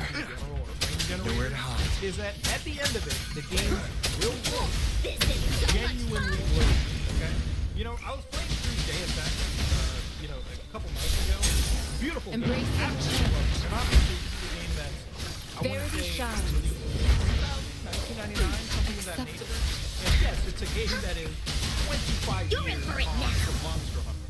But, you know, looking at a game running natively on your system, no upscaling, the level of sharpness is unmatched to a modern AAA game or a quadruple A game if you're buying from Ubisoft edition, where upscalers and frame generators are all the same. It feels like the games none shall whisper that genuinely amazing for the amount of blurring you have to, you know, compensate for.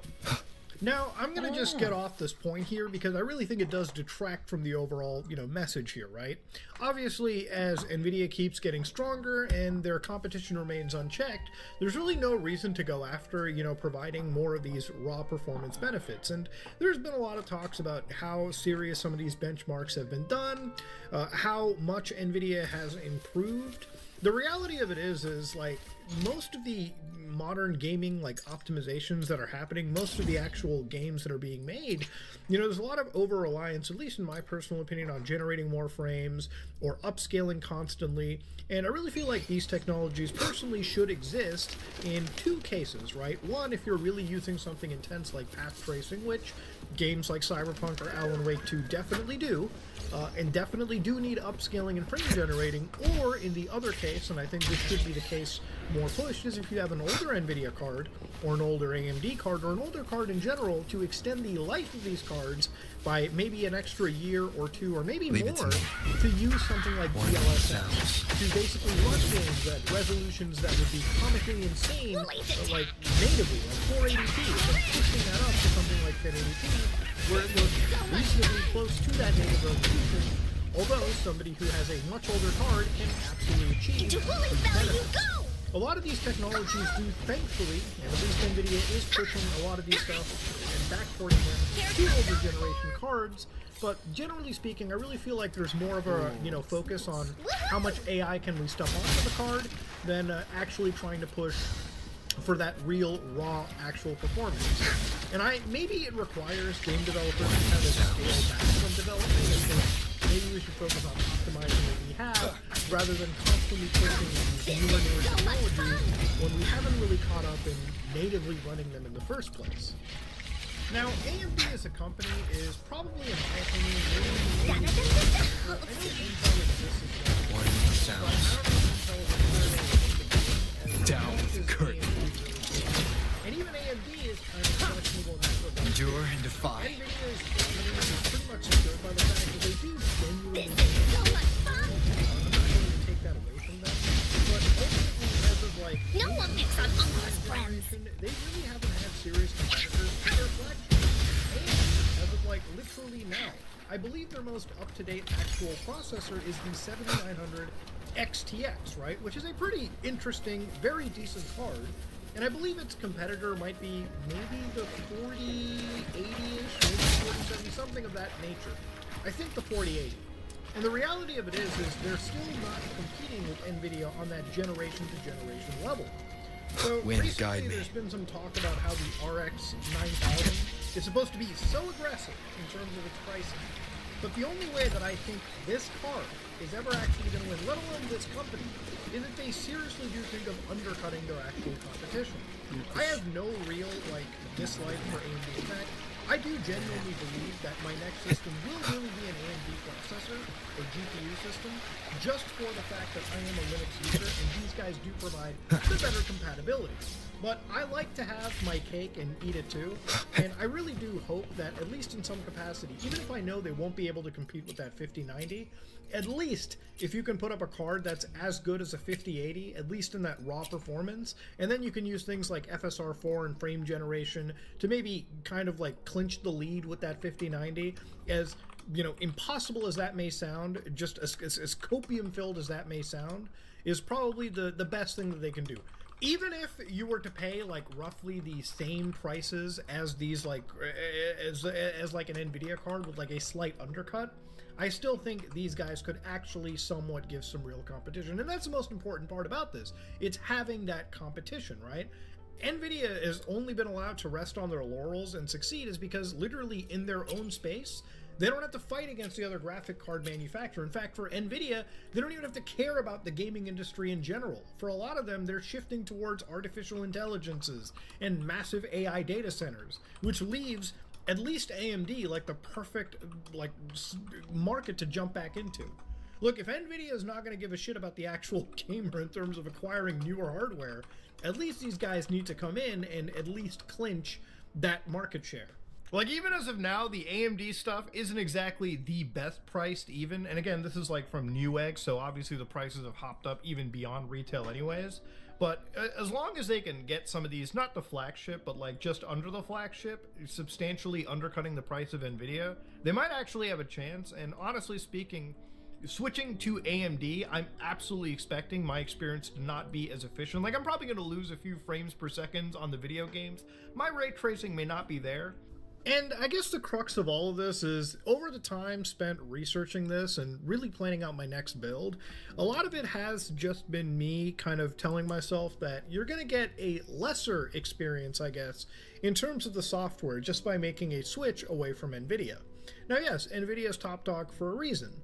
But again, as somebody that really believes in competition, I'm kind of hoping that AMD comes with some serious heat with this 9000 series, just in the sense that at least matching Nvidia's maybe 5080, maybe the 5070 at the worst. I don't even expect AMD to take on the 5090. But if you're going to at least take on the 5080, that's still serious competition to be brought. And if you can price undercut the guys, then that's even better than nothing, right? Look, at the end, AMD has always been kind of the GPU underdog. Nvidia's always been sort of the person at the top. And maybe there was one period that I do remember, maybe with rose-tinted glasses, where both of these guys were really neck and neck. It was that 40 series of cards where, yeah, AMD really were substantially behind. And ultimately, if Nvidia's kind of resting on this AI stuff, it gives AMD hopefully that chance to come back.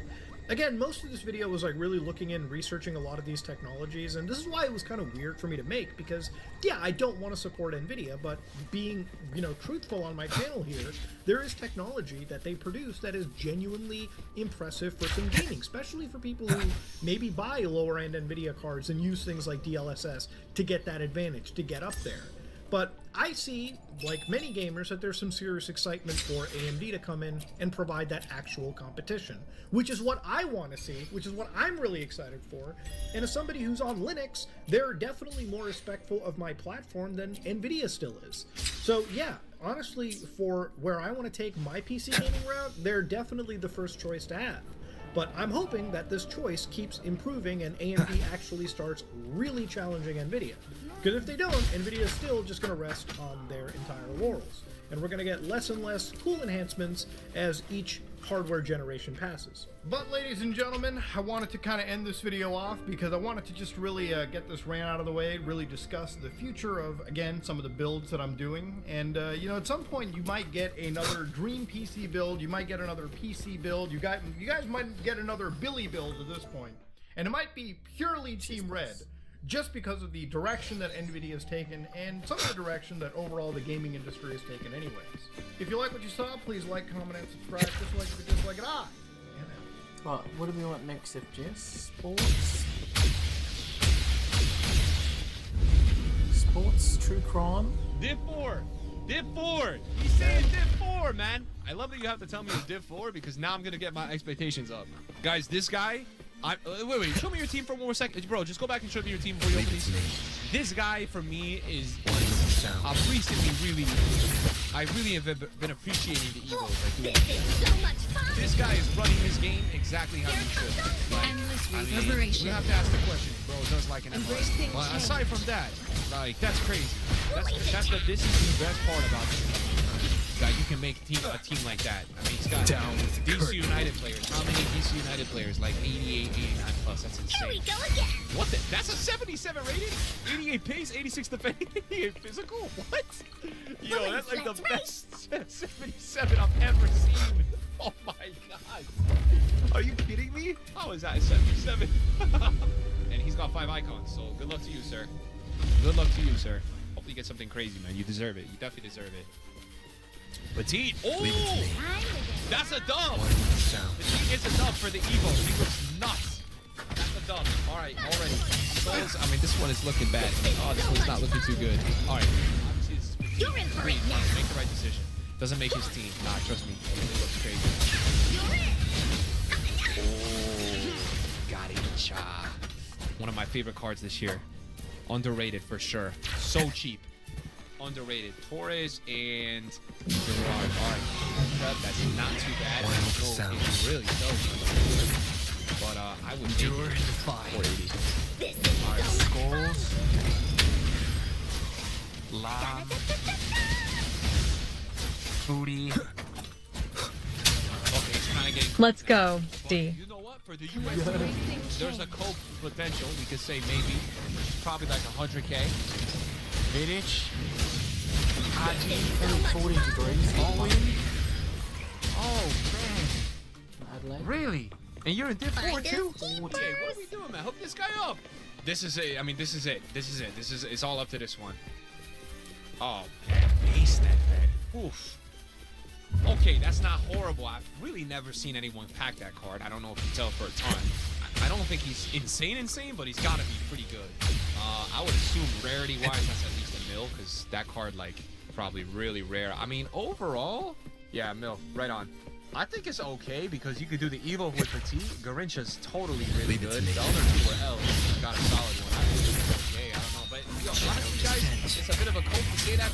Probably is fodder, but that was worth it. I think it's 400K. I mean, it's okay. God, you had the rank 1 reward. No one picks on Uncle's friends. Damn. You had two versions of Hansen as well? Damn. This guy knows ball though, man. You got rank 1 with Cordoba? I swear I cooked this guy in champs. I mean, you got rank 1, so clearly you did not cook him. You know? I mean, he probably cooked you. Rank 2. Nah, there was a guy in the chat who got rank 2. Remnants of the Team of the week, you past. take that? Come on, bro. Oh, Future Star, DeVree. Who's more, chat? 89 or DeVree Inform? Which one is more? Probably 89, right? All right. Oh, this still has Team 1 in it? Oh, I haven't won any rewards. This is gonna be so bad. Oh my goodness. One more time. I feel like Santos is probably the play. I'm scalping for the fodder. He works for his team as well. Let's just go with it. That's 1 rating. I mean, wow. Team 1 is gonna stink it up with these Scalvini in the first slot every time. Sano. Okay. Probably like 50K, but... Yoko. Oh my god! What are these, bro? Damn, look, all motivation to finish my review matches. Oh my goodness.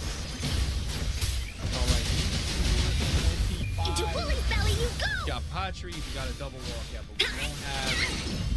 We got a couple walkouts, but that is you will obey the fodder pack of dreams. And maybe the Future Stars pack weight is accurate on that Foot Next website. Maybe it is what it says it is, which is a very low percentage, lower than Team of the Year. out of the 8220. Maybe it is that low. Striker, SA89. Skip that one. Oh my goodness. Haaland and the 89 we see every single time. All right, now we still have the icon, but that is losing its aura by the week as EA leave him. Got a future star. Let's go. Who is this going to be? 85-10, left wing, Brazil, La Liga. Who let us cook right now? All right, who let us cook? We got Vinny Jr. with Bakayoko, but he gets himself a gold Vinny Jr. Thought this was FIFA 19 future stars for a second. Vinny is 300k. Wow. Okay, that's some coins made right there. Boom. Got himself 2 team of the weeks as well with a Vinny Jr. 300k for gold Vinny. That's mad. All right, we take that. That's the dub. That pack was like 400k. Got the 8610. No future star, I think, but maybe 2 team of the weeks. I don't know who's the best player. Future star. So that's going to be Bakayoko with the team of the week. Cherish everything. Anton gets himself a VVD, Alewa, but this one not as good. Probably from that pack, maybe 150k is the return. 550k from those two though. Rank 1 is definitely getting you some coins. And now the icon, good luck to you, is a female. The striker. Oh, that's gotta be Mia Hamm. That's Mia Hamm. That's Mia Hamm. Oh my god. That's gotta be. Yo! That's the best icon pack I've seen all year. So he made like 600k for the packs plus the coins. That's probably like 7. And he got himself a Mia Hamm. That's crazy right there, boys. Ow. I mean, he deserves it. He got cooked in the Future Stars picks. Wow. I think she still, my guess would be 3 mil. Okay, she's not 3 mil, but 1.8 mil, and you don't even need to look at the price. I'm gonna piss off the viewer who says, why you have to look at the price? Doesn't matter, it's untradeable. Okay, man, relax. 5-star, 5-star. Obviously, we know how good this card is. Mia is Mia.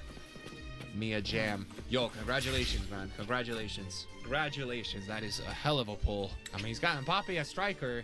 Is that Trackstar's Ginola? Wow. Oh my god, you packed him so early in the year? Wow, look at that return he got from that Ginola. That's mad. And they said Ginola fell off. Maybe a little Duke with Vinny Jr. as well. Yeah, Wara team, man. Maybe a little coin buyer, maybe? Maybe just thinking out loud, or one of the best traders on the game. One of the two, man. Bro's got like 20 mil in tradable team of the years, plus a player of the month, Mbappe. But he gets himself, he gets himself some free coins thanks to EA there, man. You can save yourself about $1 mil on the next purchase. Congratulations, man. All right, this is a rank 2. We got a 4-2-1-3 with Pele. Cantona Well, BRB. Jr. Yeah, Cannavaro is really good. Future star. Team of the week, Harry Kane will take the 90. Or not. Okay, bro wants a future star. Let him cook. All right. No worries, man. Remnants of the past. 90 or team of the week? 90. Bro just missed out on coins. I can't lie. All right, 88. All right, come on, man. Let's get something good out of these. Please, EA, show me.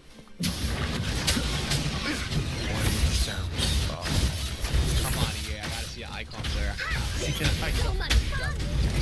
Please, please, please, please, please. EA, icon player. I want to see an icon. Thank you. Another one?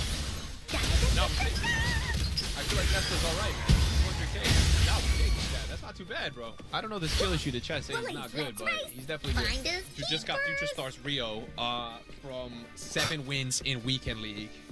Untradeable, and also it's my worst ever finish. Well, it doesn't matter what you finish, bro. If you got good rewards, who cares, man? Bro, I'm telling you, it doesn't matter, man. You just gotta. That's why people try to get the highest wins, because they want to theoretically give themselves the best chance for best rewards. But damn, he's getting cooked right now, chat. It's not going well. Wow, he's getting cooked. Damn, Maz, we kind of got cooked. Cold, man. Me too, bro. Me too. I thought I had a 1-on-1 though. I thought my card was more rare. Damn. You will obey. All right, yeah. Those are the tactics that this guy used to get 9 wins. All right, word. Most of the creators that are good are just rats. I'll be honest with you guys. They're not actually that good. He's good. I watched him play a couple games. To play ball. Do you think they will bring the playstyle plus objective for people that missed it? No. Yeah, George is really good too. George is actually really good. That's what I'm saying, man. Invites. Icon. Ooh, that's cold. Chavi Alonso, nice from the rewards. Invite. Bro, I want to know, I played 30 million coins. I just played 2 guys I played with like earlier when I was like 4-2 on my PC, right? Yo, this guy Giordamo at 10-0 is matching Trailblazer Musiala post team of the year. Come on, man. Trailblazer Musiala, man. I'm like, what? And the problem too is he's making NA look bad, man. Like, that's not what I see. Guys, 10 wins 1 week after wrist surgery. Cold, man. Congratulations, man. Chad, this is dedication, man. Dedication for sure. Cold. Nice Evo, by the way. He went up so much because of the Evo, yeah? Yeah, he gets more wins than Tehila, bro. Post wrist surgery. Nah, Tehila, you cooked yourself, man. You cooked yourself, bro. MH, thank you so much for the Twitch Prime, bro. I appreciate that, man. 90 rated. Not bad, not bad, not bad, not bad. My freaking GOAT, Santiago. Let's go, bro. Brand new sub. You ready for this Jam Plus? Wins, guys. Yo, they're saying Ben Yedder's gonna get a grassroots crates card. Is that just the concept? Yo, that's gonna be crazy. I don't know if that's true. That's what some people are starting to say, though. Imagine that. Bro, they should just re-release the Ben Yedder Player of the Month from FIFA 20. Just re-release the card in its design, too, for max trauma. All right. Cold.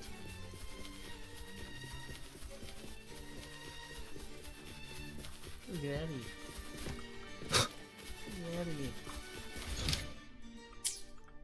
That's very nice. Guys, what I was saying before the incident is that I think the 1 of 3 is better than the 1 of 5. We see better polls in the 1 of 3 than the 1 of 5. I'm telling you. I'm just saying, man. I'm just saying, man. They're both ass. Shh. Guys, this guy is his first time getting rank 3. Congratulations, man. Do you get 1 of 5 or 1 of 3 for this? I think 1 of 3, right? Damn, bro. 87 to Rom still in the team. Oh, man, that's your warrior right there. That's crazy. Got the United 92 team of the year center back. You better be playing rivals, man, practicing. Rodri, that's a lot of coins. 91 is a lot right now. Let me get W spam in the YouTube chat. Oh my god, this guy got 2 91s as well. How much is that still? 91 is a ton, right? Bro, what? I think you just made a boatload of coins. On Friday, they were like a lot. 80K, bro. You just made 160K off 2 players. Oh my god, that's crazy. Damn. Why is Scalvini in every first slide? I don't understand. Bro, someone all about him to 1 million followers. I had 997, so I think he's gonna get removed, unfortunately. He's definitely Leave it to me. definitely. Alright, well, you kinda got cooked. Damn. Oh damn, that was kinda tough. None shall whisper. One with the sounds. You know what? This account, that's actually a dub because this account we desperately need coins, man. So I was gonna say we only get 1 of these, but it's tradable, and I was hoping for an 89. So that's actually we gotta try to get Louis Skelly. I want to do the Evo Ter statue, bro. I wanna get the Evo done, man. He's dropped so much as well. Yesterday he was like 100. No, he was like 200 something. He's like 110 right now. So we gotta try to get him. I don't know how we're gonna get him, bro. For the Arsenal fans, man. You know what I'm saying? So what do we even got here? This is Division 3. This is probably what you guys get every week. 83, 80, 20. What else they give us? A 35? Oh, that's not really that crazy. All right, this one, but this could have the main man that we're looking for. You got 200K from awards. That's not who we're looking for. Is that Todd? No, Anton. He's got Aerial Plus, man. Go for an Evo. You will get 287 Winter Wildcards from the season review. Well, that's not very nice. You sold them. Okay. Oh. Come on, baby.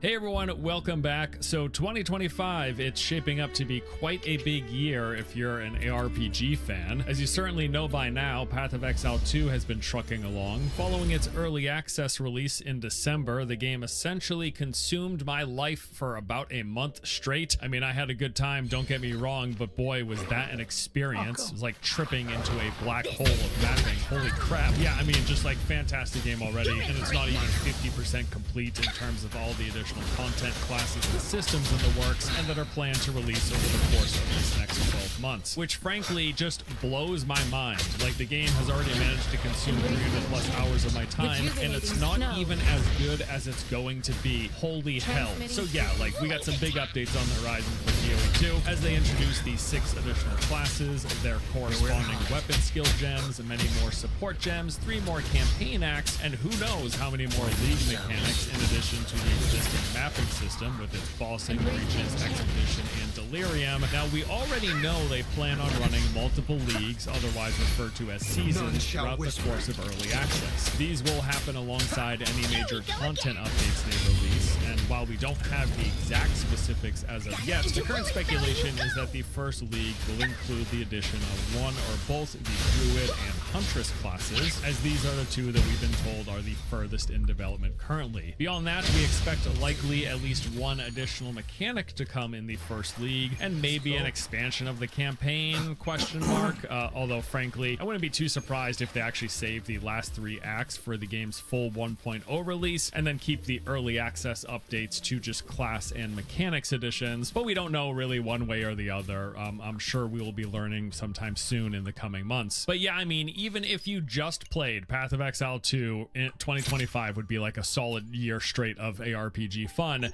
But wait, there's actually quite a bit more. So Last Epoch recently revealed their plans for Season 2, which comes with a bunch of new content aimed at addressing the greatest areas of feedback, those being expanding endgame, a better new player experience, and improved dungeons, performance, and balance. The TLDR of these changes include Monolith of Fate upgrades, this being the primary endgame system, similar to mapping and PoE. They'll be introducing a host of new Echo objectives, new enemies, and reworks to old objectives types to provide some more variety while going through the echoes. There's going to be the new Weaver faction, which will let you augment your Monolith timelines during endgame progression. This faction is separate from both the Circle of Fortune and Merchants Guild, and will be available to all players regardless of which one of those you chose. There will be dungeon improvements with many community requested features and an enhanced new player experience to make dungeons more accessible. They're also adding tombs and cemeteries as this all new side zone randomly encountered within Monolith Echoes. This is meant to bring just some additional variety and unique experiences while you're going through mapping. There's going to be an overhaul to the Sentinel class with a large number of changes to its passive trees and skills. There are champion enemies, which are a higher tier, more formidable class of rares, and this increased challenge will also come with greater rewards. There's going to be some endgame crafting additions with all new options for refining items, new endgame bosses as they're adding more variety to Last Epoch's current pinnacle fight of Aberoth, and then a bunch of smaller improvements, which include bug fixes, improved performance, UI improvements, quality of life features, changes to keys and other item storage, new uniques, improved sounds for a lot of skills, improvements to controller functionality with a new targeting system, and quite a bit more. Yeah, Season 2 is looking like quite a substantial update. Seems like Last Epoch might be worth a revisit this year. Currently scheduled to release 2 months from now at some point in April. And then apparently Diablo 4 has a new season. I completely missed this news, just went by. I was a little preoccupied around that window. But yes, there's a new Diablo 4 season of Witchcraft currently underway, having begun on January 21st. With this, there's a new story questline, some seasonal witch-themed powers like summoning fire bats and poison frogs. They just gave everyone witch doctor abilities, apparently. There's an armory system, which this actually seems pretty cool. It gives you the ability to save and quickly swap between multiple builds, and then the typical assortment of new seasonal cosmetics, emotes, and all of that stuff, enticing you to try to buy the premium edition of the season pass and skip some levels if you don't have enough time to grind. Oh joy. I mean, look, to be frank here, Diablo 4 seasons have just really not been enticing enough to get me to revisit the game. I think since the game's release, I've come back for 1, if not 2 seasons in total. Although I did quite enjoy playing the first expansion, Vessel of Hatred. I liked its new class, getting to see that entirely new zone, and the new content, in particular that co-op group Citadel. I thought that was a lot of fun, at least for the first couple of times. But for me, the whole thing only ended up lasting like a little over a weeks worth of playtime before I had my fill, which, you know, I was kind of hoping for a bit more out of, what was it, like a $50 paid expansion or somewhere in that ballpark. Now, beyond them continuing to get their quarterly seasonal updates, that's going to keep happening. We also expect an entirely new expansion this year, assuming that they deliver on what was their previously stated goal of releasing one expansion every year. Now, I'm not sure how likely this is to happen, as, you know, we're a couple months into the year and we still haven't heard anything yet. Presumably, if the war coming up this year, it's at some point between October and December, so I guess maybe they still have time to announce it. I don't know. I'm sure a lot of this is going to come down to the finances of just like how much money is Diablo 4 generating for Blizzard and Microsoft, and it's kind of hard to know from the outside. Like, certainly the hype has died down in terms of internet interest and viewership around this game, but that doesn't mean that people aren't still playing and spending money on all of the seasonal content and cosmetics and all that stuff. I mean, for all I know, the game could be earning loads of cash from the console audience alone, right? It's just hard to say. Like, all the time you see games that online are touted as completely dead, forget about it, it's in the grave, but they're still raking in cash for their publisher. I think, like, Elder Scrolls Online is a great example that comes to mind. That game is consistently a top earner for ZeniMax, but if you ask Reddit or Twitter or wherever online, they would say that game's been dead for years. But it's raking in millions and millions and millions and millions of dollars a year. So yeah, again, it's hard to say. We will see if Diablo 4 does in fact get its second expansion this fall. I'm not going to hold my breath, but whenever it comes out, I hope there's enough new interesting content that my revisit lasts more than just a week, as was the case with and then there's also Grim Dawn. The 2016 ARPG has its long-awaited and highly anticipated expansion actually planned for this year. Fangs of Asterkarn comes with a whole bunch of new content and features. There's the Ascendant game mode, a 10th mastery, a brand new chapter, option customization, affix transmutation, expansion of the Crucible, hundreds of new items, epic awakenings, and 2 brand new factions. Now, this update was actually originally revealed. There we go. Let's try this game now, XD. So it's been a hot minute. While it has taken a while, I know there are quite a few people looking forward to its release, which as of now is expected to finally happen sometime this year. Beyond all of that, like all of these games that we know are currently available and are getting big updates and or expansions in 2025, there's also a handful of brand new ARPGs scheduled to release this year, all of which I'm interested in at least checking out. So first up on that list is Dragonkin the Banished. This is being developed by Echo Software, who previously have made a few top-down action games, including How to Survive and Warhammer Chaosbane. Now, with this new game, they appear to finally be creating something that's going to be a bit more familiar to any Diablo or Path of Exile fans out there, of which I'm assuming, you know, those are the people watching a video about ARPGs in 2025.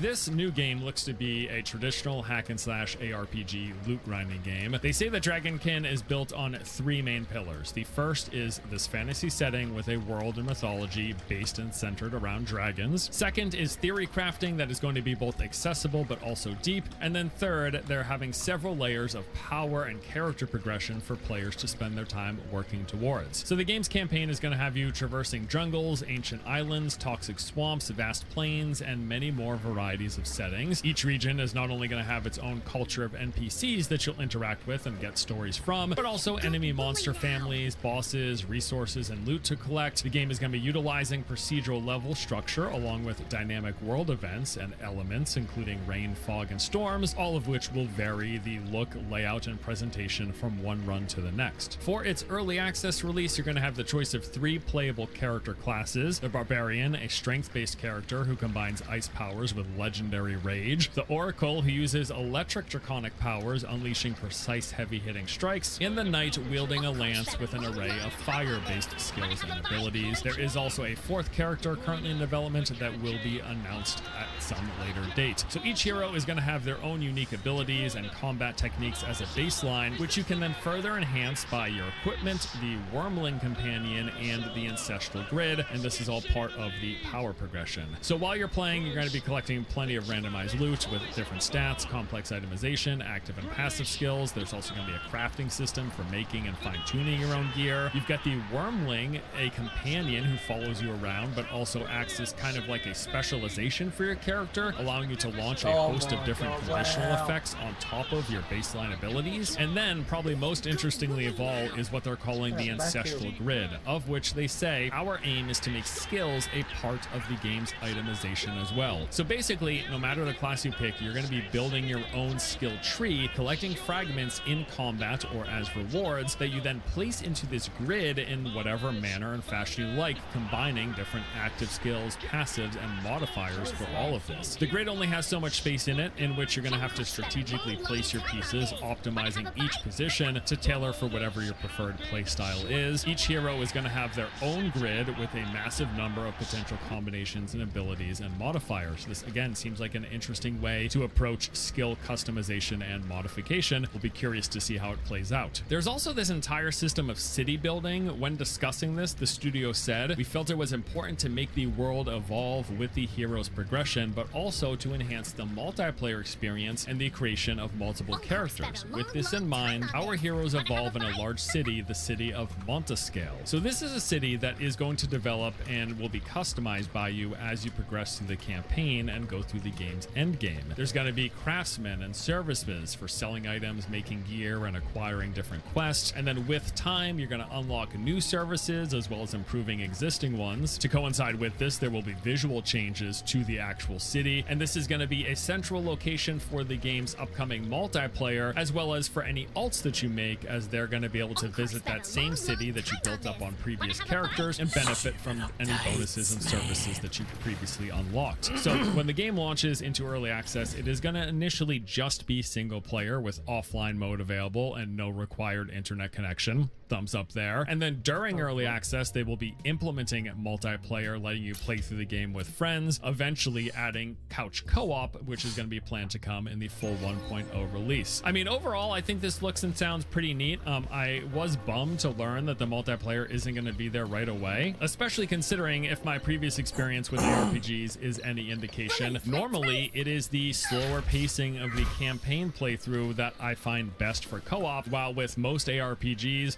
once we get to endgame, I tend to really mostly play alone, partially because with the increased speed and the massive amounts of screen clearing effects, most ARPGs, they feel better to play solo come endgame. Otherwise, like, there's way too much going on. I just like Diablo 4 and Path of Exile 2 as prime examples. I played with friends through the campaign. Everything was slower paced. There was less effects, less stuff going on. When we got to endgame, yeah, ma'am, Trisha, adding one other player, my eyes start bleeding. There's just too much happening on screen. Now, I don't know if that's going to be the case in this game, but point being, it would have been nice for multiplayer to be there for when we're experiencing the campaign, because I feel like that's when I'm most likely to be using it. But whatever, we'll see what happens. I digress. So Dragonkin is actually coming pretty soon, scheduled to release on March the 6th, coming first once more to early access via PC, and then they're going to have an Xbox and PS5 version planned for later on, presumably for the full 1.0 release. Another new ARPG launching this year is Titan Quest 2. This one, a long time coming. The original game released back in 2006, and while it never really broke into the mainstream, it did absolutely find a small but passionate following. Last time I checked, lifetime sales of the original Titan Quest broke just over 1 million,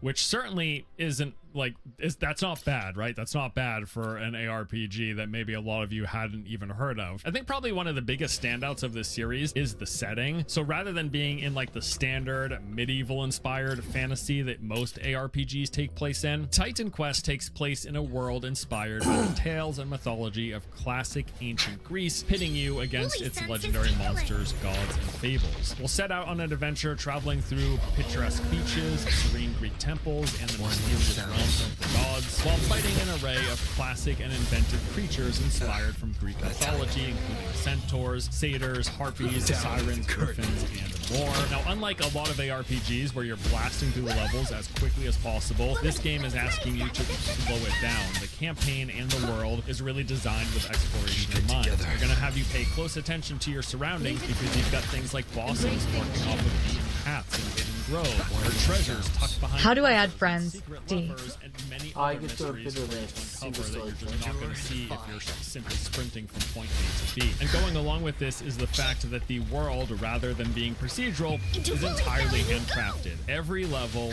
enemy encounter, boss arena, and treasure is placed by the developers. They're also leaning heavily into the use of vertical space, as you will be traversing up the sides of mountains, down into dark dungeons, and along the edges of ruins and other points of interest. This actually reminds me quite a lot of No Rest for the Wicked, which I quite enjoyed how they made use of verticality in that game. Hopefully they do it to a similar extent in Titan Quest 2. As for combat, beyond your basic attacks and whatever skills you have, they've got the additional defensive layers with dodging, parries, and counterattacks, and they're also promising deep customization and plenty of systems that ensure a lot of replayability. You'll get to form your own class by combining two masteries together, building around the strengths and weaknesses of each, and exploring different potential combinations of skill modifiers, attributes, and items to create your very own hybrid. And then while in combat, they say that enemies are going to be forming into factions, grouping and working together, combining their different skills and abilities in ways that keep you on your toes throughout each playthrough. And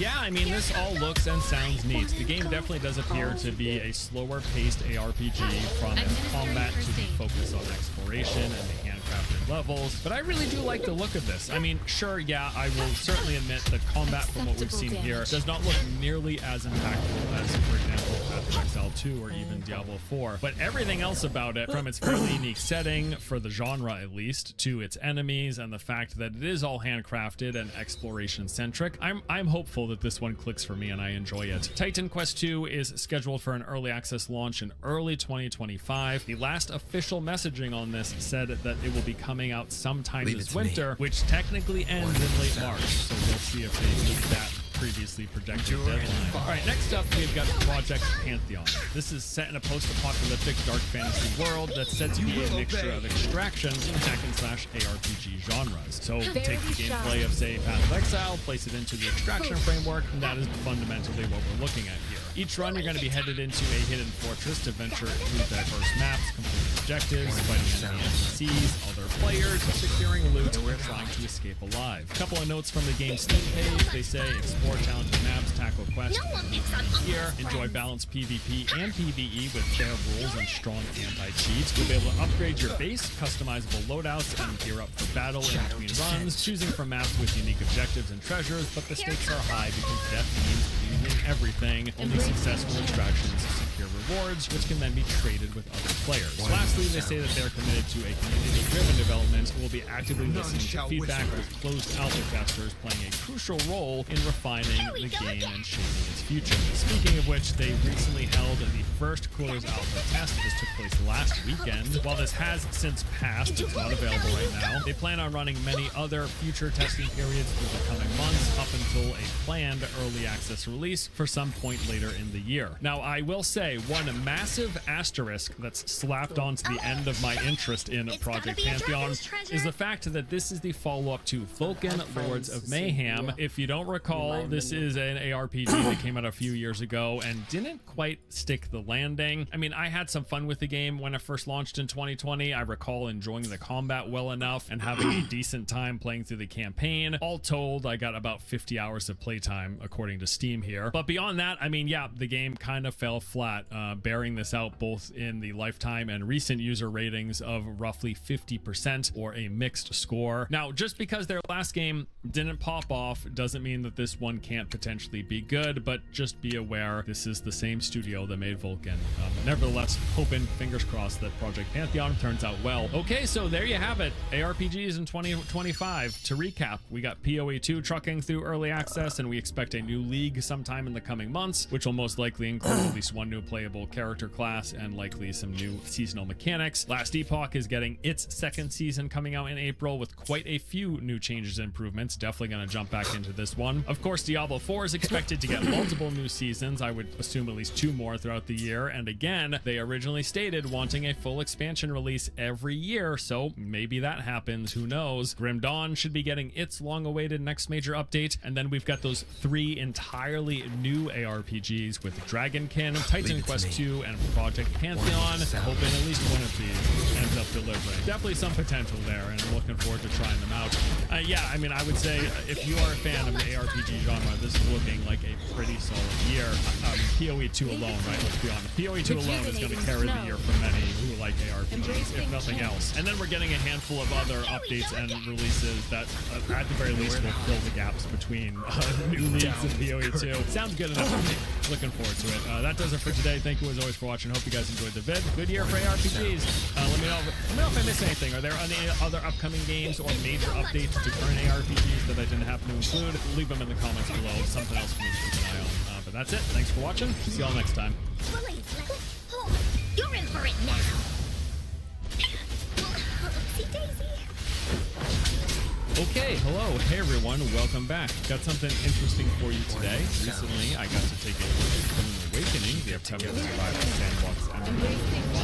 I've been following this for a while as an enjoyer of both survival games and MMOs. I've been interested in seeing how this combo of the two genres turns out. Now, what we'll be looking at here today consists of roughly the first 4 to 5 hours of gameplay, which in either genre is admittedly not much, but hey, it's something. Running through the tutorial, doing some questing, gathering, crafting, and building, and my favorite stuff, checking out some of the open world content, including clearing enemy camps, running dungeons, and exploring a few different points of interest. So what I'm going to do in this video is simply take you through this early chunk of the game, actually letting you see what the opening hours are like, things that you'll be doing, along with giving some of my initial thoughts. Now, right at the top, I will say, while I do like a lot of the structure and activities that are on display here, like the base foundation of this survival game, at the same time, I definitely have some early concerns, primarily around the combat, the overall clunkiness, the game's pacing, and top of it all is probably performance. Frankly, some of this is still a bit rough looking, a bit more than I would hope so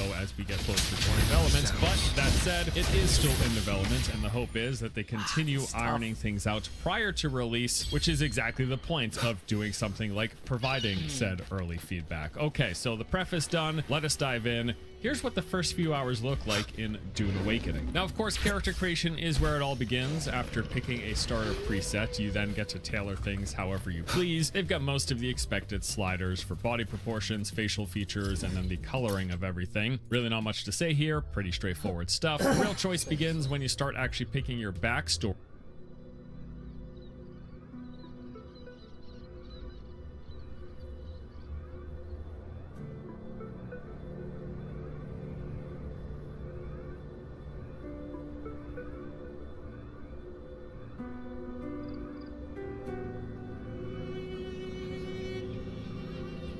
These are 7 of the worst trades in AFL history. The 2003 Veal deal stands out as one of the most infamous trades in AFL history, where nobody involved seemed to benefit.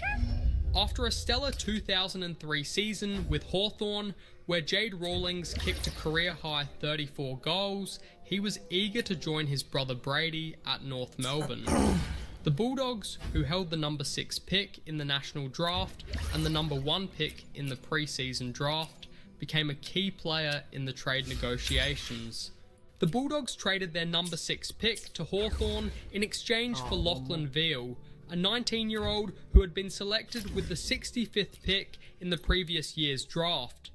The trade was, in reality, a strategic manipulation by Hawthorn designed to force North Melbourne out of the negotiations and ensure Rawlings ended up at the Bulldogs through the pre-season draft. Veal, unfortunately, became nothing more than a bargaining chip in this deal, and his short-lived AFL career reflected that. He was delisted by the Bulldogs without playing a single game in 2004. In 1994, Fremantle made a disastrous trade in its attempt to build a team ahead of their AFL debut. I will be there for Coached by former Claremont coach Gerard Neesham, the Dockers were eager to sign familiar faces and struck a deal with Essendon. Fremantle Lord Todd Ridley, Tony Delaney, and Dale Kickett from Essendon to the club, all of whom had previously played for Claremont under Neesham. In return, Essendon received Fremantle's number 4 pick in the 1994 National Draft, as well as a valuable concession selection. Essendon capitalised on the deal using the number 4 pick to draft Scott Lucas, and then orchestrating an agreement that allowed them to select Matthew Lloyd with the concession pick.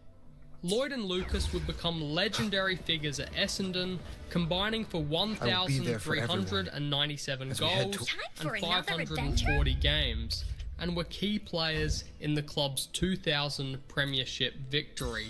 In stark contrast, Ridley, Delaney and Kickett had minimal impact at Fremantle, with Ridley playing just 21 games, Delaney 28 and Kickett 135.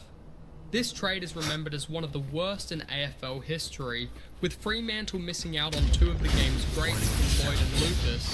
The 2020 trade period saw Adam Treloar become an unwilling casualty in Collingwood's mass selling. After being knocked out of the finals, rumours swirled about Treloar wanting to move to Queensland, where his partner Kim Ravelian had signed with the Queensland Firebirds. However, the truth was that Treloar had no desire to leave, and it was Collingwood that was pushing for the trade. Collingwood was in a dire salary cap situation and needed to offload Treloar's massive 5-year, $900,000 per season contract. The trade saga dragged on until the very last moment of the trade period, with Treloar ultimately being sent to the Western Bulldogs.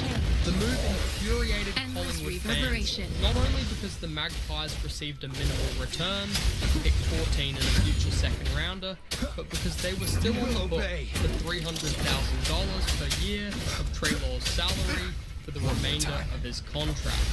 This was a bitter pill to swallow for fans who had seen Treloar lead the league in average disposals just a year prior. The Bulldogs, meanwhile, added him to their already star-studded midfield, along with draft picks 26, 33 and 42. Another huge blunder for Fremantle in the summer of 1994 involved trading away the rights to future AFL legend Andrew McLeod. As the club prepared to enter the AFL, Fremantle had the opportunity to recruit McLeod, a rising star who had shone in the SANFL Grand Final. However, the Dockers, under coach Gerard Neesham, didn't value McLeod highly, and instead traded his rights to the Adelaide Crows in exchange for Chris Groom, a young forward. This decision would come back to haunt Fremantle, as Groom played just 7 games for the Dockers before persistent knee injuries ended his career. Meanwhile, McLeod went on to become one of the greatest players in AFL history. Moving to a halfback role, McLeod played 340 games for the Crows, won 2 Norm Smith medals, 2 premierships, 5 All-Australian selections, and was inducted into the Australian Football Hall of Fame. McLeod later revealed that he felt insulted and belittled by Neesham, who was central to Fremantle's decision to trade him. This trade remains one of the most infamous mistakes in Fremantle's history, as they let go of a player who would become an all-time great. In 2007, Richmond made a decision that would haunt them in the long term, trading away the rights to a future star in Callan Ward. Desperate for improvement, the Tigers sought to bring Western Bulldogs halfback Jordan McMahon to their club. McMahon, originally picked 10th overall by the Bulldogs in the 2000 draft, was traded to Richmond for pick 19th in the 2007 draft. That pick became Callan Ward, who would go on to be one of the most durable and rugged midfielders in the AFL. Ward quickly developed into a consistent performer, increasing his disposal average each season for the first 5 years of his career. Unfortunately for the Bulldogs, they couldn't fully reap the rewards either, as Ward was later poached by the GWS Giants to become one of their inaugural captains in 2011. Ward went on to average at least 20 disposals per game from 2011 to 2018 and became a cornerstone of GWS's midfield. Meanwhile, McMahon played just 34 games for Richmond across 2 seasons, with his most notable moment being a game-winning goal in the controversial 2009 match against Melbourne, widely regarded as a tanking game. In 2010, frustrated with a lack of consistent opportunities, Carlton winger Sean Grigg sought a fresh start and requested a trade to Richmond.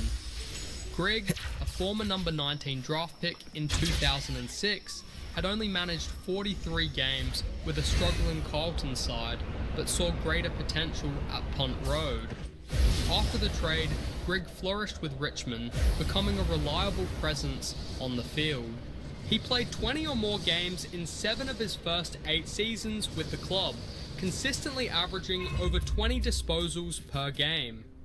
Grigg's versatility came to the forefront during Richmond's drought-breaking 2017 Premiership season, where he averaged 23.1 disposals and even contributed in the ruck when needed. On the other side of the trade, Carlton received young midfielder Andrew Collins, who unfortunately failed to make a significant impact. Collins managed just 11 games for the Blues before being delisted in 2013, while Grigg went on to become a key figure in Richmond's Premiership success. This trade ultimately proved to be a win for Richmond, as Grigg became the cornerstone of their resurgence, while Carlton missed out on developing a long-term asset in return. In 2016, Geelong continued its strong off-season track record by securing a key player in Zach Toohey, further bolstering their lineup. After a 10th place finish in 2015, the Cats had already rebounded by adding superstar Patrick Dangerfield. A year later, they made another smart move by acquiring Toohey from Carlton in what turned out to be a bargain deal. Toohey, an Irish recruit who had become one of the AFL's great international success stories, played 120 games for Carlton after being picked 73rd in the 2010 rookie draft. In exchange for Toohey and a 2017 second-round pick, Geelong gave Carlton youngster Billy Smets a 2017 first-round pick and pick 63 in the 2016 draft. While it was hoped that Smets would find his footing at Carlton after managing just 38 games in 6 seasons with Geelong, he struggled to make an impact, managing only 9 games for the Blues before being delisted at the end of the season. Meanwhile, Toohey became the kingpin of Geelong's backline, adding consistency and experience to the team's defensive unit. This trade proved to be a win for the Cats, as Toohey has gone on to play a key role in their sustained success, while Carlton did not see the same return from Smets. Which of these bad AFL trades do you think was the worst? Let me know in the comments. Woolie's attack! Into Woolie's belly you go! Bro, it's like noon. What do you mean go to bed? Go to bed at noon. Yo, Turn, how's it going, man? What's up, bro? Alright, skip. Finders keepers! Let's go. Zola. Is that an Evo? It's my first game on, too. Hopefully we could, not have those, bad warm-up game. Didn't even get a warm-up game. Shiny! Never good. It's gotta be a dragon's treasure. I got lucky there. Wow.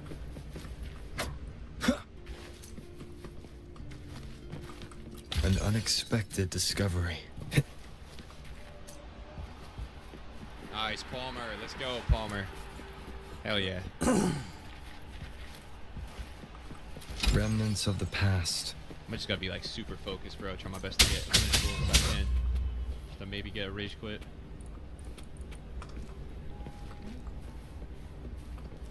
I don't know yet if this guy's good or bad or not. I have no idea.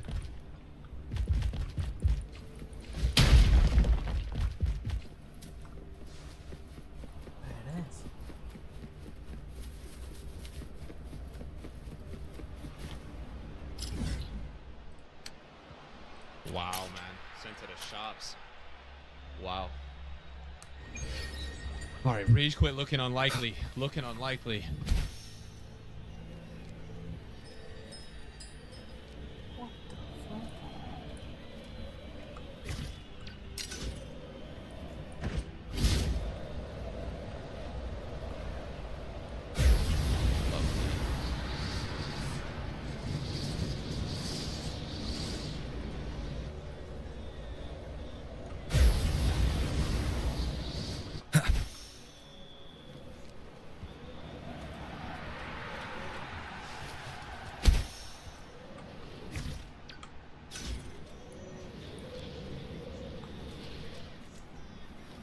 Oh shit, bro. I can't defend right now, man. Damn. This guy's got so many runners, whatever formation he's using. It's 4-2-1-3. Oh, I sold bad. What? Wait, no, Wirtz, man. You pass it to him. No way. LeBron, what's up, bro? How's it going, dude? What up, brother? How are we doing today, man? How we doing, dude?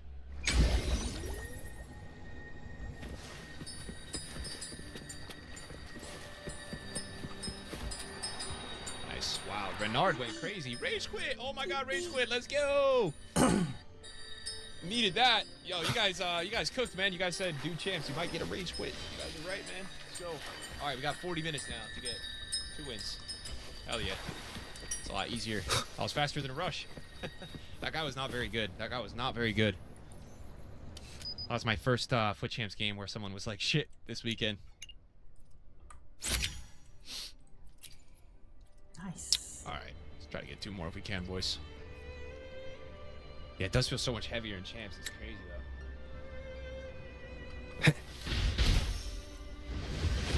Leave it to me. One with the sounds.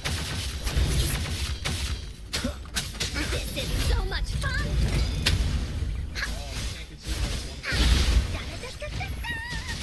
What?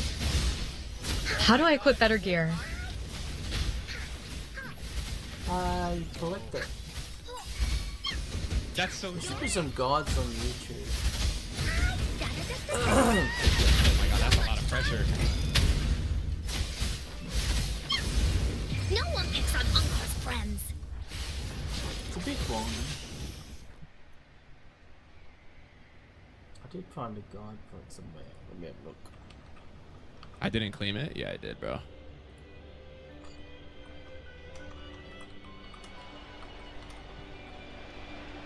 Let's go! Doesn't read chat, GG. No, I do read chat. Just most of you guys say fucking dumb shit. Obviously, I claimed it. If you are brand new to Wuthering... Here we go. Palmer. I have a better sword, but don't know how to equip it Goku, XD. how is that first touch plus, bro? That touch was terrible! Press C. Brand new to the waves, watch this. C. C. Florian, man. Let's go, Florian.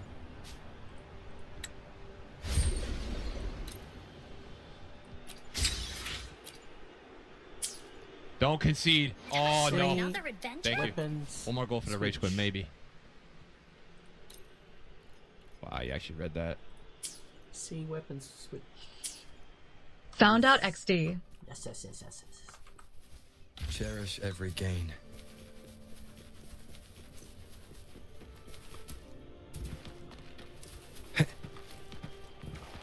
Remnants of the past.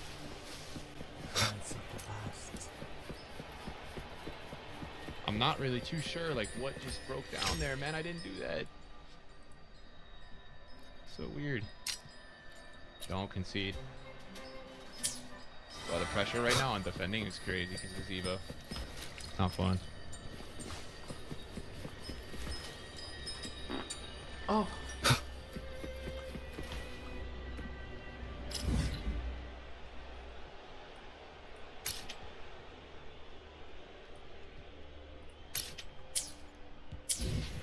No. He actually offside? That's crazy. I literally R1, like, I R1 there, like, crazy to get him to check.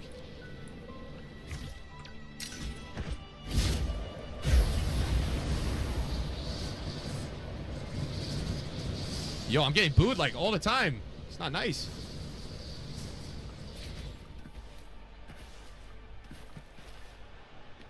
Oh.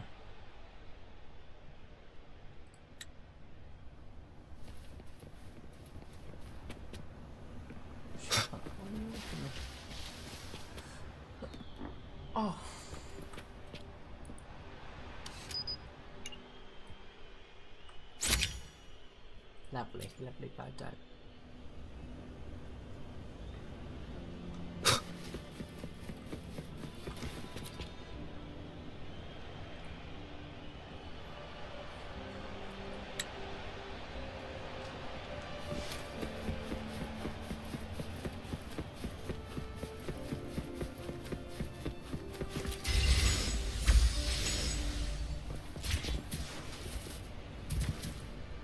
Leave it to me. Oh my god, that pass. Come on, dude. Bad timing. So bad, bro.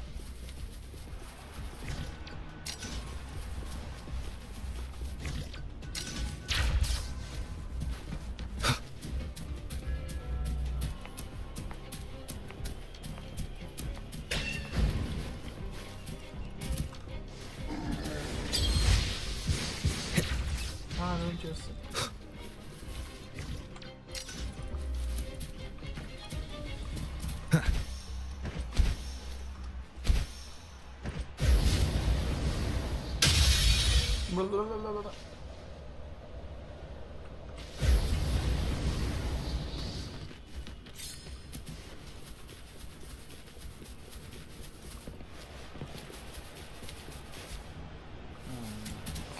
Wow. failed it.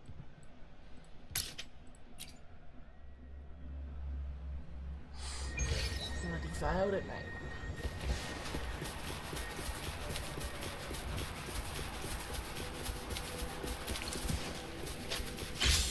Leave it to me.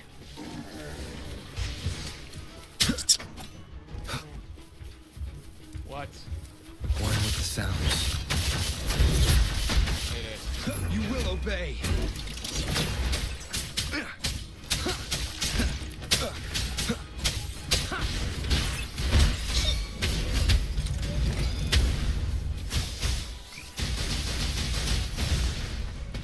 Why did I just do that? Why did I just do that? Never do that shit. Why did I do that, bro? Endure and defy.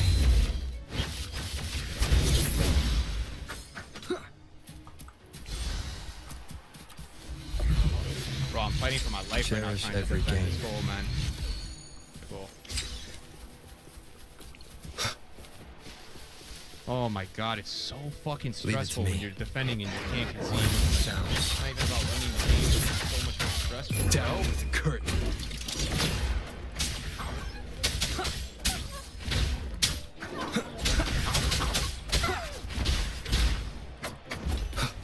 Let's go. Oh, let's go. Come on. Oh. No, no, no, no. Frimpong.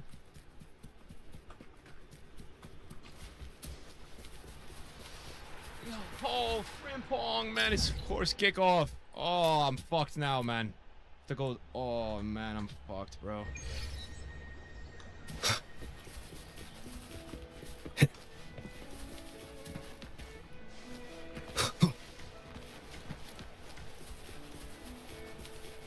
Leave it to me.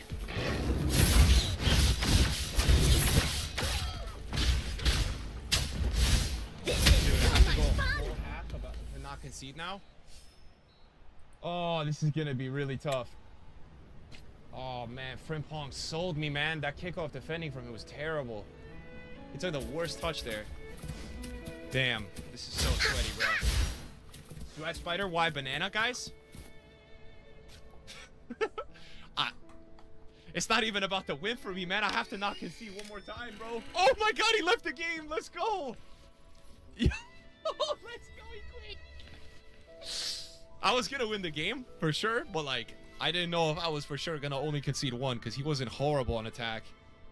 Oh my god, let's go. Damn, I'm icing up like crazy right now for this Evo. And now I only need damn, now I have 35 more minutes, bro. That's so nice. Damn, let's go. You need to coach Wei. He went from 8-1 to 8-4. His defending was really bad. Really, it is really hard to defend though post patch, bro. To be fair to him, man. To who? To the photo.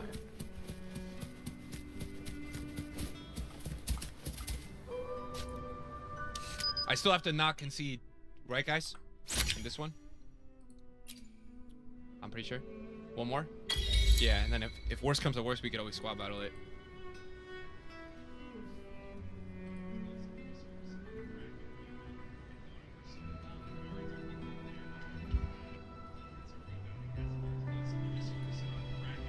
I want to try the players I bought though. We're gonna have to do rivals.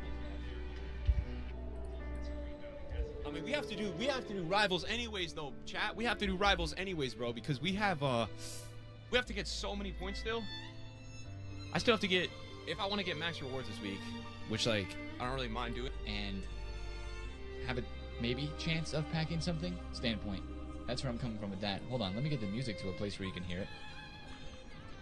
There we go. Eddie, what's good, bro? Greetings from Romania. Dage, what's good, man? All right, chat, let's get this done really quick. Just to start off the stream, one game of Rush, because I'm literally here 6,300 points away from an 81 times 10 and from an 84 times 5. I gotta get it done, man. I'm this close. I can't just let it slide. All right. So let's just get a quick game in, man. Let's do it. Let's get it. Okay. I'll just see who do I see here on my friends list. Eddie said he's in. Eddie, invite. Cincy, do I have you? Do I have you? Do your Evo at the same time. I could do an Evo, but I gotta go for points. Points are gonna be the most important thing, bro. Kyunde's playing, frick, okay. In the menus. Mercury? Oh, he's playing Rush. He's playing Rush already. Leave it to me. Rush already. Herb? Invite to Herb. Endure and defy. Snatch. Let's see who else we got. We already got 4. You're in for it now. Join in. What's up, Joe Benny? Yo, Metal, thank you, man. Well, team leads still up. You will obey. Want to pick a Rio for the team? Don't you let count. Which Warning with the sounds. Which Rio?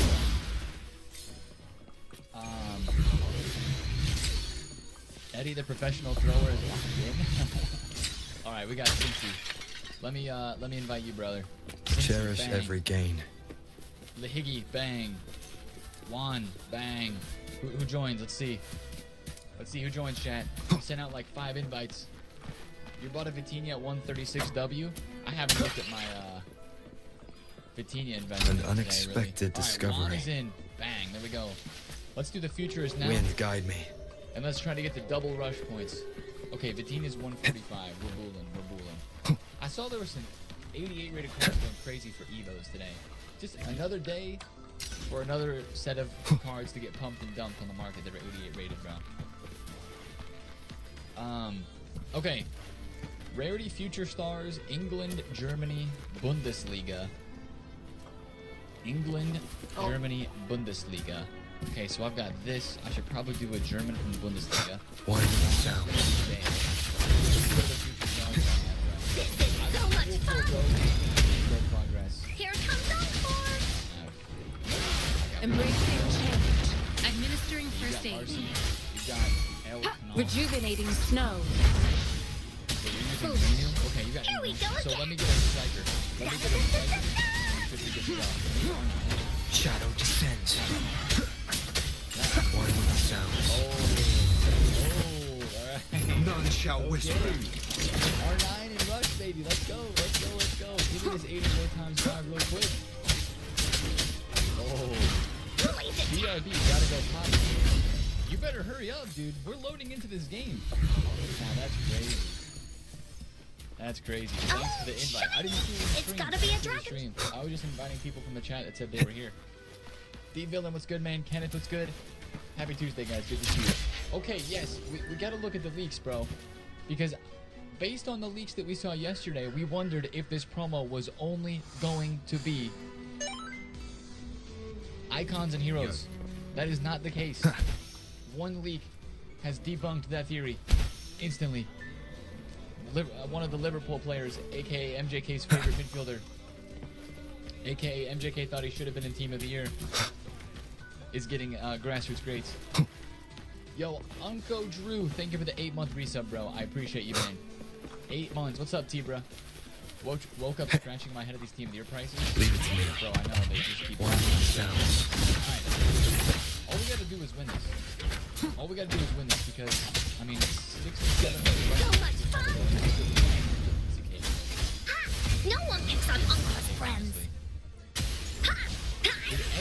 try a bicycle kick with a center back outside of the box? Who did I invite to this rush game, man? Oh my gosh. Did you start your shooter Evo? Yes, I did. Chat, make sure you start the sharpshooter evolution before content. There are 30 minutes left for you to redeem your player in that Evo. That Evo gives finesse plus. It's a must do. Just like the one that we shouted earlier last week, for Tiki Taka Plus to start your engine one, make sure you start that one too. Because I almost forgot. I was logged on this morning. I was like, oh dip. I gotta put my card into that. Oh, he was reading. He read it. He read it. This guy with Axel Witzel read it. Let's go though. Nice, chat. Nice. It gives finesse plus. Yeah, it's a good one. Yo, Voldy, what's good, bro? The F is at MJK. MJK is from the Twitch chat. He's from the Twitch chat, Steven. Leave it to me. What's up, Dylan? One with the sounds. Wait, hold on, Metal. What's up, bro? Yo, Metal, I appreciate the that's tough stuff, bro. Embracing change. But I'm glad to see that this seems to be a good escape from Administering first much love, bro. One with the sounds. Alright, come on. Get up. There we go. None shall whisper. Nope. This is so much fun! We gotta score a second and third. We'll leave that away! R9, can he do it? Can we just absolutely cook? Hey, I did a skill move and okay, didn't really give it to me, but whatever. Oh, and that's offside. Nah, man. Nah, man.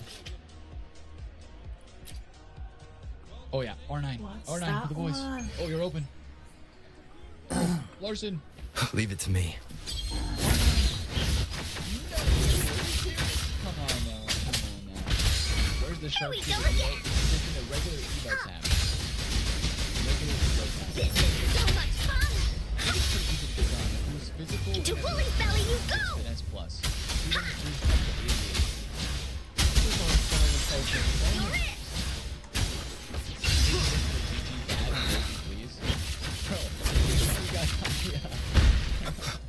On the second channel video last night, like the down with the curtain. OTG is one of the top upvoted comments is GG bad.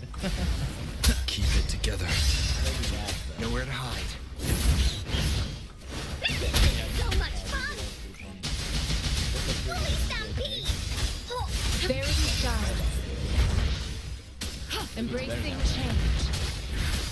Woolly attack! No one picks on Uncle's friends. Here comes Encore! Yeah, it looks like the same track. It looks like it is going to be regular old players in the Grassroots Greats promo too. I'm not sure. How does wow, I'm cherry picking for sure. How does it like McAllister cold finish? What is a grassroots Cherish great? every game. Like, how does McAllister fit into a grassroots great promo? That's a little confusing to me. All the other names, I guess, even for the heroes and icons, I'm trying to find the trend. It made sense with Beckenbauer, Maradona, and like Doumbia and those heroes, but like, what's the trend? Who has the GG leaks? I looked at Sheriff, ASY, and Agent. Sheriff posted one 20 minutes ago. That's the only one that's quote-unquote new today. That's the only new one. What about Road to the Final? Great question. Road to the Final does not include today's games though, so I think that's why it's not out yet. Like if you go look at the upgrade path for Solo Slide, Danny Olmo and stuff, these games, like the play-in knockout phase, whatever it's called, they do not count for any upgrades. So it's just the round of 16. Oh, what a pass. Oh no. Ooh, that almost went in. What's up, Match? Hassan, what's good, bro? He's great for the bench. Maybe Tell will be there. I think Matisse Tell is a lost cause. I think that leak was cap or somebody was misled. Eddie, good try. Bring the keep, bring the keep. Oh, wait, I'm the keeper. We're down 3-2. Chat, we have to win this game. It's a must-win game. This is for my rush points. This is for my 84 times 5. You invested in 40 informs. Hey, I'm hoping right there with you that an 83-14 comes out today. Not because of just making coins on informs, but packs. We love packs like that. To your point, this is a testament to my connection with the world around me. Yeah, I don't know. And it's very much my companion now. Was Grassroots Great bearing was a promo witness to everything I've experienced on this journey. Honoring like players who came up through the academy. No way! Alright, hold on. I gotta focus up here. We got plenty of time to talk about grassroots greats and green grass and whatever. Come on.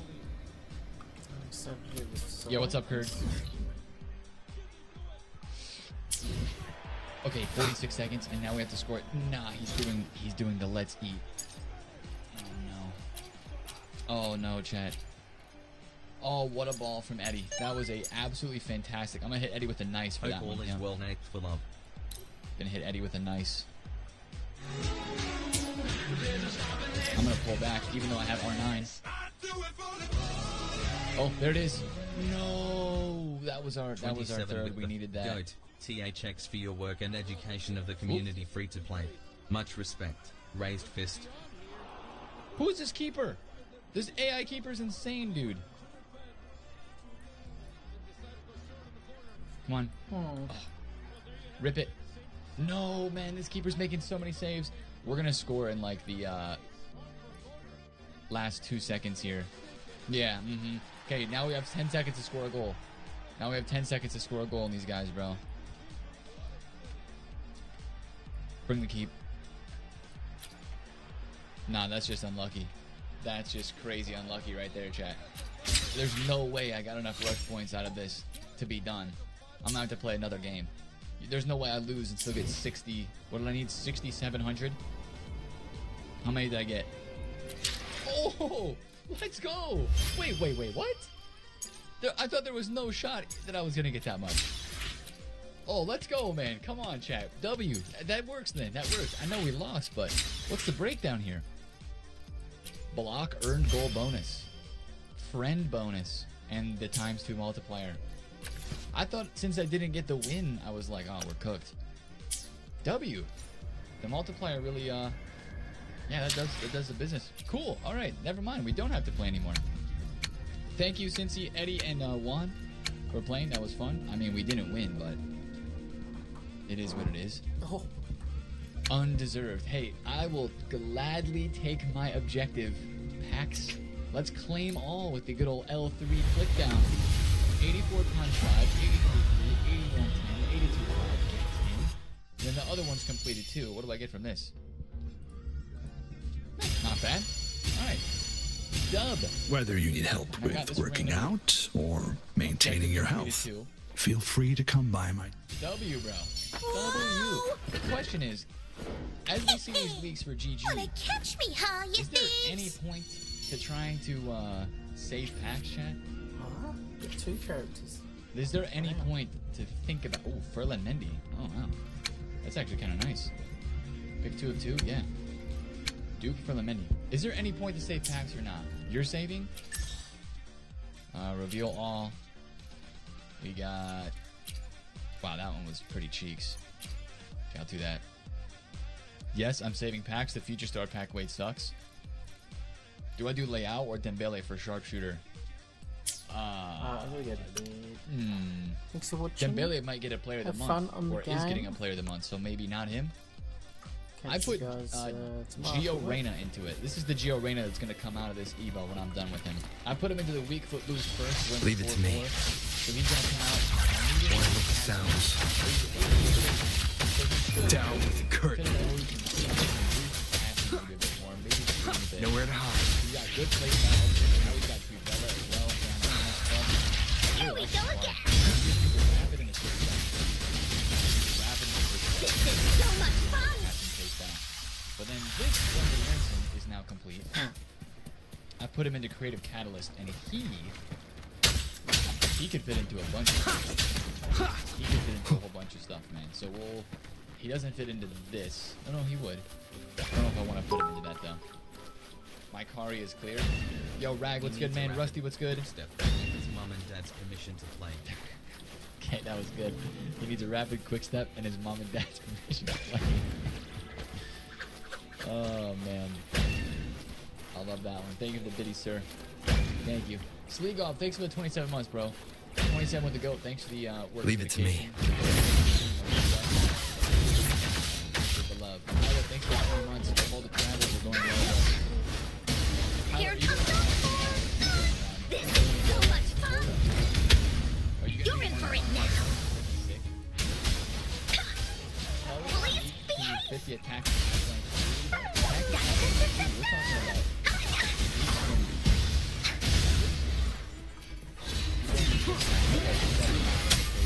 Keep it together. RD. None shall whisper. One with the sounds. Rejuvenating snow. Embracing change. Ha! Foolish. It's all a joke. Both are never funny. I see what you mean. Yo, Sam Cooper, what's up, man? Blaze attack! You're in!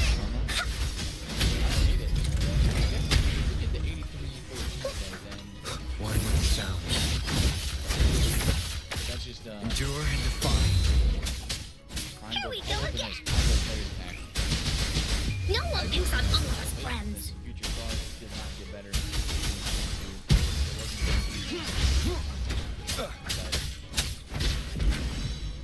Yo, Jury, what's good, bro? Eddie, it has to be 5 days of stream, so no taking off when Nate's on vacation. Nate wants everything spoon-fed. What? What are you yapping about? Gotcha, thanks for the 8 months of Prime. Thank you for the 8 months of Prime.